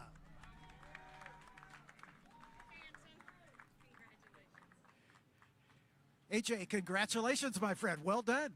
Thank you. That was quite an intense race, starting from last, first for a moment, went down to second, but still, I mean, I was just happy to be in the front, you know, top three. It's amazing. Tell us about that last lap. It was a little hectic. Yeah, well, it was very hectic. We had one Gen 2 spin out in Canada, and I was just like, oh, like, what's going on? And then we had the full course yellow, saw the white flag, and I realized it was going to finish under full course yellow and relieved a lot of stress, which was nice. Well done, my friend. Anybody you'd like to thank? Yeah, I'd like to thank the whole crew at Berg Racing, my family, my parents, just everyone who's helped make this dream happen. Congratulations. AJ Abdullah on the podium for the first time this season. It's now 3 wins and another podium for our winner, Beckham Jasir, ladies and gentlemen.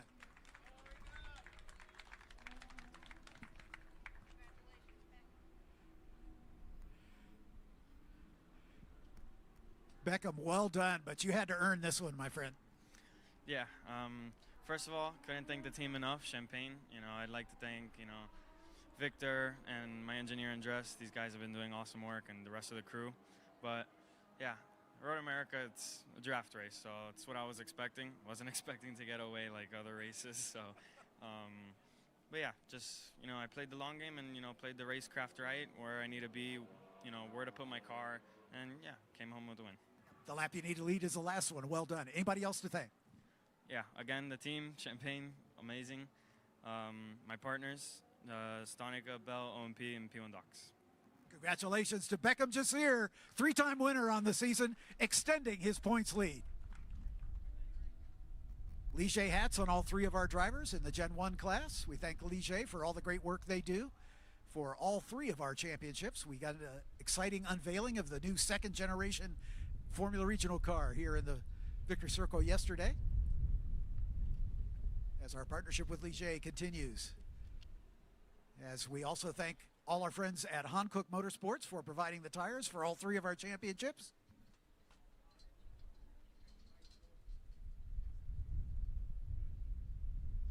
All right, we're going to break away from our Victory Lane celebration for the continued hat dance with John Phippen.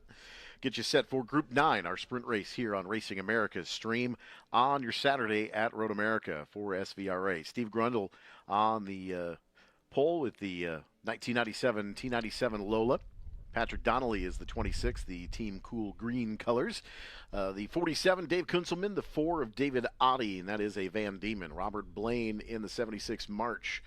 Roy Hillenberg in the 111, the Formula Enterprises 2 entry. We'll start outside of row 3. Inside row 4 is the 33 of Mike Plotz and the 24 of Danny Kane alongside, the 76 of Steve Yarbrough, the 11 of Lucas Fink, and the 46 of Gerald Sokolski in the 11th starting spot. 11 cars for this Group 9 sprint race, the Wings and Slicks, and we'll also throw in the 8 of James French on the actual pole of the motor race. They come underneath the Mission Foods Bridge here on the main straightaway. See, Robert Blaine's got some sticker tires on that March. Through the gearbox, and the cars come to light. Green flag is out here at start-finish. Group 9 underway. And James French and the 46 of Gerald Sokolski in that T97 is on pit lane to start. And it looks like some problems with keeping that car alight. Sprint race number 1 for Group 9. And if you're here at the racetrack, you can pretty much tell exactly where James French is going to be, because you can hear that car from, I'm pretty sure, from Plymouth at this point. That car screams around this racetrack, goes up the hill underneath the Corvette Bridge.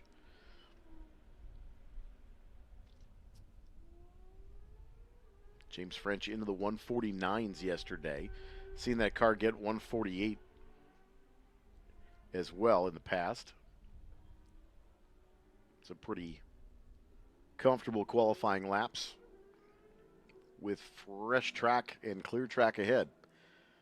Steve Grundle, Patrick Donnelly lead the field here in the rest of Group 9. And it looks like the 26 car has gone around. I believe that is Patrick Donnelly, has nosed into the barrier inside turn 8.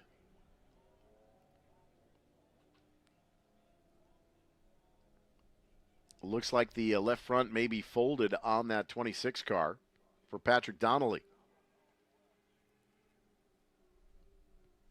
Just want to confirm that's the 26. It is indeed.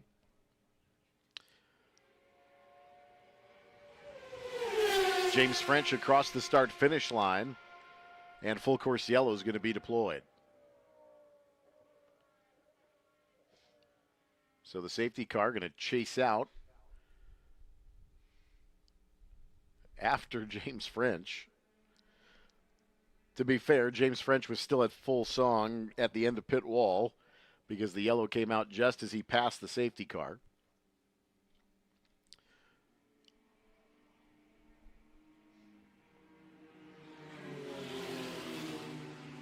And so that'll put Steve Grundle in the black and silver T97 Lola. Dave Kunselman, the 47. That is a 21 Ligier F3 machine. Robert Blaine in that 1976 March. And then the Formula Enterprises 2 of Roy Hillenberg. Dave Audi in the Van Diemen. A couple of Van Diemens there. Danny Kane, a little bit older generation of the RF94s. And then the Formula Continental Swift, the 76 of Steve Yarbrough, Lucas Fink in the Formula F4. And then Mike Plotz. So Donnelly and Sokolski, the two cars, have not come across the start-finish line. We know Sokolski had pulled into the paddock area, but Patrick Donnelly making contact with the turn 8 barrier. That team will have some work to do.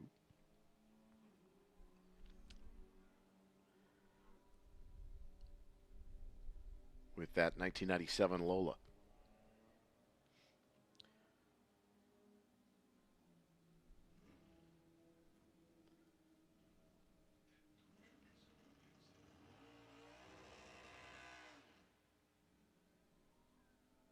And so looking at the safety car that has caught and passed James French, that'll probably be about the only time that James French has passed all weekend.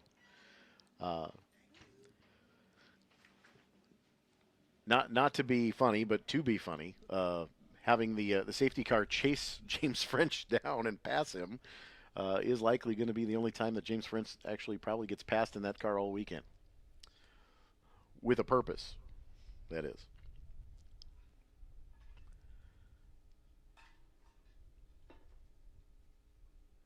Skillman pace car on the exit of the carousel. Steve Grundle in tow. We'll let John catch his breath. Hopefully he didn't have to run all that way. He had at least some mode of transportation to get back. I was able to grab a golf cart. Thank you. So it was but I had to run from the golf cart to here, which is, a few steps. It's a few. Yeah. It's we do not have preferred parking for the PA. I will tell you that. Last year in the IndyCar race, someone took my golf cart and I had to walk all the way over to Victory Lane, and it was not fun coming back in 102-degree weather. Because it's downhill then uphill through the tunnel. Yeah. Downhill, uphill, both ways. Yeah, you whippersnapper. So here's what you missed, John. I understand we're under a full course yellow. We are underneath full course yellow. James French just got passed by the safety car. Oh, no. As the yellow came out after he was almost past pit lane exit. So race control holding James French back to let the pace car catch up. But we are under full course yellow for contact for Patrick Donnelly over in turn 8. So that car continues to get cleaned up.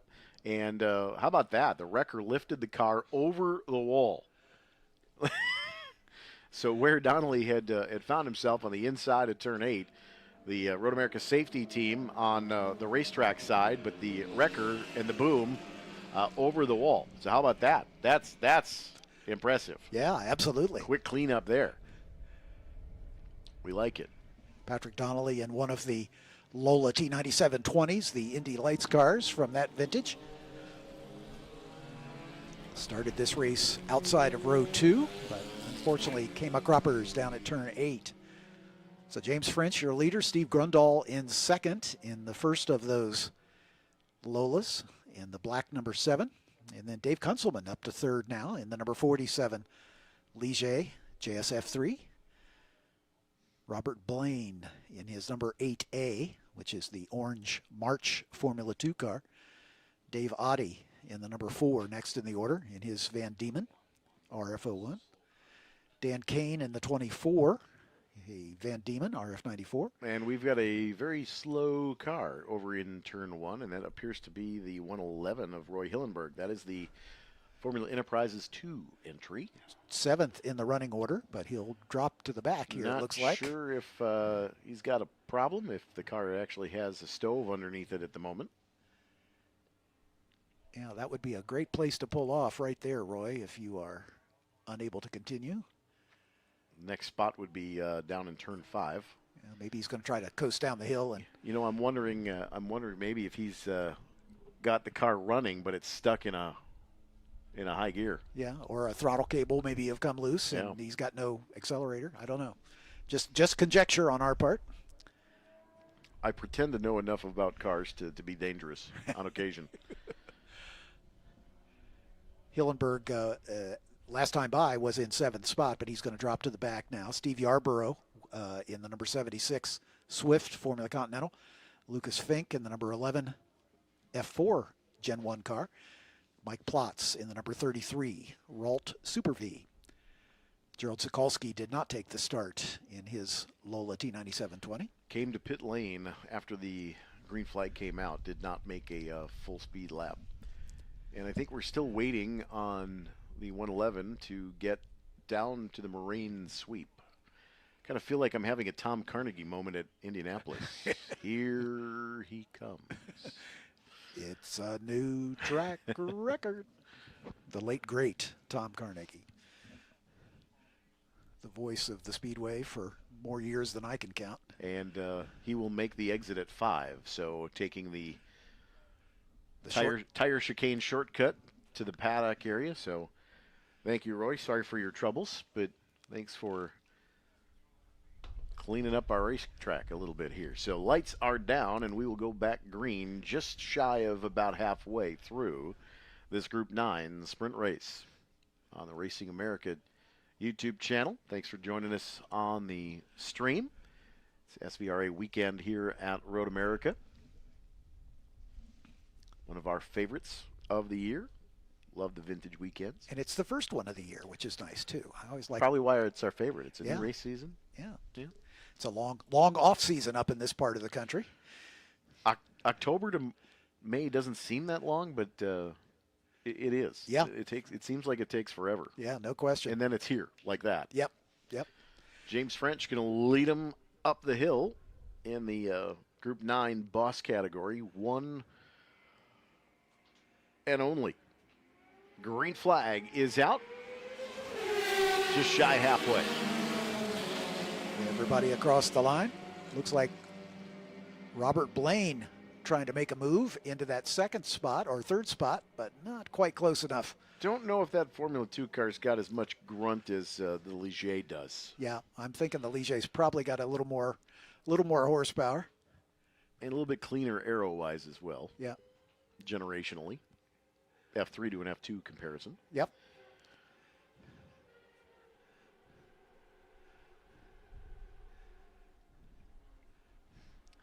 James French disappearing as he is wont to do.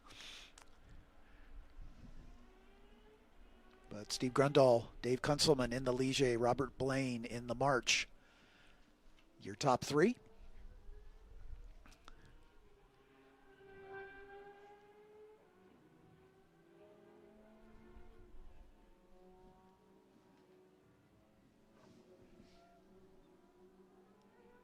James French, despite the yellow flag, already a sub 2-minute lap, a 1:54.7 as the fast lap of the race. This one will be somewhat quicker, I'm guessing. This one or the next one.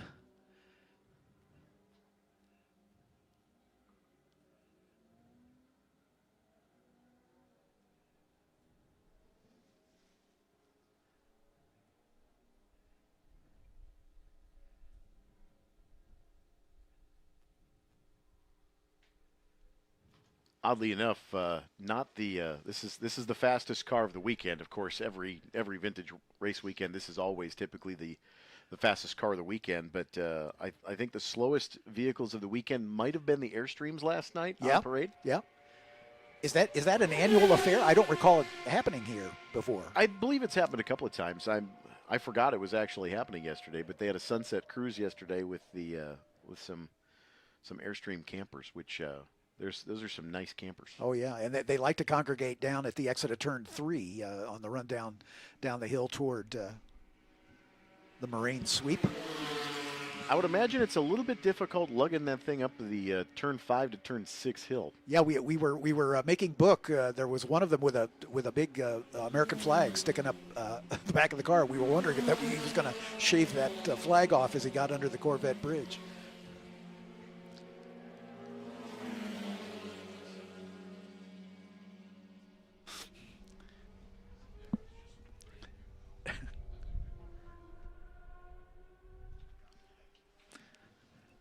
So again, about 13 minutes here, roughly at 21, 22-minute sessions. So into the second half of this one as the rest of the field. There's Steve Grundahl, and he's got a big lead now as the surviving Lola T97-20, the Indy Lights car. And then the Ligier of the F3. Dave Kunzelman in the F3 car. And then the F2 of Robert Blaine. Dave Oddie having a nice little battle with Dan Kane. Actually, Dan Kane, Steve Yarborough in the Swift, Formula Continental, a little further back. I always find it interesting that you actually have a historical F ladder here in this group. Yep. You do have an F1, you have an F2, you have an F3, and an F4. Yeah, exactly.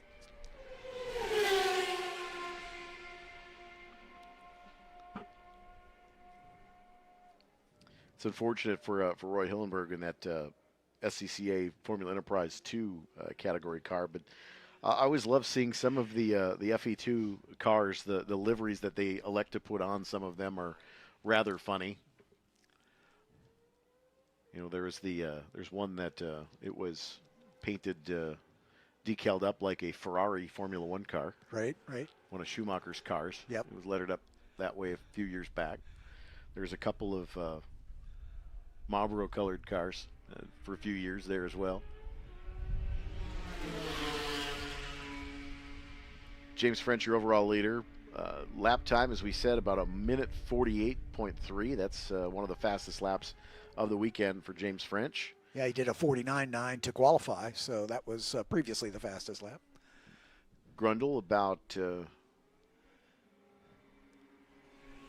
42 seconds behind. Ish. But a 20-second lap speed difference at 2:08.8. Dave Oddie, Dan Kane, and Steve Yarborough all in a bunch, so that's a good battle. Mike Plotz in that number 33 Ralt Super V, and Lucas Fink in the F4 car bringing up the rear. There's Plotz disappearing, and then Fink at the bottom of your picture. Those would be the 9 cars currently running here in Group 9, as we've lost Roy Hillenberg, Patrick Donnelly, and Gerald Skulski.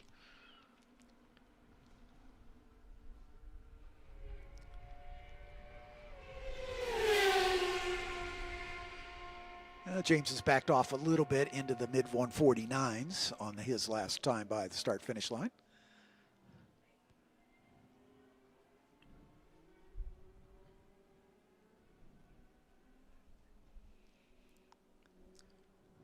The disadvantage of having such a beautiful day here at the racetrack is that you do not necessarily see as much of the rub rails underneath the Formula One car going by. But here on the straightaway, if you're lucky enough to get down at ground level on a cloudy day, it is some of the best viewing here on the front stretch. The fireworks display. Yes, yeah, absolutely. of the titanium rub blocks hitting the pavement. And it looks like Robert Blaine trying to make a move on Dave Kunselman. F2 trying to overtake F3 here.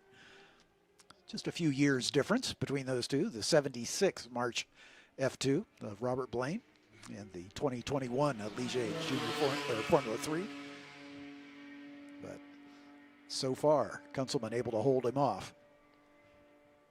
Yes, we got about 5 minutes remaining in this one, a little less.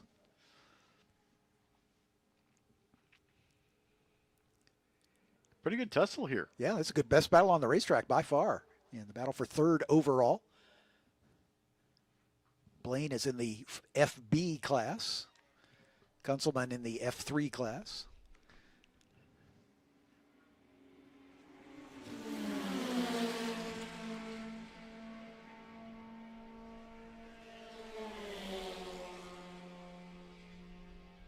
Blaine thinking about making a move there into turn 1, but falls back in single file. As Dave Kunselman being a little defensive down the middle of the front straightaway, but able to maintain his advantage as they head down into turn number 3. And then Dave Oddie behind them in the number 4 Van Diemen.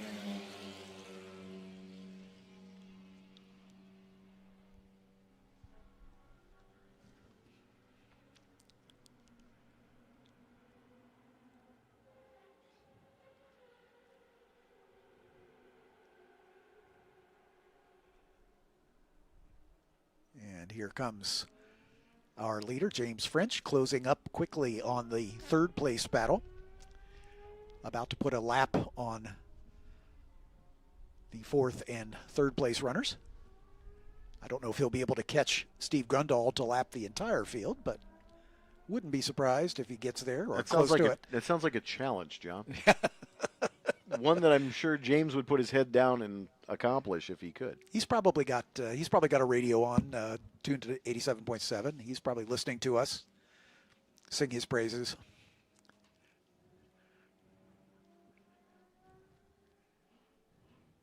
In 33 years, I'm pretty sure that most racers don't listen to us at all. I know for a fact they don't.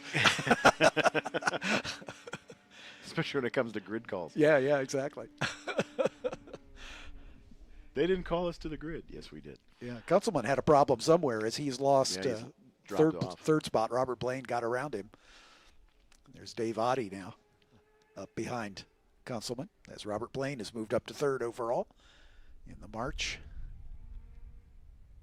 There's Blaine and Kunselman.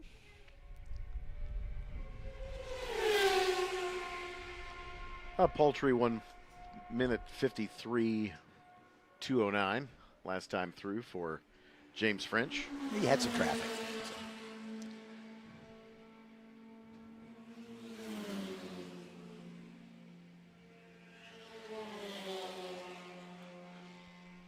A 2:07.7 for Grundle.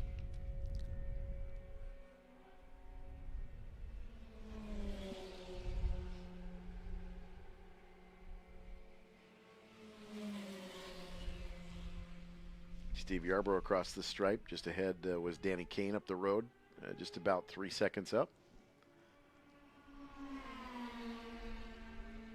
Mike Plotz about 10 seconds behind Steve Yarbrough in the blue and yellow Super V. And Lucas Fink in the black, or copper colored, I guess I should say, number 11, Gen 1 Formula 1 car, or Formula 4 car. The last car running.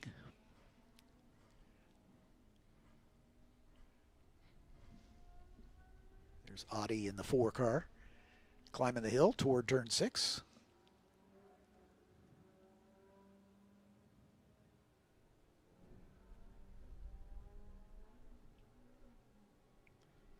Still a little breezy today. Wind this time, though, yesterday was out of the southwest. Now it's out of the northwest. So a little bit different wind direction today, helping the long front straightaway speed. It'll definitely change your entry into turn 1 a little bit, but gives you a little bit more downforce into 5 and into 12 out of the north.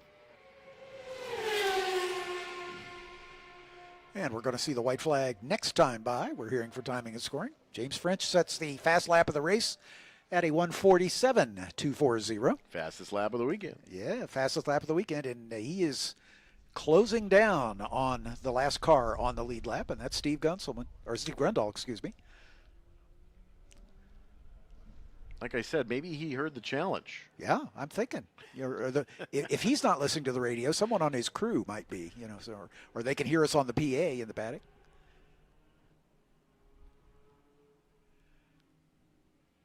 The French family from right here in Elkhart Lake, of course, the longtime stalwarts in vintage racing competition with an assortment of eye candy for those of us who enjoy exotic machinery.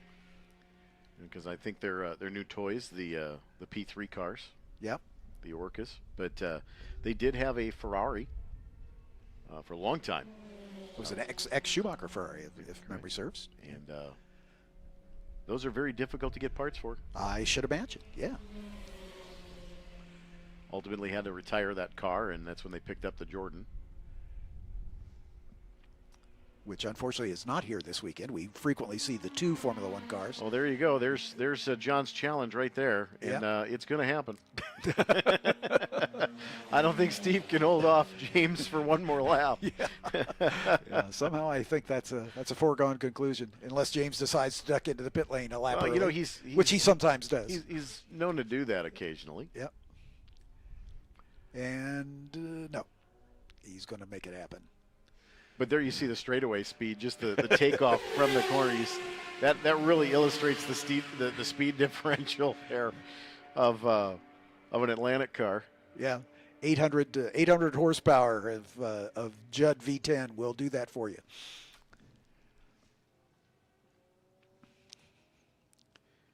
So I always ponder when somebody's going to win the lottery, like me, and then try to find like a more modern F1 car, like in the mid 2000s. Yeah, we haven't seen a lot of those cars because I think a lot of the manufacturers, and teams have been kind of keeping those cars kind of close to the vest. Yep. From a technology standpoint. Now with a lot of the reg changes, coming in the next couple of years, I think we may hopefully start seeing an influx of some mid 2000s technology at the very least. To get, and I don't know if you'd be able to find a Williams and enough, groove tires from that era, right, Tiregate. But yep. I would certainly expect to see maybe some of those cars start to filter out as technology changes, where that not necessarily as pertinent to the current evolutions. You really talk about ground effects as being the big key differential over the years. Right, and the hybrid power plants, of course, are so complex, and obviously keeping those running in a vintage racing kind of atmosphere would be a tall order for sure. Well, there is also a little bit of a safety aspect to that. If you're not aware, that if you ever notice that those cars, they with the batteries, a lot of the drivers, you can't step on the car and off the car at the same time. You've got to basically jump off. Yep. And there's actually a protocol in IMSA for the hybrids with that system on board. Checkered flag is out for James French. Steve Grundle will get the benefit of one less lap. One less lap. As Grundle comes by, just closing down on Lucas Fink as they come to the line. Lucas, the last car running in the number 11, but Grundle takes second place honors. His last lap was his best at a 2:05.7. And then a pretty big interval back to Robert Blaine in the orange March Formula 2 car. After having a race-long battle with Dave Kunzelman, finally able to get that pass done. I think Kunzelman made a little mistake and allowed Blaine to get by.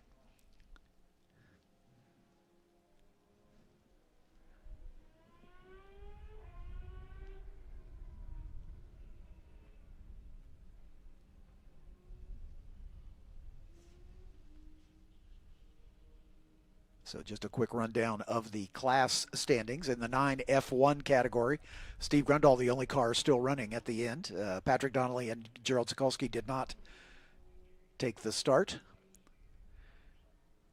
In the 9F2 category, Mike Plotz takes the win in the number 33 over the stricken number 111 of Roy Hillenberg.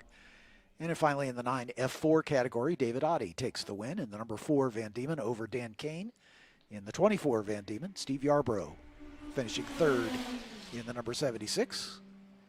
As Robert Blaine comes by to make it official. Dave Kunzelman and Dave Oddie both come by to finish fourth and fifth, and I think they're the last cars on the lead lap. One more race to go before we break for lunch. Group 10, GTs and historic stock cars. Coming up next. Yeah, all the cars have seen the checkered flag now.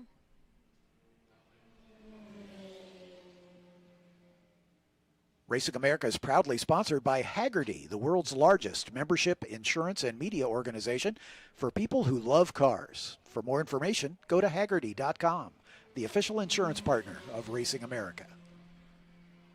Hankook Motorsports is the official dealer, distributor, and service provider for Hankook competition tires in North America. With a worldwide brand strategy and distribution network, Hankook provides the best products to meet the needs of their customers. Driving customers around the world, Hankook is a top-tier global tire brand. Hankook Motorsports, official tire partner of Formula Regional Americas, the F4 U.S. Championship, and the Ligier Junior Formula Championship.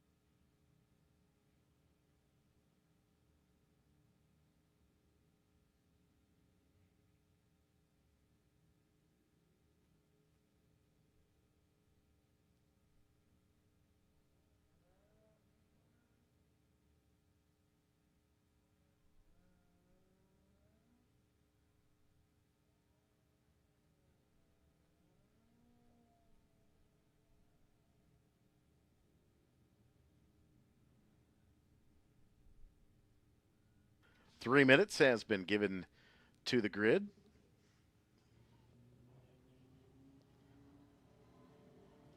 Somebody let the bulldog loose over on the grid. My brother's over there somewhere.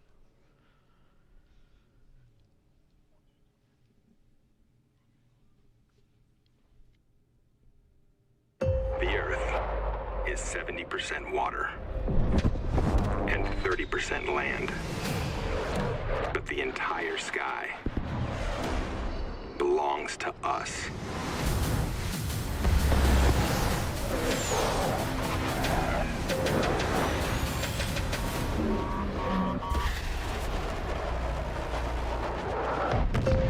Copy that.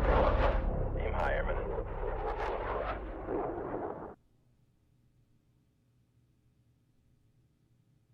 Final race coming up here is groups 10 and 11A. Scheduled for the 11:40 mark. We're just a little bit past that. Got some cleanup to do.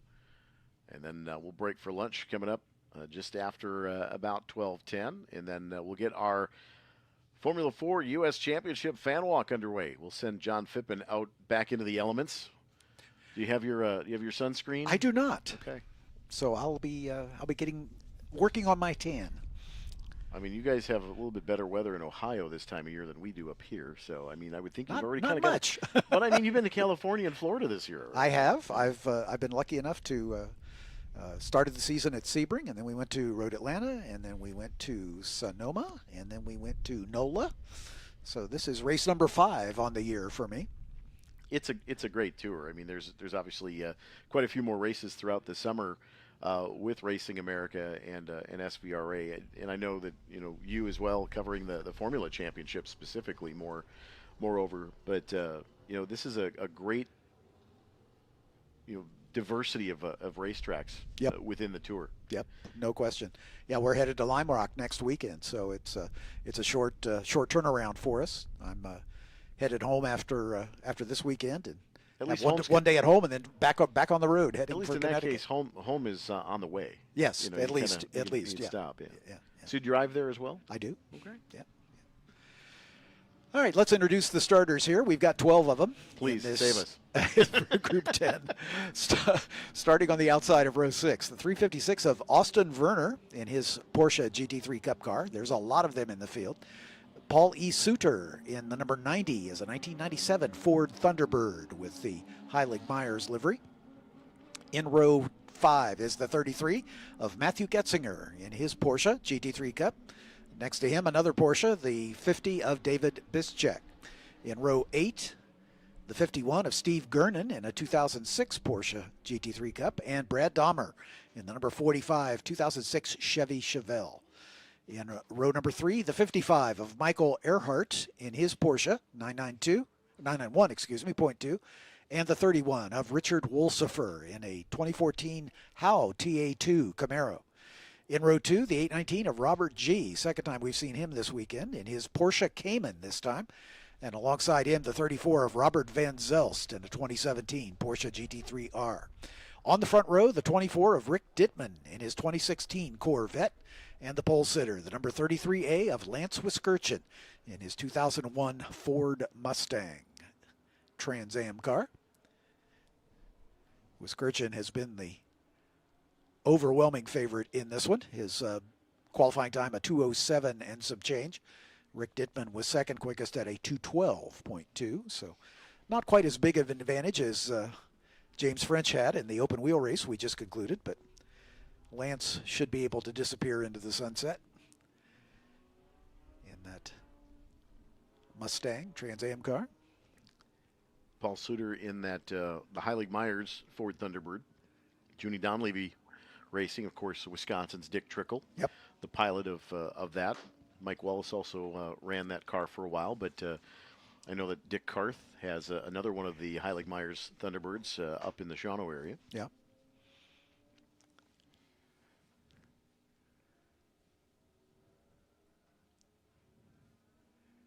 But it's interesting in the two of the previous rounds at both Road Atlanta and at Sonoma, we had a big influx of stock cars there, and I think naturally Sonoma is a fit since the Cup Series has raced there for many years. Yep, and Atlanta obviously is hub to all of that. Yeah,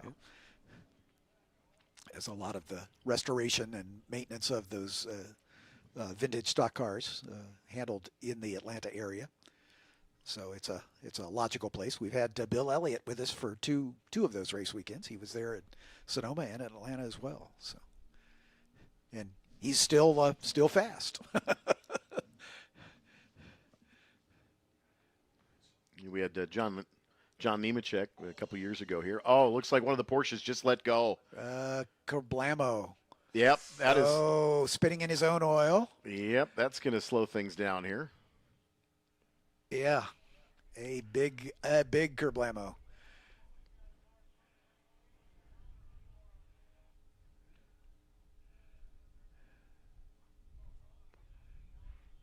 I would not want to be right there. We're going to have to go full course yellow, I think. Yeah.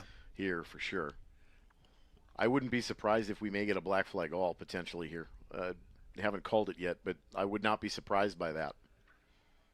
I think the safety marshals are going to have a quick look at the track to see if there's any oil down. If that's the case, they surely will bring them in. There's got to be a lot of fluid there.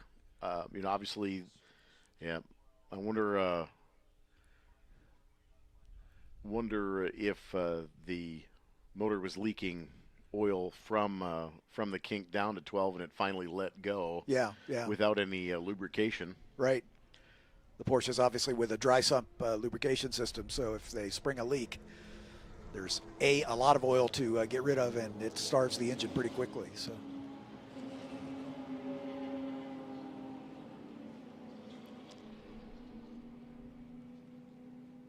Well, remember what I was saying about an hour ago about the smell of warmed oil?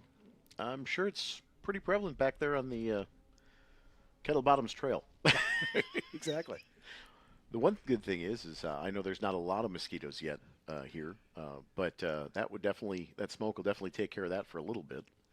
We're just hearing from race control. They're going to stop the field on the track before turn 5 to give the safety crew time to do it, because there's basically full track blockage there once the safety crew gets to the attention of that Porsche. So, which I would imagine that they may send the safety truck from 12 right there. Okay, they're changing their orders. Now they're going to go off at 5, straight through to 13, and then into the pit lane. So that's the plan. So taking the shortcut, the short course. That's the backwards oval. I can't say that we've used that more than 2 or 3 years with the stadium super trucks. Yeah.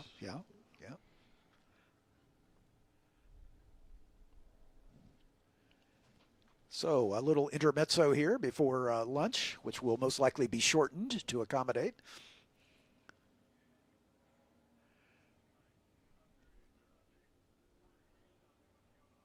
They're changing their mind again. So now the latest instruction is to stop where they are. So apparently they don't want to weave through the tires.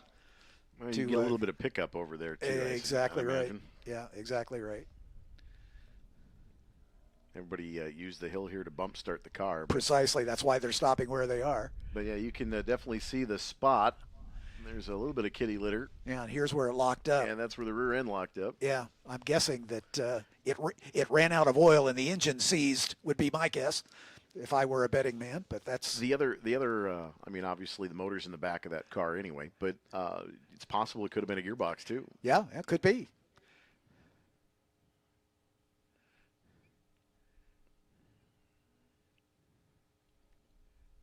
The oil dry already going down. So this might be a somewhat lengthy cleanup.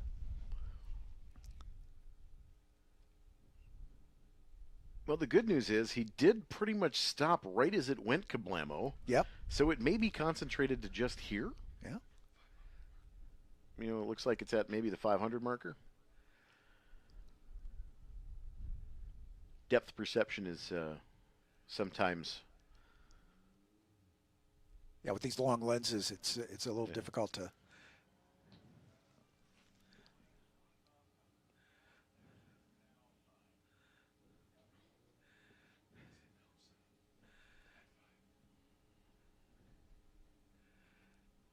Okay, so they are indeed going to take the shortcut through turn 5 down into 13 and then into the pit lane.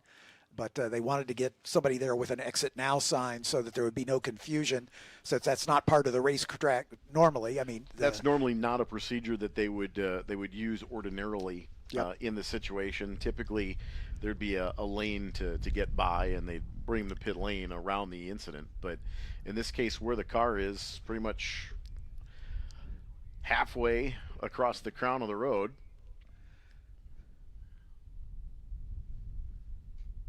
at the moment, the clock is still running as the rest of the safety vehicles on the way. They're going to get a flatbed to get this car picked up, as they'll have to winch it up onto the flatbed. Looks like they're going to bring it on backwards, assuming it's not, the rear end's not locked up, so that it will still roll. Well, if the rear end is indeed locked up, like what we think, they may have to get that on the tilt bed first. Yep. To get it off the racetrack. Yep. And there you see the rest of the Road America safety team putting the broom down. So definitely about the 500 mark. It's where the oil began to come out. Well, that's about where it started to smoke too. So yeah. with any luck, that's the only area that's been affected. So in that situation, it may be a fairly quick, air quotes, fairly quick oil cleanup. I mean, obviously we've seen 45, 50-minute oil cleanups over the years. Sure. Especially the big blocks. They hold a lot more oil than you think. Yeah. It's remarkable, though, how a small Formula B car, how much oil the Formula V cars even will hold. And exactly. They'll go a lap and a half before they jettison a rod.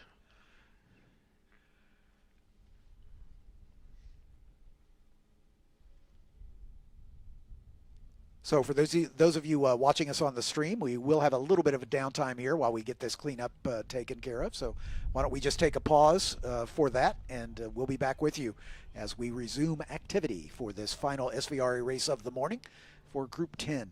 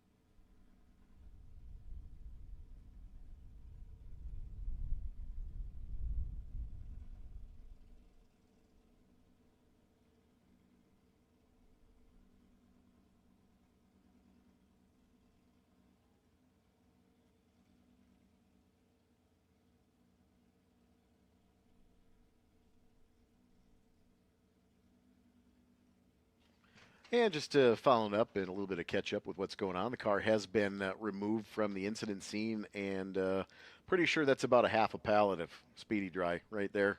The entire bottom end of that Porsche's dry sump is located on entry into turn 12, so not ideal. But our safety team, best in the business, clean it up. Luckily, it does look like it's been localized to just this area.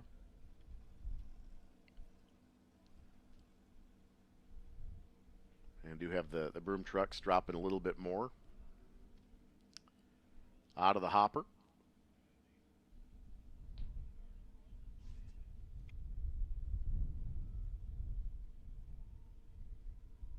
I believe that is the 55 of Michael Earhart in that 2018 Porsche 991.2 revision that had the either engine or gearbox expire, but that sure looks like a motor letting go.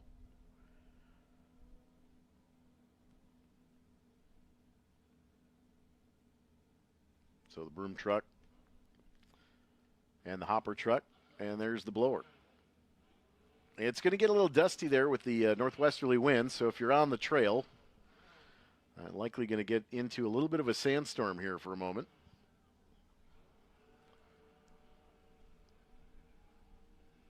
And likely going to have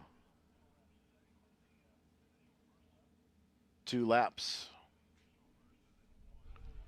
So we'll do 2 pace laps, likely the call here, so that everybody gets a chance to run through it, find out the grip. But the blower working its magic at the moment. Likely going to see, again, 2 pace laps here. We're already about halfway through the time of the race. So Lance Wiskerson and Rick Dittman on the front row. And safety team will likely exit at 13. All things considered, that is probably the best case scenario for a motor to let go at slow speed, is in the one of the slowest corners on the racetrack. Because if that rear end lock's going through the kink at 80 miles an hour behind the safety car, not ideal. Yeah. Yep. So not a good thing to lose it on the behind the safety car. But caveat to that is probably the best place on the racetrack for it to happen. And it looks like safety car will be getting instructions here to go out again. 2 pace laps set to go. So they'll have the initial out lap here and then 1 more behind the safety car. We may get a green-white checkered or 3 green flag laps depending on timing here. But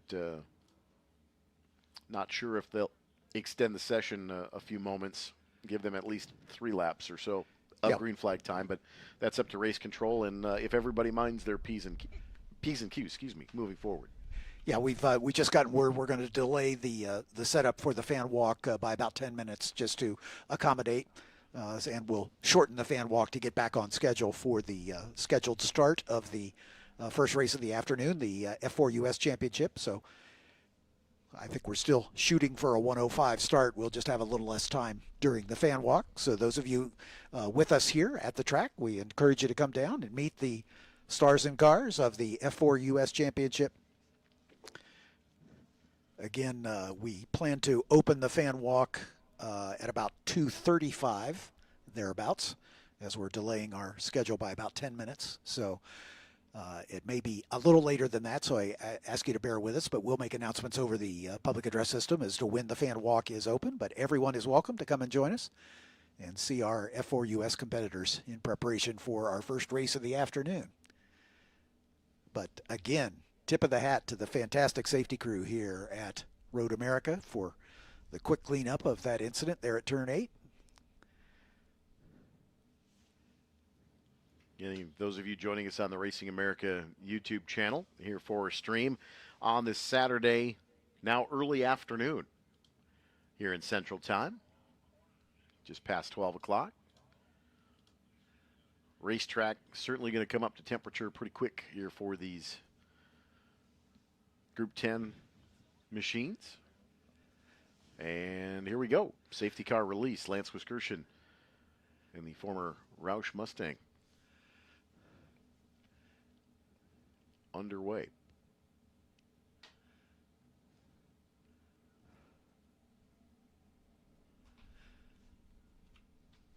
James is being pressed into service to reconnoiter the situation there, as we'll see just how much oil dry is down and how much dust they kick up as they go by on the safety lap or the pace lap.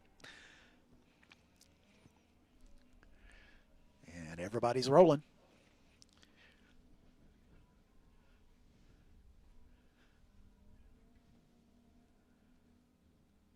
Michael Earhart was the car that lost the motor on the pace lap in the number 55 Porsche 991.2.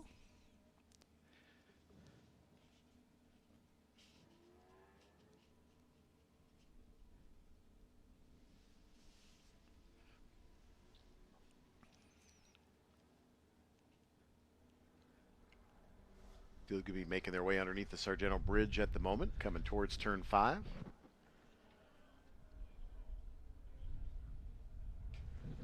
And again, the anticipation is that we will have this lap and then one more behind the safety car, depending on what things look like as the field draws down into the end of Kettle Bottoms into Canada. This would be a good day to head over to the beach on the outside of turn 10. Oh, yeah. Perfect. It's nice and warm out today. Maybe grab a volleyball. Get your bare feet into that sand. Enjoy. I think there's still a lot more rocks in that sand than you think. It looks great from a distance. It was the gravel pit at one point. Yeah. But it was also part of Off-Road America. Right. As the Moonscape was part of the off-road track that was here well before the Briggs & Stratton Motorplex. And one of the first times that I ever saw Jimmy Johnson race was in the Chevy Thunder off-road trucks. Nice. Yeah, was here, in fact. Sweet. Off-Road America. I love that. Off-Road America. And kind of where the campground and the Motorplex is. They had the off-road course back there. Road America trivia I did not know. Excellent. And it's probably obscure knowledge that only people that have been coming here their entire lives know. Exactly. 47 years on the planet. 46 of them have been spent here at some point in another. Yeah. I think the earliest picture I have of me at the racetrack, I'm probably about 3 or 4, and I'm up at the lion stand. Yeah. Yeah, with a brat. which tracks. Yeah. it tracks. I gotcha. Maybe a little too early to have a beer in hand, but you did have the brat at least. Well, it is Wisconsin. It is, yeah, absolutely. I don't know what the legal drinking age is here. It is 21. So, fun Wisconsin fact. Okay. If you are under the age of 18 with your parent, you can be in an establishment that serves alcohol and be served an alcoholic beverage. However, if you're 18 and with your parent, you cannot. Interesting. Because you can't drink until 21. Because you're a legal adult. Okay, I guess that's true. And your parent is no longer in charge of you. I hear that. Okay. So it's just a really weird, obscure Wisconsin drinking law. And I think most everybody in Wisconsin has at least one old-fashioned before they're probably 21. Right.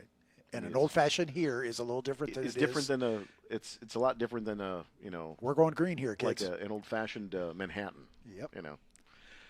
Hey, we only got one pace lap and get some green flag laps in here. So hopefully at least 2 or 3 green laps here for the field. Lance Wiskerson brings him single file to the TireRack.com starters bridge. We are underway. Green flag is out here in Group 10. Thank you, race cars, for saving the fill. Absolutely. Yeah, thank you. Rick Dittman challenging for second spot. We're going side by side with Robert Van Zelst. It looks like the Porsche is going to get it done. The Gulf liveried number 34 of Van Zelst takes over the second spot. Dittman then right behind him. And then Robert G. in the 819 Porsche Cayman. Brad Dahmer's back there in the 45 Chevelle.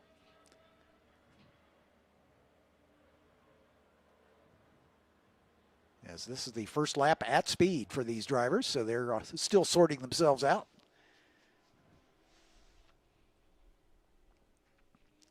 Richard Wolsifer in that number 31 Howe TA2 Camaro with the red and gray paint job.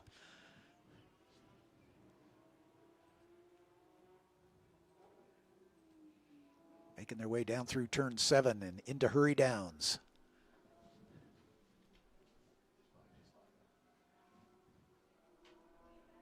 Dittman in that blue and white Chevy Corvette.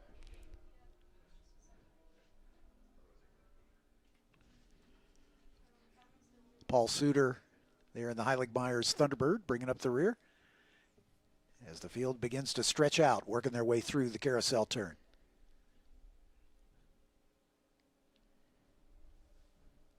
Wolsifer's now got Dittman right behind him, or Dahmer, excuse me, right behind him.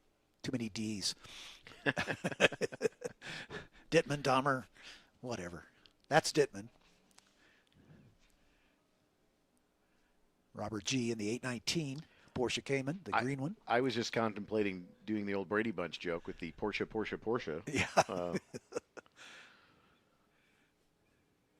There's a lot of them in the field. Of course, International GT, I believe, is going to be with Trans Am coming up the end of I believe that to June be true. here. Yes, sir.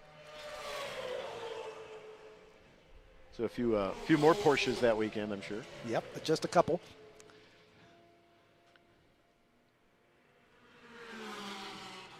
Van Zelst in that Gulf-colored 2017 Porsche GT3R. Rick Dittman in the Corvette. And then a little further back, the green and red Cayman of Robert G. Wolsifer in the gray and red TA2 car. Then Brad Dahmer in the Chevelle. Tell you, those Howe TA2 cars are fantastic here. That during Trans Am weekends, the TA2 race by itself is fantastic. Yeah. Yeah, the chassis battle in TA2 has really intensified, especially this season. The Scott Legacy Racing, the SLR M1 race cars are kind of coming to the fore this year as they found some secrets apparently, and they're suddenly the cars to beat. And so, obviously there's friendly competition between the chassis builders in the TA2 class, and the Howe cars, which were so dominant for so many years, now aren't struggling by any stretch of the imagination, but they've got some good competition in the SLR, the Team SLR cars. And Howe was traditionally a circle track builder for a long time. Yep. In the 70s and 80s, guys like Bob Seneker and Mike Eddy ran, Howe chassis for a long time. Of course, Tony Eury Sr. and Tony Eury Jr. own Fury race cars. They're building a lot of late model stocks down south, part of the Cars Tour. But the Cope, racing and Legacy, as well as Brad Dahmer heavy on the brakes, big wiggle in the kitty litter there, lack of grip there for the 45. I just love bullet that. There. I just love that car. Yeah, I mean, car. It is so cool. He's paddocked down at the bottom of the hill, right outside of Turn 5, and I encourage you, as part of your paddock tour, to make the hike down there and see this car. And I mentioned it yesterday, but he will be more than happy to talk about the car. Yeah, yeah. Because that is, as a chassis builder for a lot of dirt cars in the area as well over the years, he has just quite the expertise in a fabrication and welding, and he did a lot of modifications to the Cup car frame to be able to adapt to the Chevelle body. But the fabrication from his skill set is fantastic. That car is immaculate inside and out. If you get a chance to just look at it, every little TLC thing in a race car is there, And he's gotten around Richard Wolsifer to move up to 5th, by the way. So. Yeah, it doesn't race like it looks. It's a lot faster than you would think just looking at the Chevelle body. It's a much more modern stock car than it looks from the exterior, but the body is fantastic. The interior is one of the best representations of what that what a functional race car should have. Yeah. But it's great having a local chassis builder here, and if somebody does have problems here, from his expertise, there's someone to tap in, around the area. There's a lot of prep shops in the area, right? That are very helpful. Jeff Fritz has helped us out a couple of times in our Lemons car. We had some belt issues keeping the serpentine belt on the car the first year we ran it, and Jeff allowed us to use the shop overnight, and so did Randy Sipple. But there's a lot of prep shops, Wolf Motorsports here in Elkhart Lake. Right. Not just Road America, but some of the short tracks in the area as well. But there's a lot of different prep shops in the area that cater to a lot of race teams that are in the area, whether it's road course, dirt track, oval track, asphalt. Slinger's only 45 minutes away. Kekon another 45 minutes north, opposite direction. But there's a lot of racers. Lance Wiskirchen has lost the motor. Yep. He's oiled down off of exit of 14. Definitely fluid down coming off of 14. You can see it. Yeah, there's a line there for sure. As he jumped on the throttle coming out of 14 to climb the hill, and it went kerblamo, I'm guessing. Or sprung a leak at least. I'm not sure which. We didn't actually see the incident, but so our leader, Lance Wiskirchen, turns it over to Robert Van Zelst now in the Golf Porsche.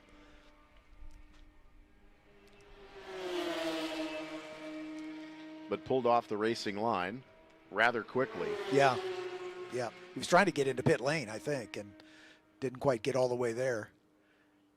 Either that or he knew it was leaking, and he wanted the oil to be on the grass rather than on the racetrack. So that will change the order. Van Zelst takes over the lead. Rick Dittman now up to second in the Corvette. Robert G. in the Cayman. And then Brad in the fourth spot in that Chevelle, with Richard Wolsifer right behind him in the Howe Camaro.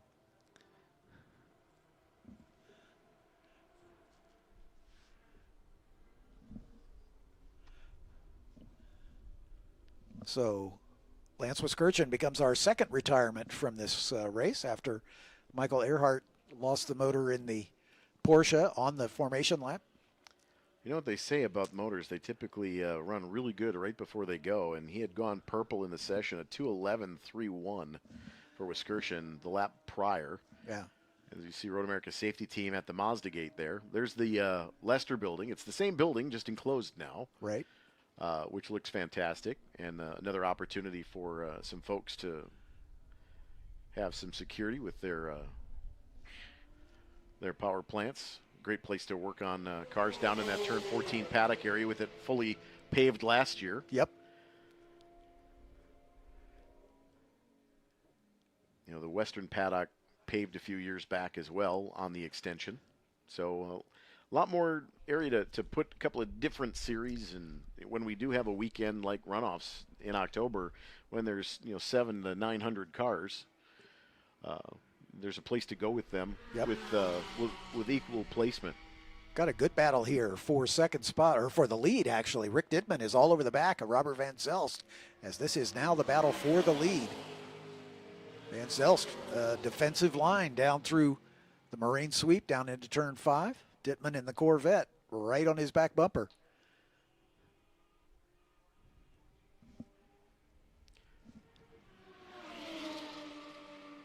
So a bit of drama here in the late stages of this one, as our leader might be done for the weekend with that problem with the number 33A. But yeah, Rick Dittman all over the back of Robert Van Zelst in this battle for what is now the lead of the motor race. And they are both in the 10 GT4 class, as is Robert G. in the Cayman. Dahmer is in the SCA, Stock Car A class, in the 45. But Wolsifer is another GT4 car.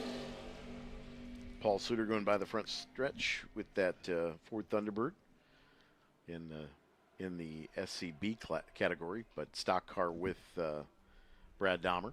Yep. 2 stock cars in the field today.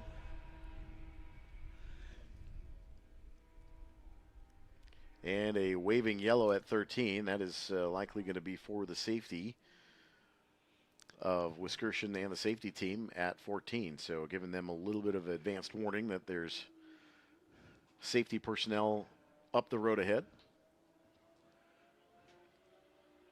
There's kind of, yeah, it looks like where it may have let go. He may have gotten right off of the racing line right away. Pretty good reaction for Lance. Yep. He doesn't want that big oil dry bill, you know. I think he's still going to get one. I can't tell if that's actually a piece on the racetrack or not. Yeah. In the camera shot there, looks like there might be a component on the racetrack. Not sure. Could just be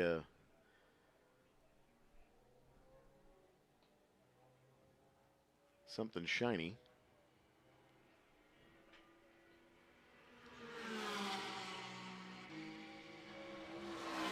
Trouble somewhere for Rick Dittman as he has dropped well off the pace, as he was right on the back of Robert Van Zelst. I wonder if the Corvette is developing an issue here. Well, you know, typically this time of year, it's not usually this warm. This is actually, I think, getting closer to, if we get over 80 today, it might be a record high. Yeah, yeah. So, I mean, it's 77 right now, roughly. Uh-huh. This was the forecasted high as of 2 p.m., so it could still certainly raise up yet in the next hour and a half. These two have a 36-second lead over the third-place runner, Robert G., in that Porsche Cayman, the green and red liveried number 819, excuse me. As this field pretty well spread out, as we don't have any battles in close contention. The lead battle was the best one, and it has evaporated now. Okay, just a reminder for those of you watching on Racing America on the YouTube channel, at the conclusion of this sprint race for Group 10, the morning stream will come to a conclusion, and then we will fire that right back up just before we get ready for going green at the 105 mark this afternoon. So we'll take a pause on the stream, and then the second stream for the day will start after the very brief lunch break and the fan walk. So a little bit later start for the fan walk. As of right now, we're planning on staying on time. So yeah, we're going to compress the fan walk so we can get back to on schedule for the 105 start. So that's the plan anyway. Again, Brad the Bullet Dahmer going through Canada Corner. And there is Richard Wolfsfer in the 31.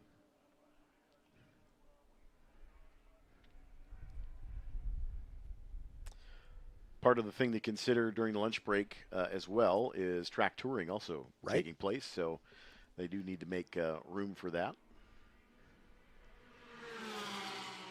Now the issue is how do they get Wisconsin's car onto the tilt bed without ripping the front spoiler off? Well, that's kind of where the angle of the there's usually a couple of boards that they lay down, but that is not the best angle for that machine right now.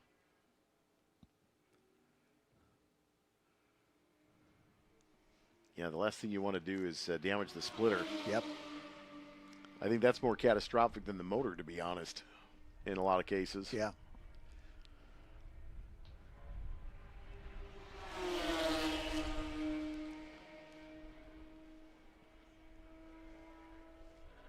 And Robert Gee in the green Porsche Cayman, just ahead of Brad Dahmer and Wolfsfer here into turn 5. Yeah, the rest of the field well spread out. Steve Gernon in the Porsche, number 51, the white Porsche. He's some 18 seconds behind Wolfsfer. Matthew Getzinger in the number 33 Porsche is another 10 seconds back. Dave Bizchek in the number 50 Porsche is another 10 seconds back. And then Paul Suter in the Heilig-Myers Thunderbird just now coming to the line as the white flag is in the air for Robert Van Zelst as he climbs the hill. 1 lap to go. He has put Paul Suter a lap down. so Suter won't have to go around one more time.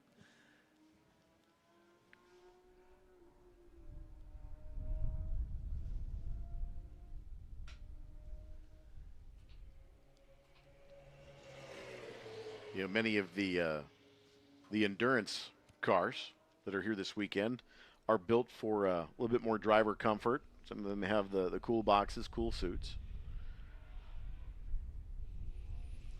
But I would imagine that the stock cars from the mid-'90s, not so much.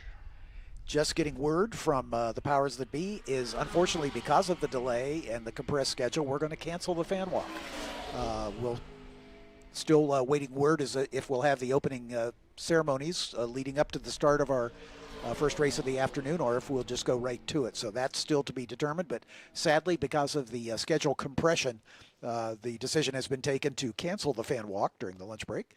So we apologize. There'll be another opportunity tomorrow, weather permitting, for a fan walk before our Ligier Junior Formula Championship finale for the weekend. So stay tuned for that one. But sadly, for those of you who are planning to attend the fan walk during the lunch break, unfortunately, we've had to cancel it due to the schedule compression because of the delays in a couple of these events. It's not uncommon in these vintage weekends to have some delays. Vintage cars are vintage cars for a reason, and sometimes they spring a leak or have a problem that causes a delay. So they also like to mark their territory. Exactly. Yeah. So we try to be accommodating to all parties concerned. But once again, those of you here at the track, unfortunately, the fan walk during lunch has been canceled. But we'll try to get back on schedule here for a 1:05 start of the Ligier Junior Formula Championship, or the F4 U.S. Championship race. Ligier's tomorrow. And, of course, just again, a reminder for those of you watching on the Racing America feed, we'll end our stream here shortly after the checkered flag falls for Robert Van Zelst as Wiskerson's car is on the rollback. And there it is. Checkered flag is out for Robert Van Zelst in that 2017 Porsche GT3R. Checkered flag is out for him. So the stream will be coming to a conclusion here shortly, and then we'll start it back up just before we get ready to get our afternoon sessions underway. Exactly. We'll let the front runners come by the line here. There's the lapped car of Paul Suter in the Thunderbird as he'll come by in 9th position. Still waiting on Rick Dittman, who definitely eased off the pace. Rick's quickest lap was a 2:11. His last lap was a 2:28, so he was obviously taking it easy near the end of that race after a good challenge for the overall lead about midway. Robert G. just now across the line in the Cayman Club Sport. And there's Brad the Bullet Dahmer in the number 45 in 4th spot. Richard Wolsifer should be next across the line. There he is in the number 31, Hal Camaro. Steve Gurnon, Matthew Getzinger, Dave Bizchek will round out the field. The last cars on the lead lap, all Porsche GT3 Cup cars. So thank you so much for joining us for this morning's streaming coverage. And again, we're glad to bring this to you on racingamerica.com, and or the YouTube channel, should we say, and we appreciate the help from everybody here at Road America making this streaming possible. As we'll be back with you in just about 30 minutes, a little more, for a 1:05 start of the next race of the day, the F4 U.S. Championship, round number 1 for the weekend. I'm John Phippen, along with Eric Miller. Thanks for being with us. We'll see you in a little bit.